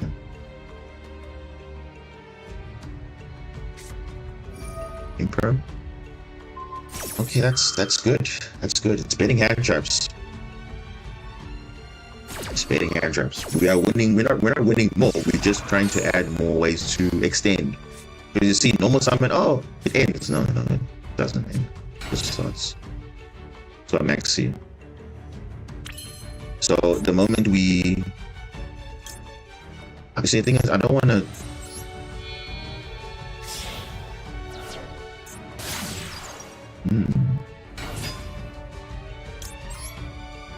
So we got Ash as well.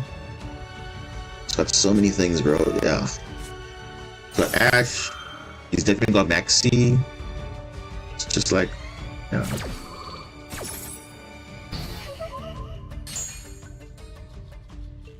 Well, we can check the deck. Let's check.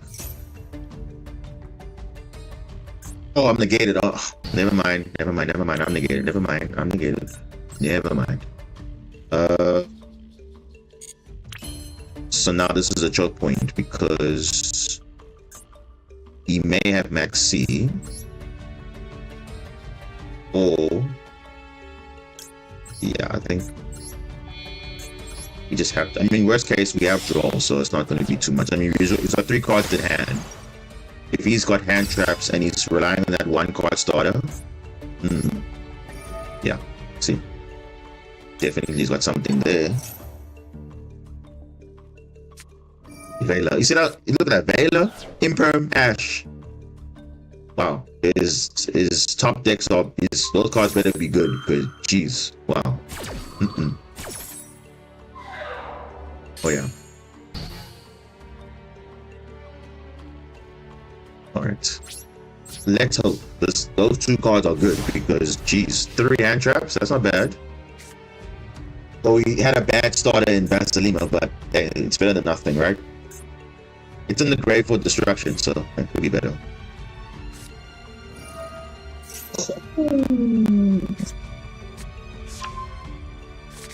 Okay. I mean,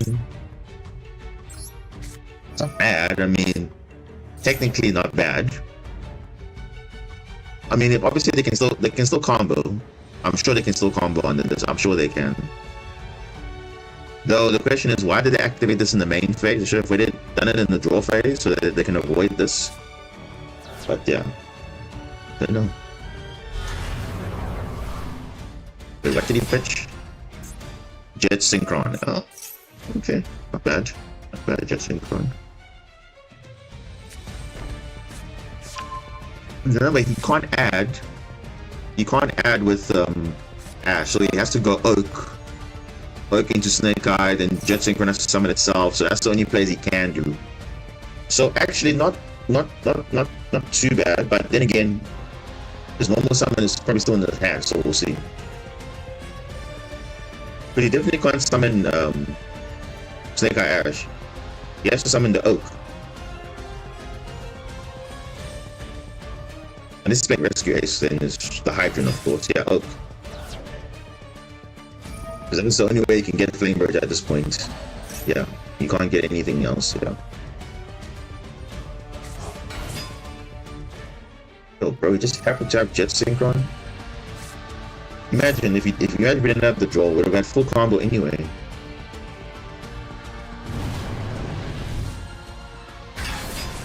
Oh, that's right. Flamebird can't do anything on its own. Yo, okay. Okay. Okay, this is actually better. Way better. Okay, way better. Okay, I like this. Okay, top deck time. Let's get something good. Oh, beautiful top deck. Look at that. Beautiful. Full combo. That is full combo. And it says Ash. We don't care. Right? We got disruptions. That's the main thing. Not something that's a maxi, bro. That's just gonna be like whatever. Come on, bro. You can't have maxi on top of that. Really? Maxi on top of that? Ooh.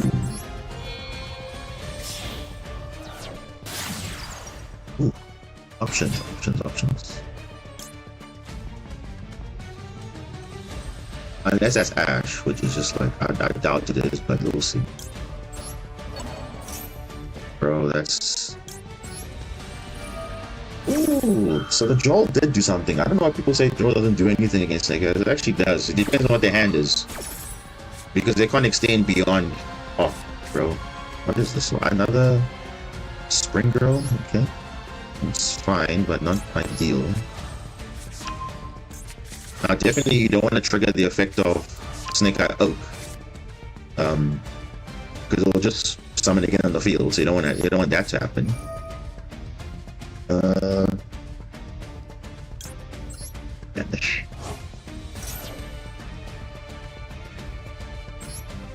Is that's definitely a Vela or something, because or Maxi.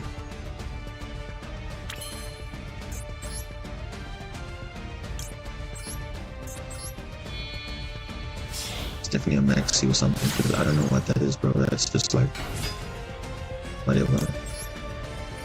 Okay, let's know something nice. Give us a name, like a Mandarin or something.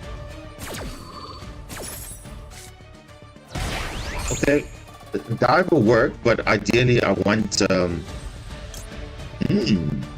actually, whoa,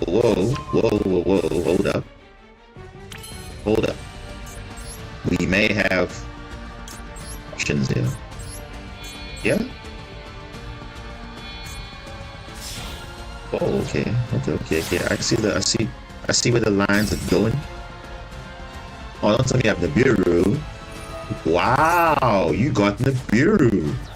Sneaky guy. Oh my gosh. Okay, Nibiru. Didn't see that. Okay, that's interesting. So here's the thing, right? We can technically still... No, we can't, because we don't have... Because this is in our spell and trap zone, which is like, whatever.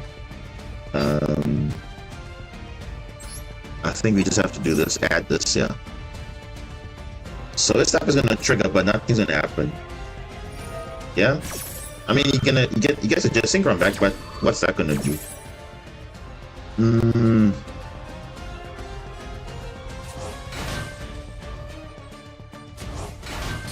Oh, wait. This is actually good. This is good.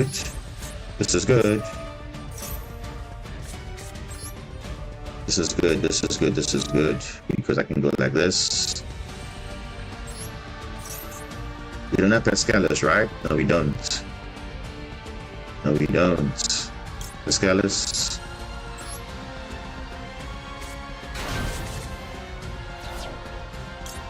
Use this. Let's use this. Okay, now we unfortunately have to go into a link 2. But that's the best we can do, unfortunately. Literally the best we can do.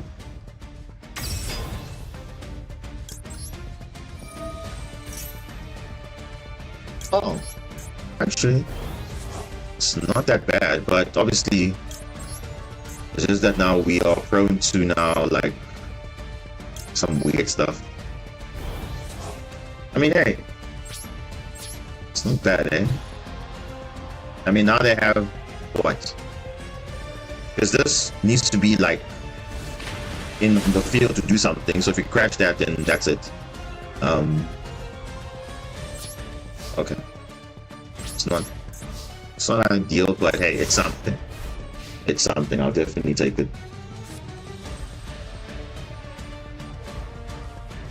I want you to get rewarded with something, but then again, he does have follow-up in the grave also with the original Sinful, right? Yeah.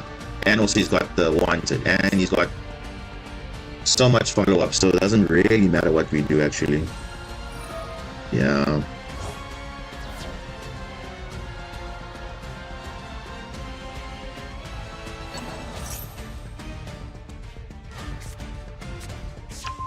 This is basically full combo regardless. The nice thing is we're unaffected from monster effects, so it shouldn't really be an issue unless he gets subversion. To be an issue. Like, bro, like, what is this? This is so ridiculous. How can you recur stuff that you just used? That's ridiculous. That shouldn't be the case. Yeah. Ooh, full combo. That's sad, bro.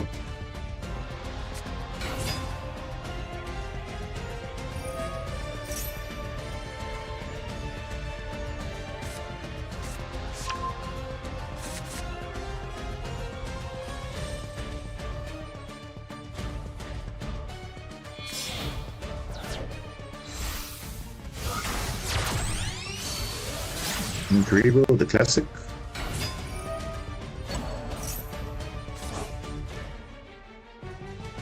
I'm good.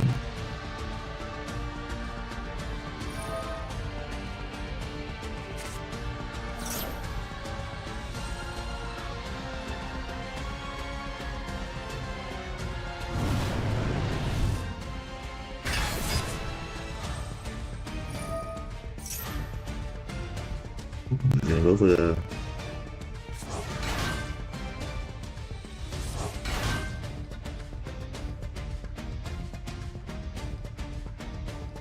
thing is he might go for the goddess play. It looks like he's going for goddess. Synchro play. Okay. Oh bro, it's just a little bit unfortunate. He had quite a few hand traps there, which is not so great if you have like the worst starter. So if he had blue time, would have kind of played through most of it, because definitely Ash would have played around, so that would have been fine. But then the others, yeah, I don't know.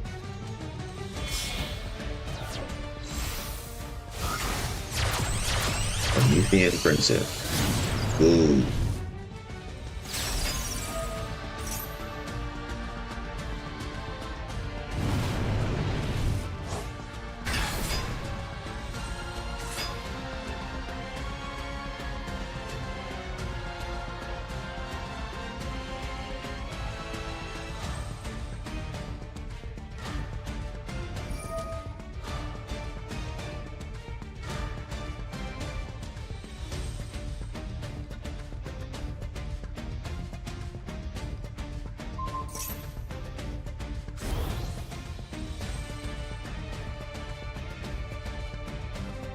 Enough, man, because it's 5,000. Damn, bro. Yeah, I'm in Marincess card in my hand, so.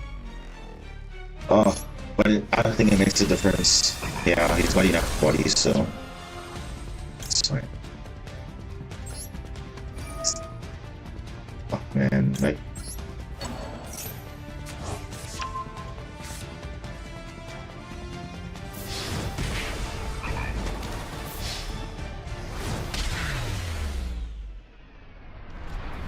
The fact that original sin for spoils is literally a follow-up in Greg, which is fair enough because we also have follow-up, but the thing is they literally have a full combo, whereas we have to still set up, which is like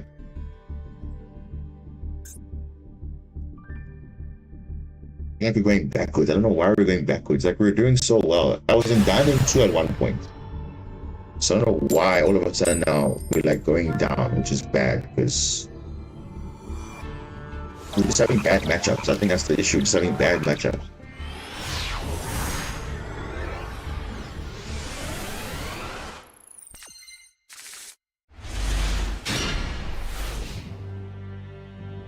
Ooh, okay.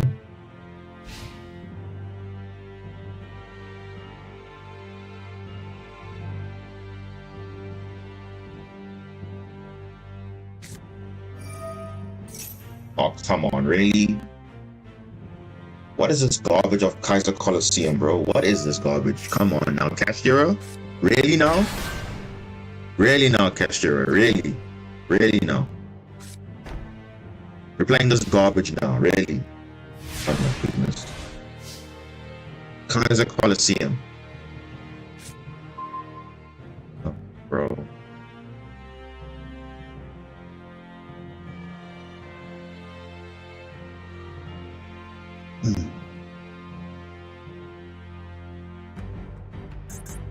This is so like whatever, bro. Come on, bro. Okay. So first things first, we have to go feather duster because we gotta get that thing out of there because we can't do anything off with that. Okay. Then we can actually try and bait something. So let's see.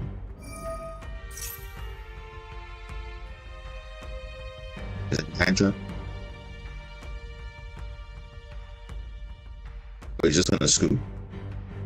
You see, this is a sign that he's probably just like, oh, flip. Like, yeah, like, I think he's like, oh, damn, this guy out, damn it, okay. Because this is not mean he disconnected, he literally, like, just quit. He didn't surrender, I think he just shut down the game. Which is quite ironic because he's trying to be toxic, and yet he doesn't take the same karma back. I mean, that's kind of like, you know what they say, you reap what you sow. Oh, bro, look at this. Look how toxic this guy is, bro. He's playing Dimensional Fissure in a deck that already banishes with the Rise Art. And on top of that, he's just making Barone and like, bro, you'll probably set up a crazy board and then just like, okay. But I guess the guy bricked because he ditched the Kashtira Birth, which is weird because why would you do that? But yeah. Don't be standards, clearly. Okay. Hey guys, Duel Room. Duel Room is open. Someone can join.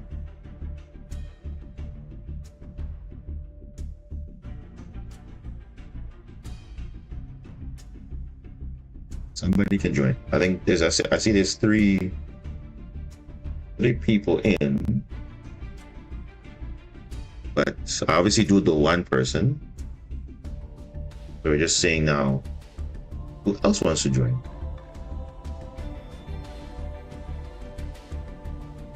Let's see.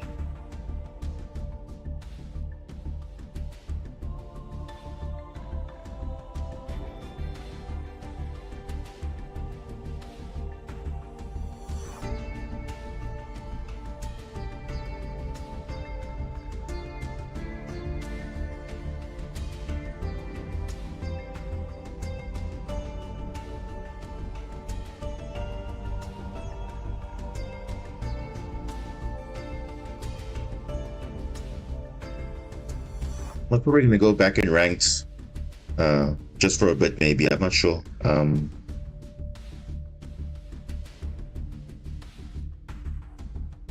Because they'll definitely notify me when they are in. But yeah, I guess that also took a bit time. So yeah. Otherwise, I think we have to just maybe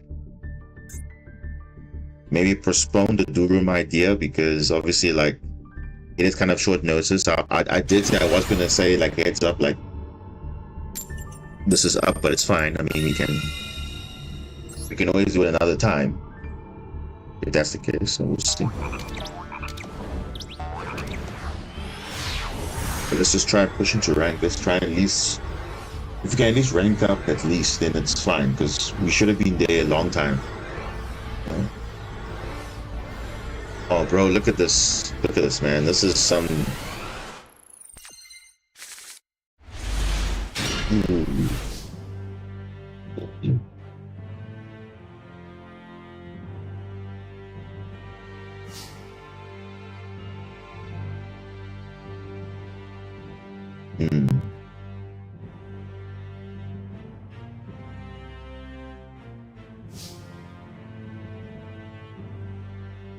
Why use Small World? Biru can come up, so rather not. Let's rather not use it. Just go.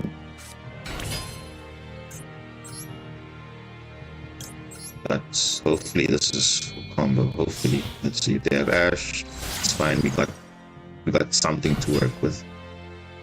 So. Yeah, they probably do. Imperm is also fine. Gamma! Oh, whoa, whoa, whoa. Gamma. Gamma? Okay. As I'm saying, the meta is literally Gamma, Ghost Spell, so you gotta play around it nowadays, as you can see. Damn. Okay. Oh, and the nice thing about this, which is weird, right?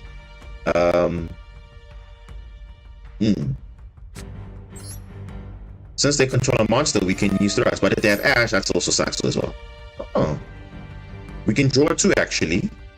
And then we can hopefully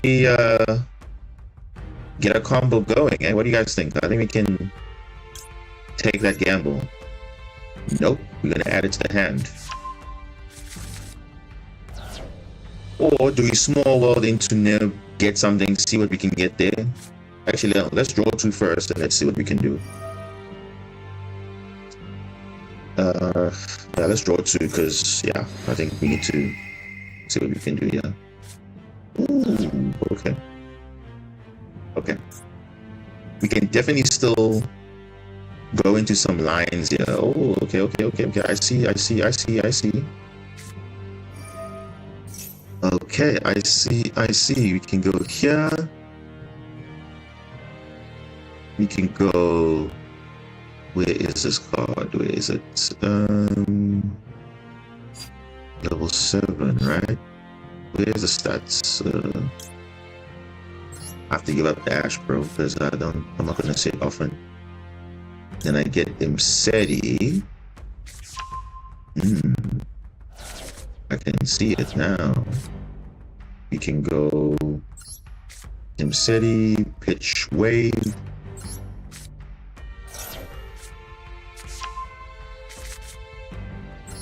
Get something nice. You know what? It's actually not bad. And surprisingly, this is actually actual combos, so we can still do plays. We can do plays. We can still do some plays. So here's the thing: we can do this. Use this.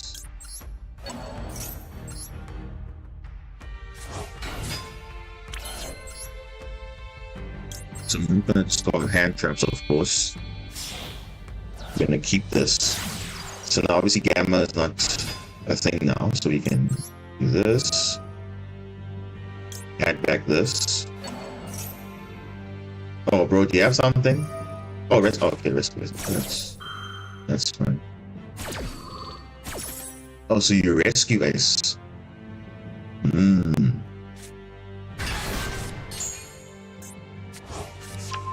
The rescue Ace, huh?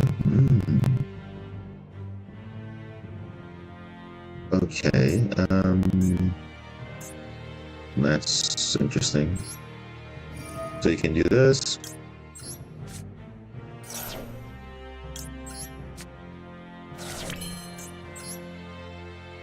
And go with this, now we can extend.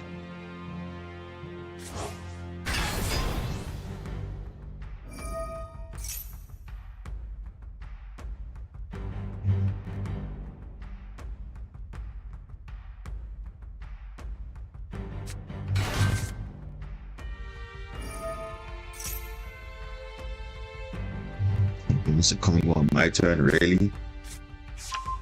Since when does Rescue Ace become turn 0? Since when? Anyway, oh, this is fine, actually. Go like this. Go like this. Oh, don't tell me you have something, bro.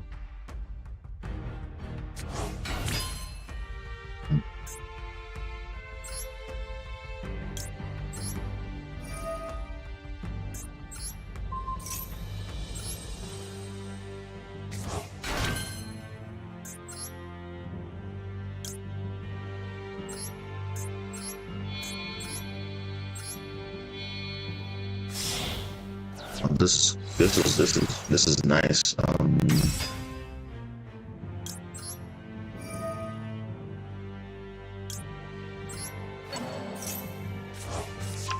Oh, this is beautiful. This is great. Look at that.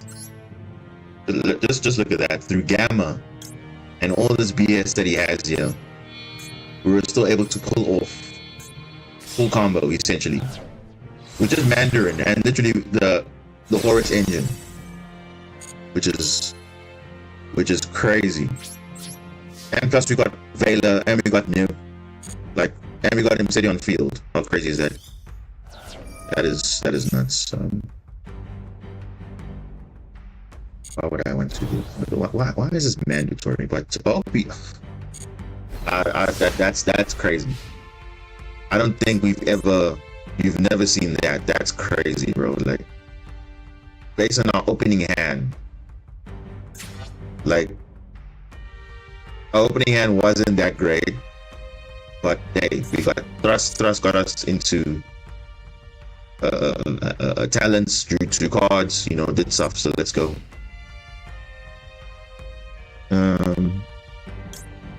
You can go this. You can push this.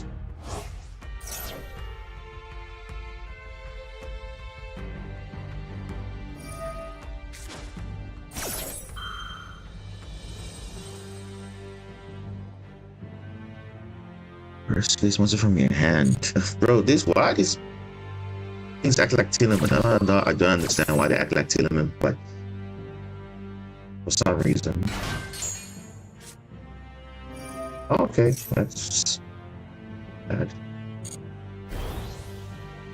Okay, so we cannot target anything with Hydrant, which is kind of weird, but okay.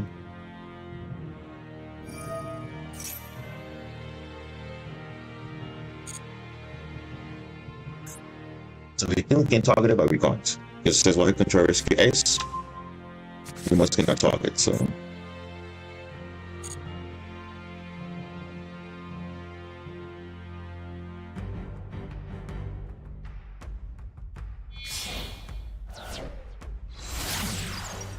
Here we go.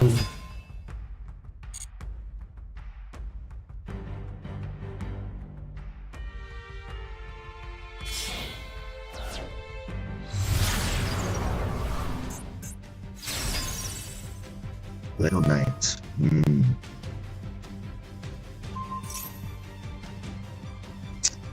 You see, he's forcing my hand now, so I need to go. You see, he's forcing it out. He's forcing it out.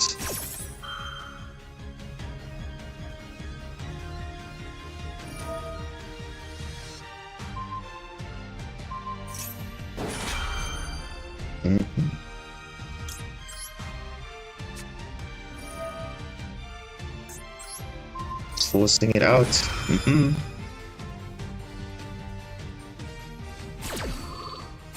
Bro, Little Knight, it's just like so weird. But somehow, some way.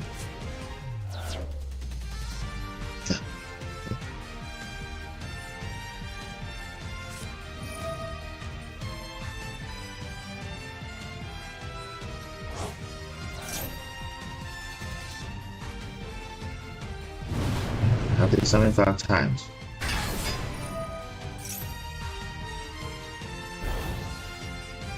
No, they haven't.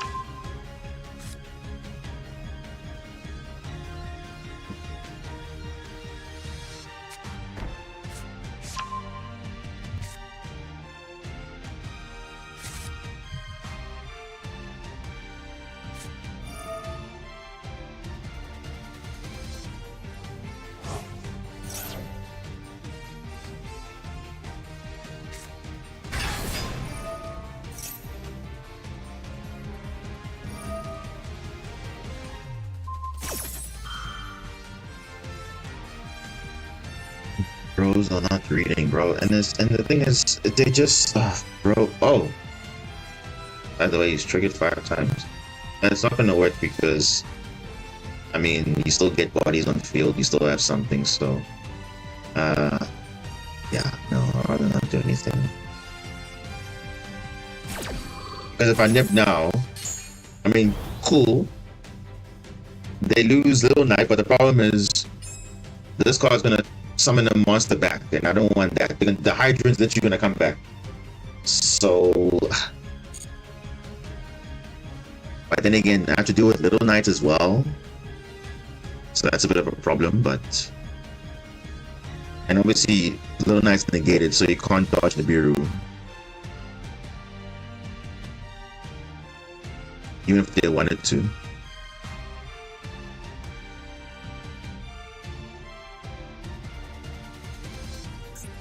I don't know, man. If I should shotgun it. Happy Unicorn.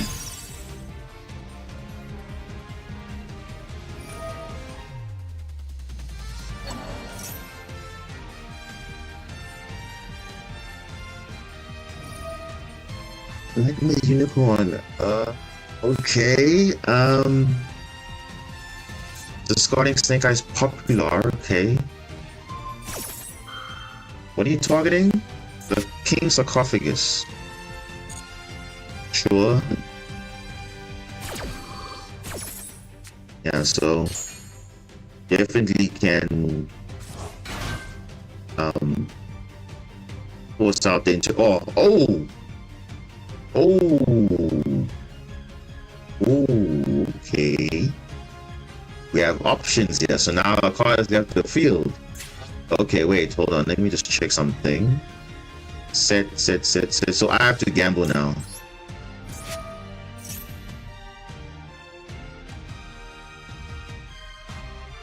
Please use one of the trash. Please use it. Please use one of them. Please use it.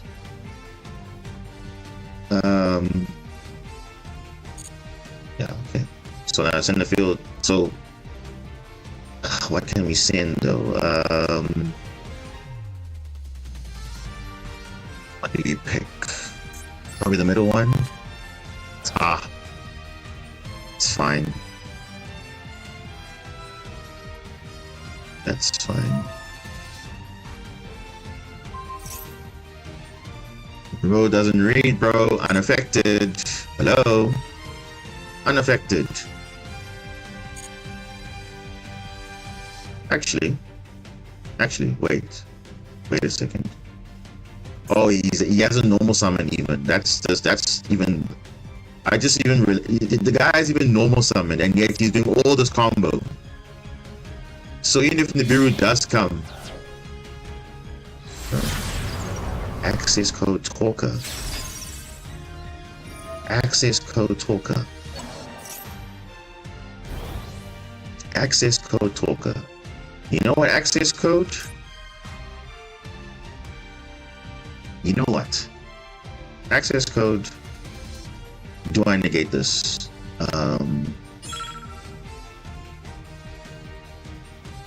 Yeah, I think I'm gonna negate this. I'm getting rid of this now. Because you're gonna clear my monsters, and yeah, you're just gonna be a problem. So I'm gonna do it now so that it doesn't hurt me later. Get this nice fat token. 4/8. I mean, definitely not summoning an attack. That's weird. Yeah, you have a normal summon. I know you haven't. So just normal summon one because you can. End phase. Oh, okay, that was it. Oh, so his restoration cards don't work. Uh-oh.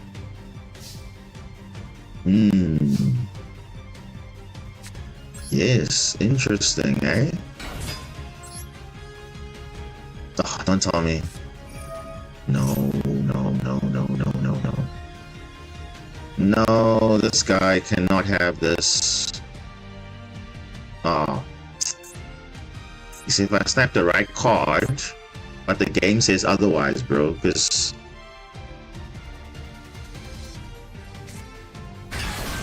Preventer?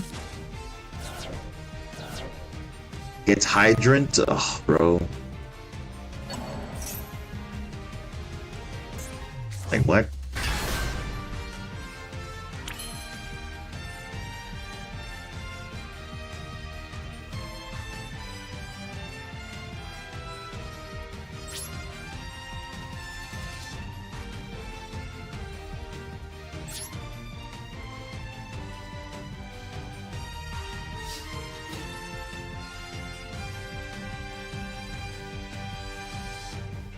Um,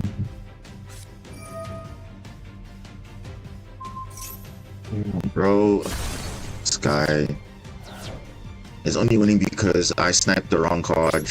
That's literally it. That emergency would have been clutch because we weren't able to summon anything. Bro. And now his eye is gonna negate this.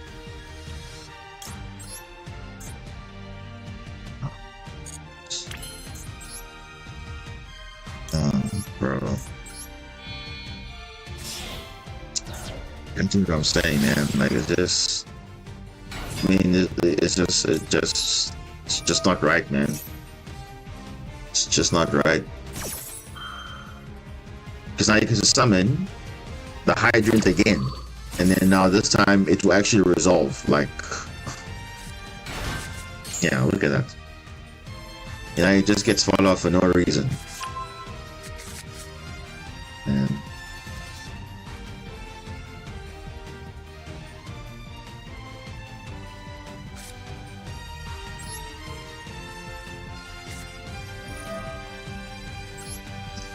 And that sucks.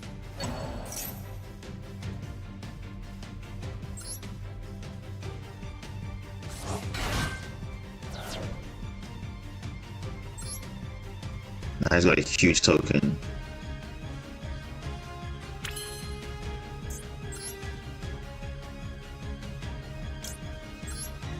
Oh, please use the effect. Please do. Please.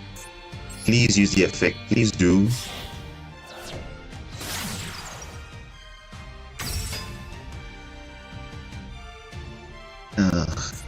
Come on, let's go. Come on, come on.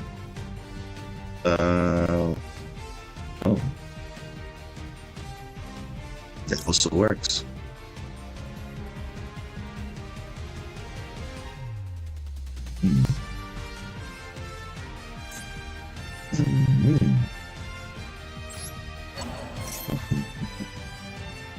Come on, No, he had the contain. Oh, that sucks, man. That sucks. Oh.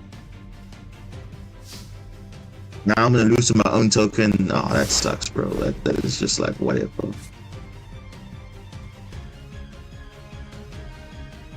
Oh, bro. That's what I'm saying, man. It's just some decks are just naturally better, but I mean, really.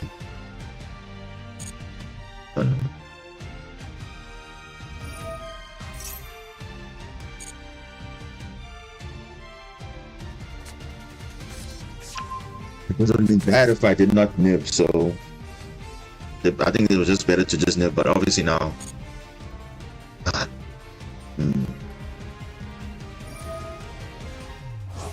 Bro, okay, snipes, just like whatever.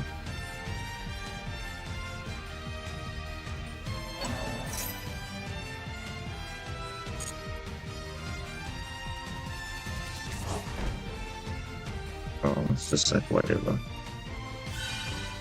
Yeah, look at that.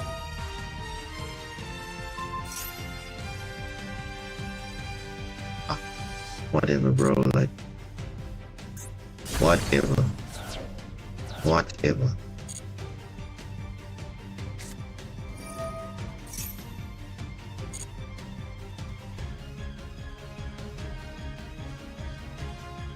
Bro, because he's so like I didn't draw into like good engine, because like literally there's no blue tang, there's no spring growth. Literally was just Mandarin and Pascalis, like arguably your worst cards, and the fact that we were still able to put a board up,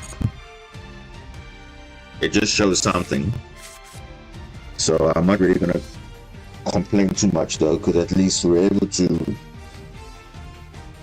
make a pretty impressive field, and then obviously they just had to have like almost everything and they needed in their hand. Oh my gosh, seriously, bro, like just end the game already. Like, why are you doing this? Like, I don't understand what is the objective of this. You literally have like 10,000 attack here, just attack me and then that's it. It's just like, bro, I'm not even gonna imperm that. I'm not even gonna imperm that. Just go for game already. People just like wasting people's time, eh? Some people, I don't know. Like, there's nothing else for you to do but just attack for game. I'm literally turning my toggle off for you to just attack. Nothing else to do. Look at this guy, bro. What are you doing? Bro, do you really want me to imperm you in Nightmare Phoenix? Are you that, like, is this guy like crazy or something, bro? Like, what is your problem? The imperm's not doing anything, mate. I don't know, what do you, just go for game. Oh my gosh, bro, like, I don't know what your issue is. You're just trying to bait stuff? Just go for game. Nothing's gonna happen to your 10,000 attack monster. Dude, what are you doing? Also, some people are just being extra now. Because remember this happened last time during the tournament format, where the guy was just comboing off until it was in the bureau. I don't not a bureau. I think there was a play that he did. He didn't have lethal damage, and then it ended up costing him the game because he was busy wombo comboing the whole time instead of trying to close the game out. You know, like, he just wants to be sure, okay, I can set my 4 cards and then look cool, and then that's it. But I mean, there's no need for that. There's literally no need. Like, look, like, literally, he's just wasting time, bro. Bro, he's just showing off now. What is he doing, bro? Like, I don't understand. Like, is he trying to, like, he's trying to mock me or something? I don't know. Like, I don't know. But anyway, he's not like he's in Master 1. He's still in Diamond 4, by the way. So I don't know why he's doing that. But anyway, like, it's a championship game or something. Like, it really isn't. It's not that. It really isn't that serious. But anyway, I guess some people take it a bit too serious. But I don't know.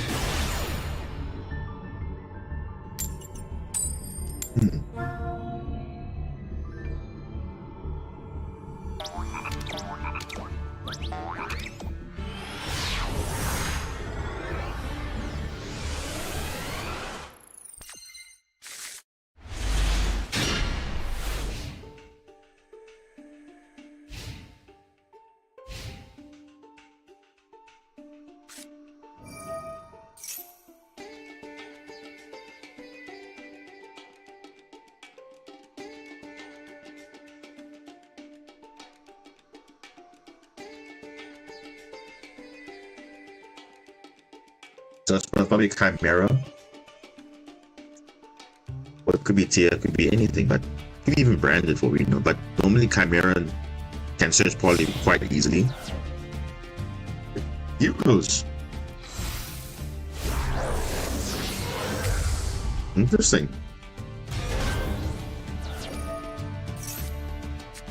If that's their only play, which means they most likely bricked, there's no way that doesn't make sense.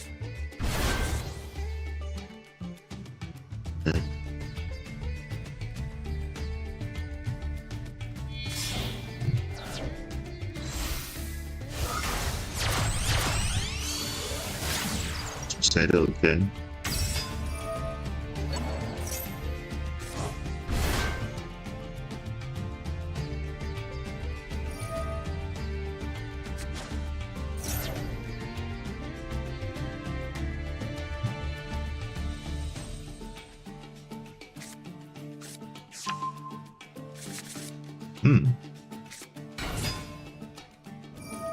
Very interesting combo that he did.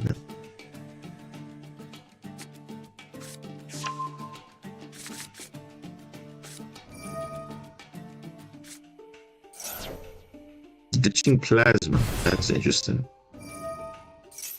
Because normally hero players, they usually just turboing out floodgates, literally. Dark Law, Plasma, Cosmoneos. I mean, it's cool, but I mean, that's not what Heroes is known for. But I guess if they have access to it, why not, right? So You have to abuse stuff that's there. So are they gonna blame them? No, not gonna blame them.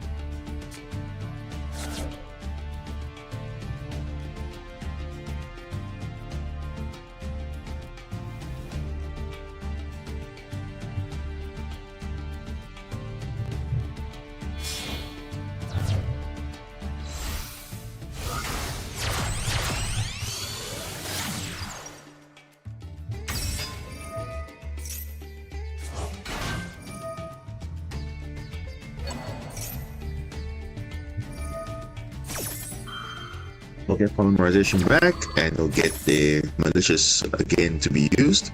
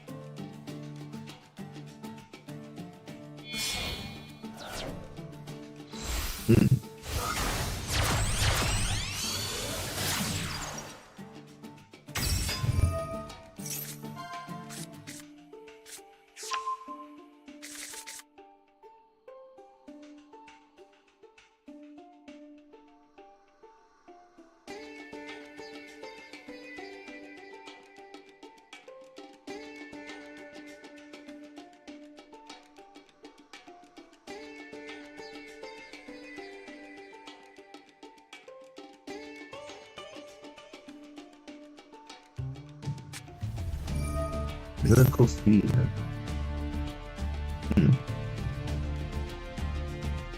But it diffuses the elemental hero though.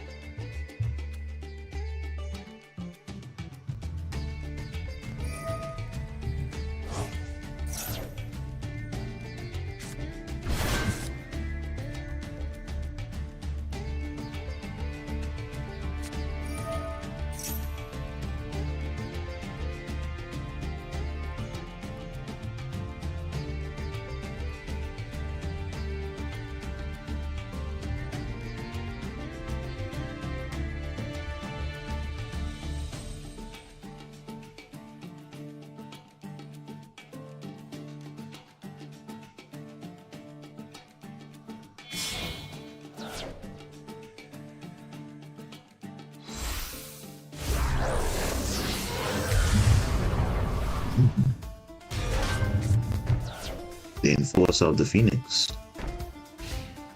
Okay, so it's likely mass change.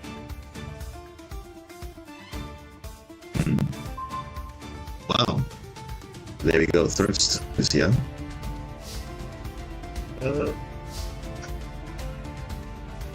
So let's see what we can do here.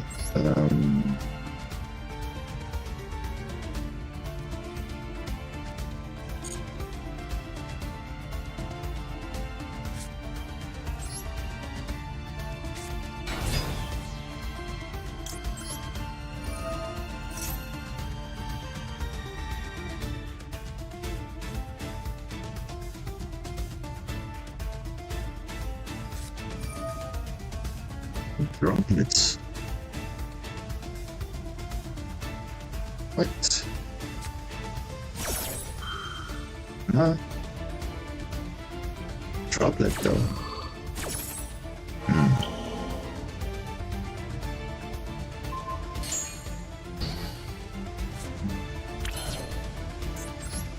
Interesting.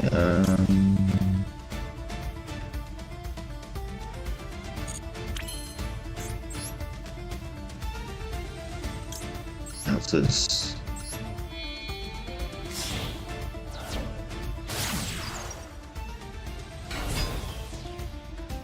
Jeez.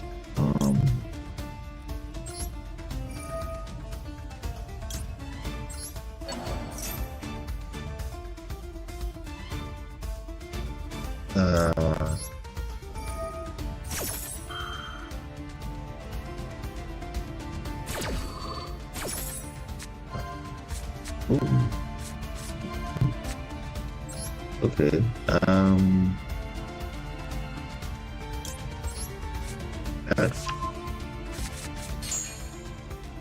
oh no, I think I messed up here. Oh flip. Singer no.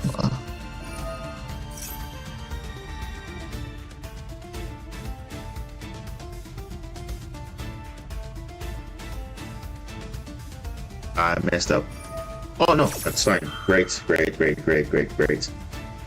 Yes, sir. Please trigger. Destroy the field spell, please. Thank you. Yes, please give me. If you pop the monster, that's good. If you don't, then okay. Good.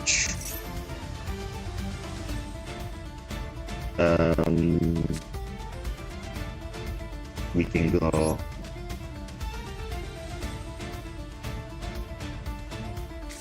The talents, and we can go for.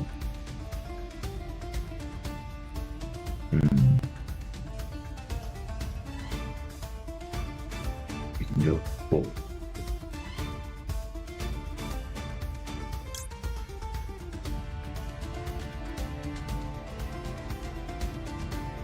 Go for Duster. No.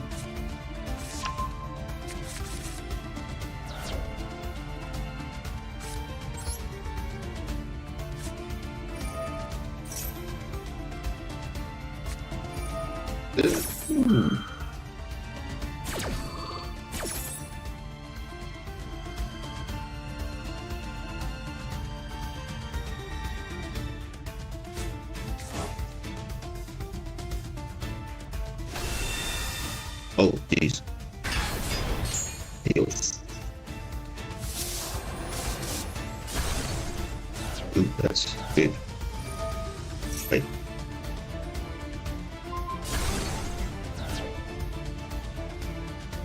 Oh. I'm probably not gonna like this at all. But okay. Should we tell him? Yeah, let's tell him.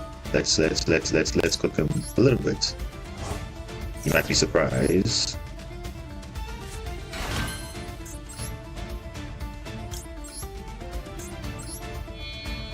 Yeah, I don't know why.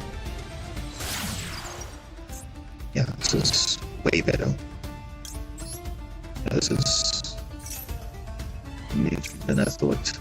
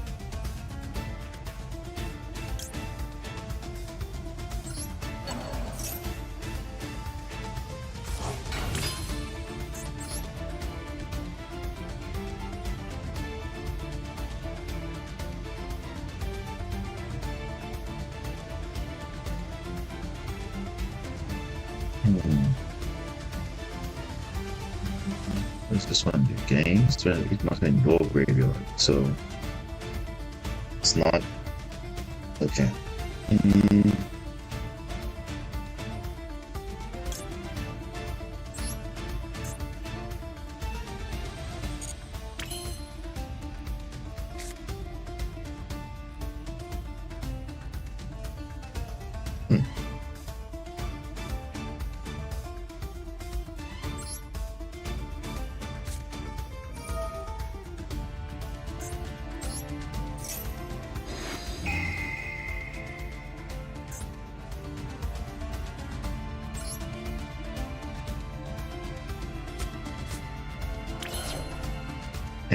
Alright. It's better than nothing. Can we link up with Atlantis? Yes, we can. Yes, we can. Perfect. Perfect. We can link it up. So let's do some damage. Then we just got our follow-up. So we're pretty happy with that.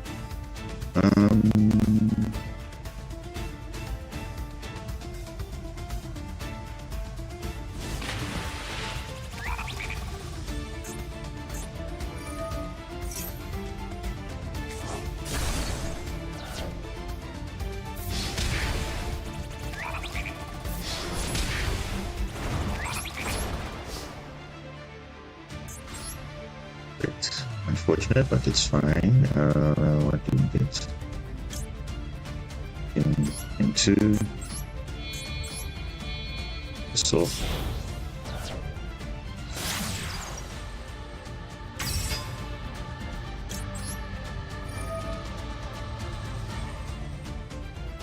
oh no, but it's not really beneficial. I mean, I could get it, but it's not. Yeah, let's just get it. Something like this. Nice. I'm going to do this. This.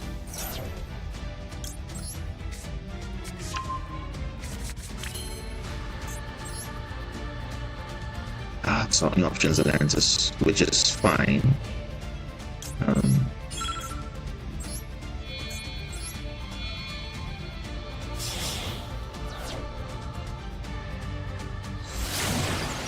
It's the only thing we can do, unfortunately. That's the only thing we can do. So at least we've cleared the field, but yeah, not super amazing. But hey, yeah, DPD comes back. That's fine. We can deal with that. So fine with that. Ooh. Yeah, that attack though is a problem. He said that's a brick. Oh, not useful. Okay, good. Okay, good. So next turn, we kill him. Yeah? Alright, that's Imperm. That's fine. It can be anything.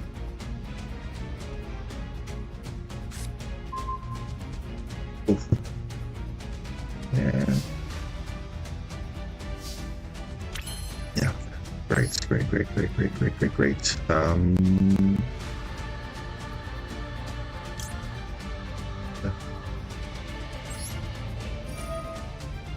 Let's do this first.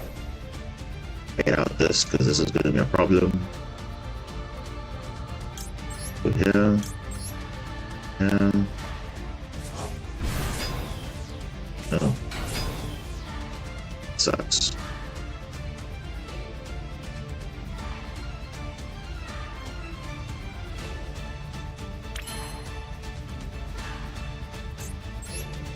Let's just get this as well. We definitely fine, yeah.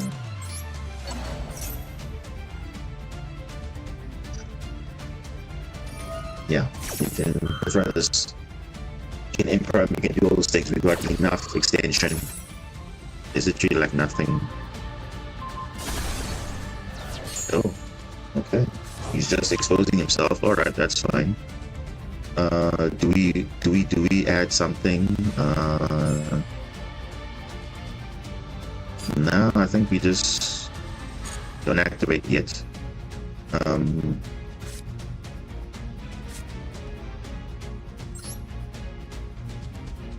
Okay, normal. Let's go, time. Let's go. Let's go,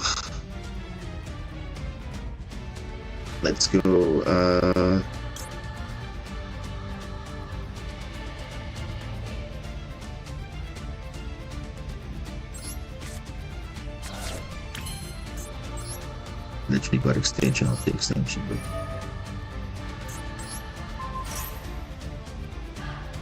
Yeah, I think, bro, this is perfect. That's exactly what I was waiting for. Exactly what I was waiting for. That disruption to be baited out. So now I know there's nothing to interrupt. That doesn't matter, bro. Literally doesn't matter. It actually doesn't matter.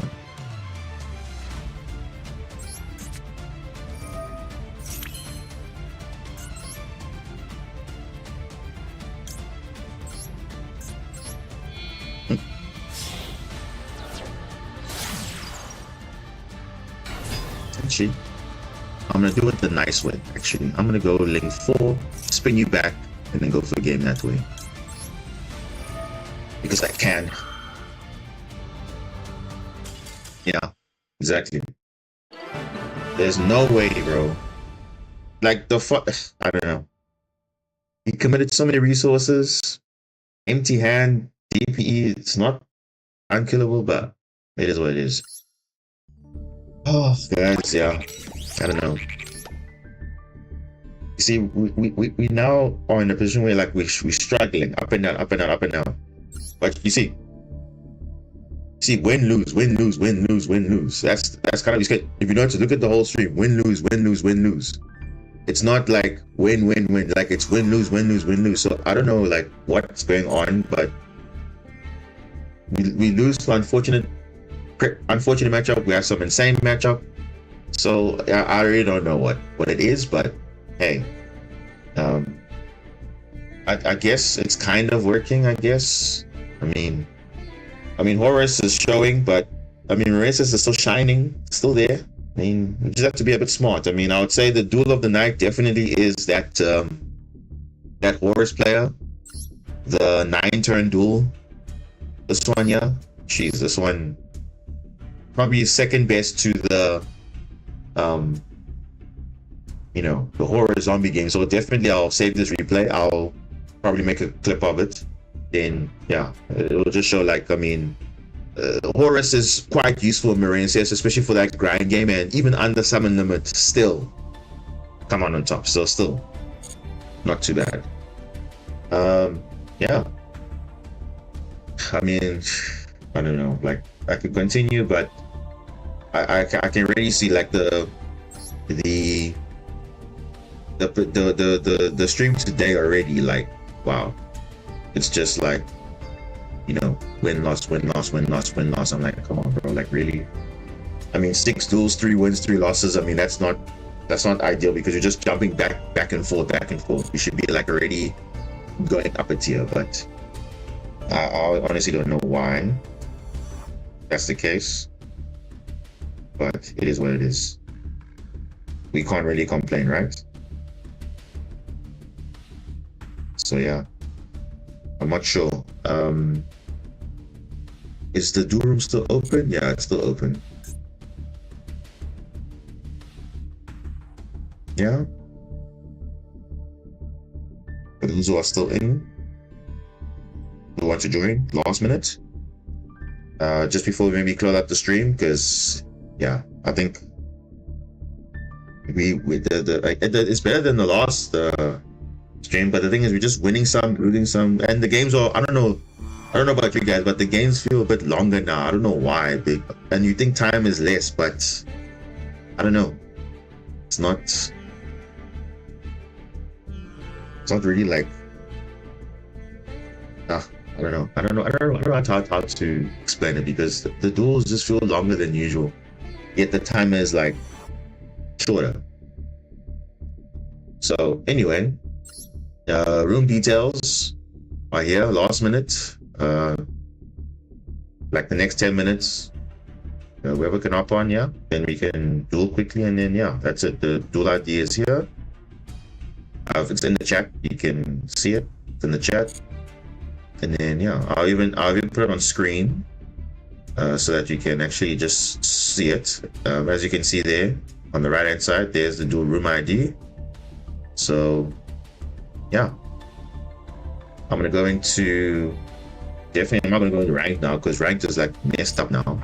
So I'm just gonna just go a bit casual, casual. Just gonna warm down, as they say. Not warming up, warming down, because now it's the, late night dueling is always a problem. So rather not get that in than just like stress yourself, because clearly it's not working out. So winning one, lose one, winning one, lose one. So, and then we're not losing to like, oh, okay, whatever. Like they just have everything they need, which is like, oh, all right, it's fine. Oh. Okay, this hand I can deal with. Definitely deal with. Okay. So final reminder, guys, the duel are these days. So someone just let me know that they are in, and I can even close this door and then we can go. So yeah, let me go back onto the main screen and we get to go. Okay, so we're gonna combo off with this first. Okay, right start at the Cash Tiroga. Very, very standard. Go like this.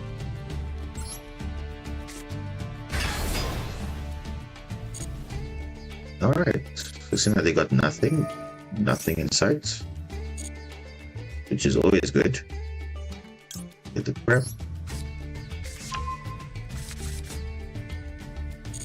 Okay, we're actually gonna go with Mandarin first, just in case it gets negated somehow. So just to be on the safe side. So we're gonna go.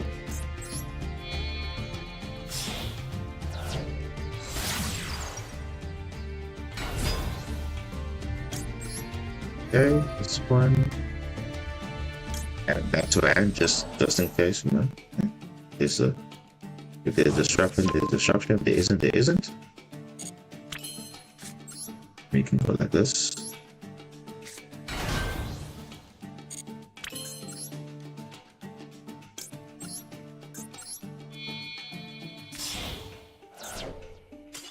Yeah, I think ish. I don't know. Connection failed. I don't think it. Do you really think its connection is bad? I don't know. I don't believe that. I don't believe that. Maybe he had no hand trap, so I don't know. But could be. But like I say, it's a bit of a problem because. Oh yeah, no, this is definitely volcanic.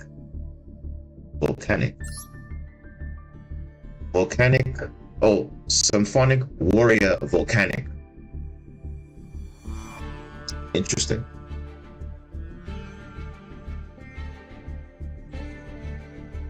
Very interesting. Blaze Phoenix. Yeah. Okay. I don't even know what to do. Yeah, there's just so much to do, but I don't know, man. There's festivals coming up. There is there's still ranked. There's a lot to do this season. I think a lot to do. But now, obviously, where do you have time for all this? Because now you want to have time for ranked, but at the same time, you also have to get gems as well. Because I know a lot of people spend a lot of gems with the new pack that came out. But luckily for me, I just accumulate my gems because, like I said, I don't like play like all the decks, so I just play the decks I want to try out. So obviously, if there's cards like for investment, then obviously you have to get them now, and you get like small cards there and there. And luckily I can craft because normally I just save up all my UR material and stuff like that. So super rares I have like infinite, so that's like nice. And then yeah, pretty standard. And the nice thing about this game is very accessible. A lot of things you can get very easily. I would say it's more accessible to dueling, so I would say. Because I was playing dueling for a while, but then at some point I was like, okay, look, I have to literally sit here and grind like forever just to get a lot of things, just to get what I want, and I have to potentially like spend money on the game, which is not like ideal. Like it's probably the most free to play game in terms of card games that you can actually get something what you want, which I like. you know. And there's so many different decks you can play, and you can get them for quite cheap. And especially once you got your staple cards. I mean, obviously your priority is not going to be staple cards, but obviously get your core deck first, and then you can build on staples later.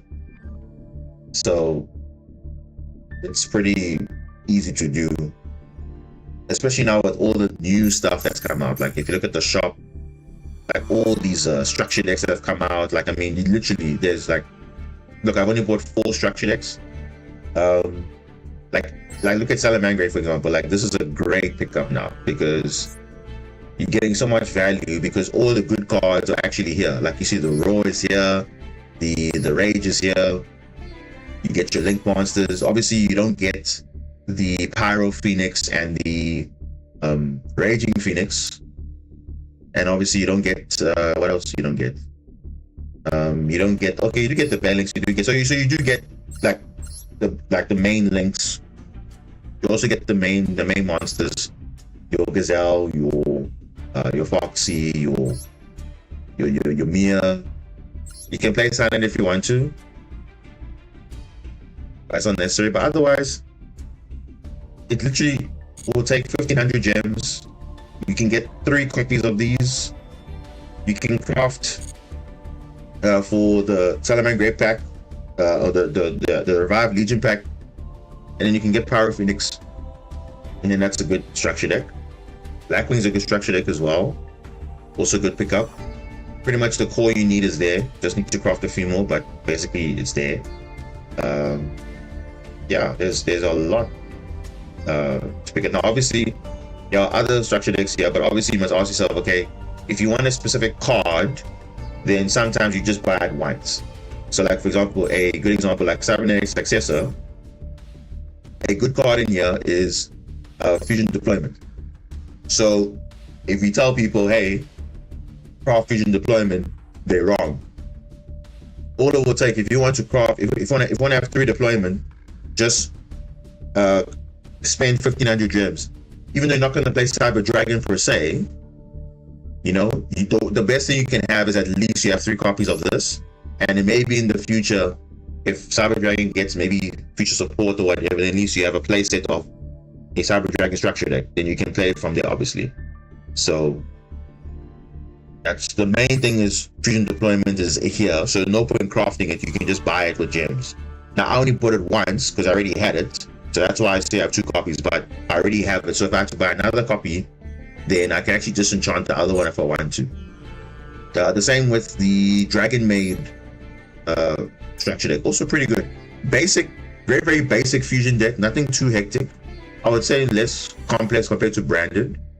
It's a very simple line, and the nice thing is it also introduces you to also, like, you know, if I want to play Dragon Link or whatever, like you get Heavenly Spears, which is nice because if you buy 3 of this, you get 3 copies. Well, obviously you don't need 3 copies, but I mean the fact you get Heretic Seal is pretty nice, you know. You also get other dragon card support like Return of Dragon Lords here. You get obviously Dragon Shrine, you know, free SR material. I mean, you take it, right? And obviously you get Darkness Metal Dragon. That's a pretty good pickup if you're playing Dragon Link. So again, it's right here. Why I have to worry about crafting and where it's like right here. Again, you only actually need 1 structure deck, and you can get that, and you can still do plays because it's nice. Same with the what other thing is good here? Recontract Universe. What is good here? I think people are liking the, which card is that? I think nothing crazy here. Obviously the URs, okay, yeah, you can say, okay, look, if you bought this, you get value. But I think maybe part of Avarice, maybe, because part of Avarice is in here.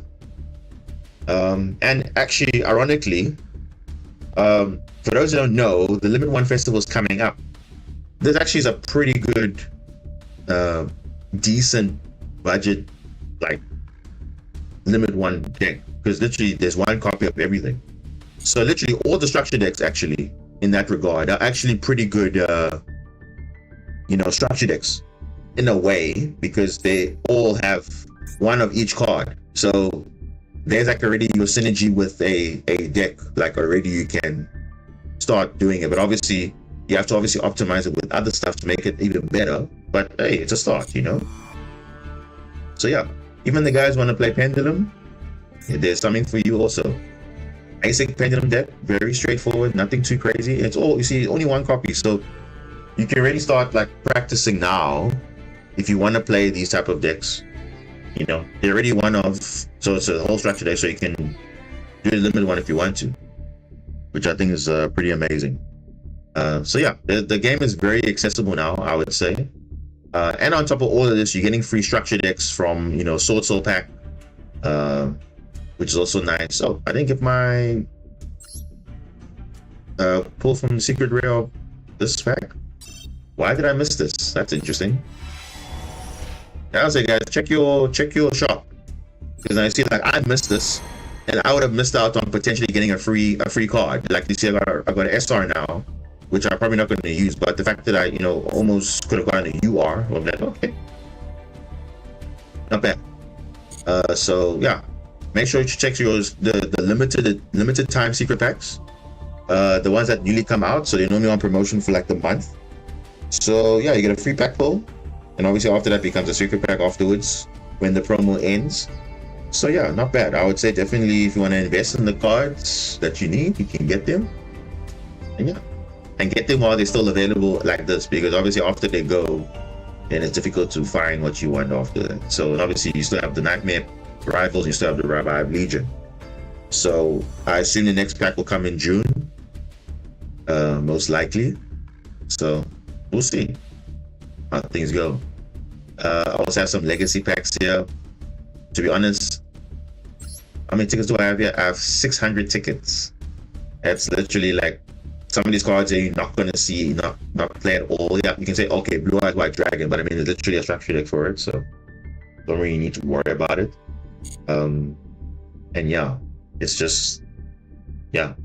For those who want to get, by the way, Stealth Kragen's in the legacy pack. So if you have enough tickets, you can spam the legacy packs and you hope for a Stealth Kragen, which is, I mean, it comes out, but it's a legacy pack, so you can get it.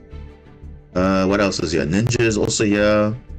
Blue Eyes, Gaia Spears, Strike, Spellbooks. Yeah, there's quite a few. But I think a really good pickup is, Sandman Great, the Sword Soul Structure deck, which is using a code.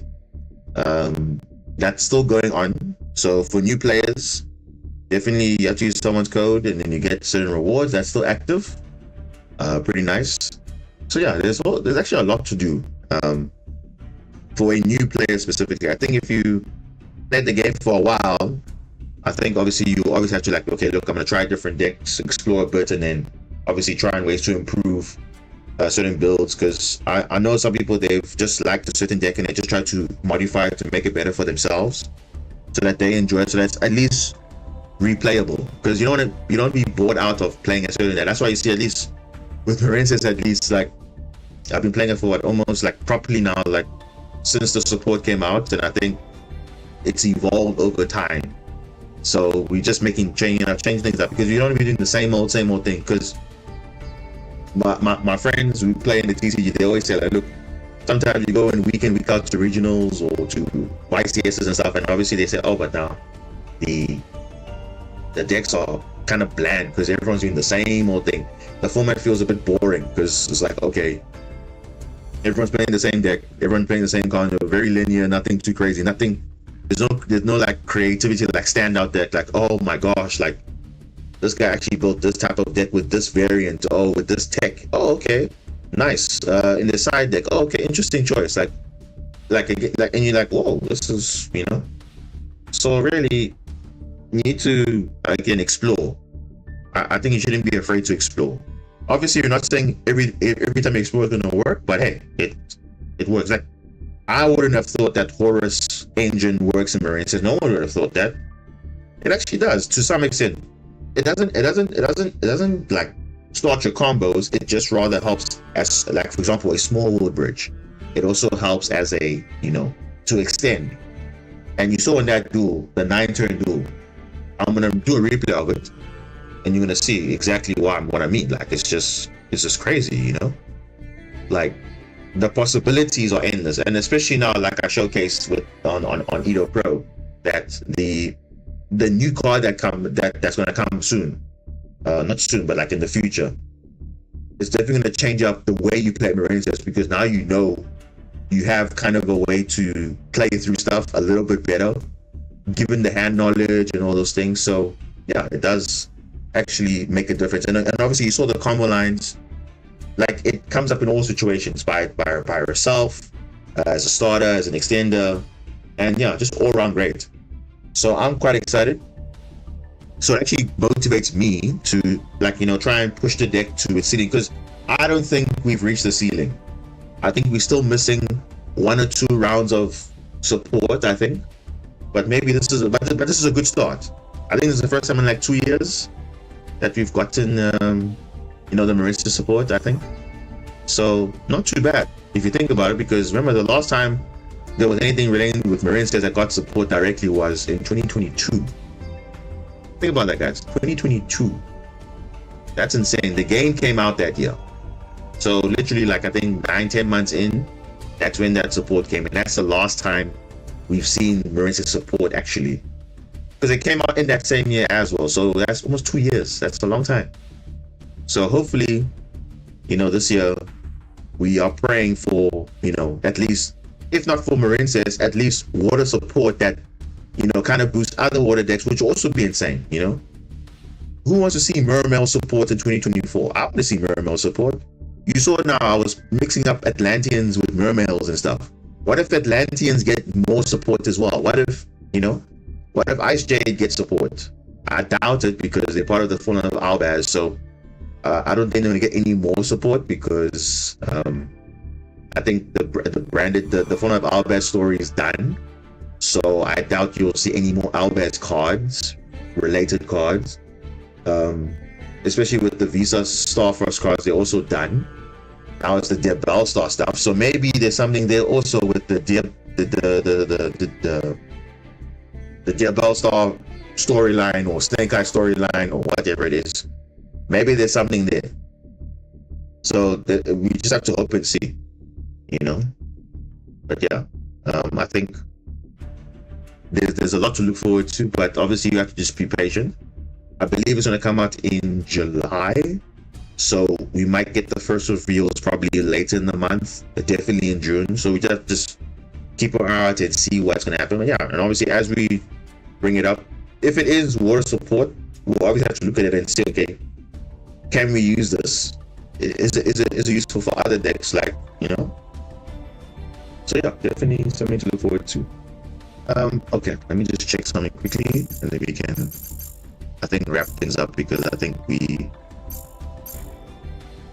clearly are not moving in ranks. So I was hoping to move up, but we're just winning, not because of, like, we're just playing bad. It's just, I don't know. We're kind of playing bad, but not really. So I don't know. It's a catch-22. I don't know.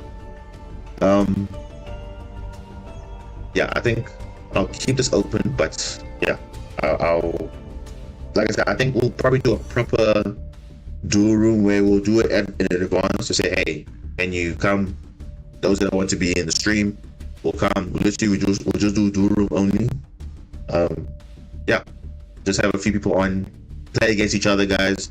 We can spectate some of the replays, and yeah. So obviously in this one, the room is gonna end, like, I think in a few hours, but that's fine. I can probably save the replays, and then yeah, we can take it from there. So something interesting. But yeah, I think let's end the stream here. Definitely another long one, but I think it was quite nice. I mean, we discussed a lot of things. We talked about some early replays, about unfortunate luck, and then obviously we spoke about the new card and some of the combos, especially with the Horus cards, which are obviously a topic, so we need to talk about it. And yeah, like I said, take it or leave it. But I think, as much as, yes, the Horus cards are a bit expensive, do you need to play all of it? Yes, but remember, you are material. If you don't really use it often, it shouldn't be too much because you only need 90 UR. Realistically, if you have 2 Inseti and 1 King Sarcophagus, the continuous spell, not the field spell, the Geometry is a super rare, so that's at least not bad, you know. So in terms of the water support, I don't think it's too crazy. But I think it's you know, something that you can obviously invest in, because at some point definitely Horus might get better in the future, because already if you look at LC and TCG, it's doing pretty well. It's getting tops in tournaments, so the engine is pretty good. I mean, it's another one of many engines which are good. Probably I would say it's up there with the Adventurer engine, which is like very good also.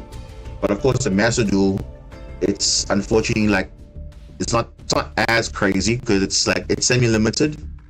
But when it was unlimited, oh boy, it was like everywhere. So yeah. And in OCG, Griffin Rider is banned, so the Adventure engine is essentially offline there. But in the TCG, it's fully unlimited. So yeah, I guess the perspectives are different. All right, guys. I could talk all night, but yeah, we definitely have more content coming. Definitely stay tuned. Like I said, I'm gonna go back now, take some of the replays. I'm gonna continue work on the guide, the Marincess guide. So it's like an ultimate guide, basically just, you know, from the most basic of basic combos to the most advanced. Not the ones that obviously you've seen some of them, but we're talking about like, I mean, a beginner's guide. If someone has to pick up the deck, this is the ins and outs. These are the pros and cons. These are the things you need to know. Then you show all the standard combos. Then you have a beginner guide, and then obviously you have now the advanced. Advanced is for those who actually know, who play the deck for a bit. Now, what are the other combos that you can do? Then we talk about additional engines that you can run. Because like I've said, in my opinion, I think the deck obviously on its own, in its purest form, is just not in a good position to be the best deck. Like it's just power creep compared to what's out there. Because in terms of consistency, we are there. Definitely our deck's consistent enough. In terms of recovery, we can definitely have the recovery in the grind game, but the problem is playing through hand traps also not really an issue, because we have a lot of lines to go through. Especially now with the new card, we have more than enough lines to go through, additional line. But I think the biggest thing is that, going second is a bit problematic, especially if you want to break boards, because what do we do? We normal summon. We don't trigger any disruption. We just normal summon, and then that's it. Then we link climb. We don't force like interactions other than, okay, Basilima can protect, this can do that, but that's really it. I mean, we don't really put up like actual disruption other than Marincess wave, which is a negate for monsters. That's literally it. But by that point, they probably would have cleared your field long time ago. So we lose to things like, dogmatic punishments or Book of Moon type effects, because obviously links can't be linked face down. And yeah, still normal summoning in 2024 is not a good thing, because look at all the best decks. They don't really care about the normal summon because they have cards that special summon that do the same thing. So they also understand that the importance of doing most of your plays without normal summoning is important, because obviously you want to preserve your main plays for last normally, like what we do. That's why we run Kashira Ogre. That's why we run Ron Adrian. That's why we run Horus, because it baits out interruptions. Not because it's there to do that. It's just because it helps to break boards. I mean, you saw it now. Look what happened in that duel with that Horus player. If the Horus cards were not there, I think I would have lost that game easily, because I can't deal with one guy attacking 4 bodies. That doesn't make sense. Or 4 people attacking one one monster. That doesn't make sense, right? Because I would have lost easily, right? So having those extra bodies on field almost like put pressure on him, because they didn't know, like, okay, look, if I could go here or go here. I don't think that, I think they were reading, but they're not expecting me to have a second wave. And like I said, having second copies of stuff catch people off guard. Now, obviously, I did have one field spell on that duel because I was playing the 40 card version, but imagine, even without the field spell, I was still able to hold my own.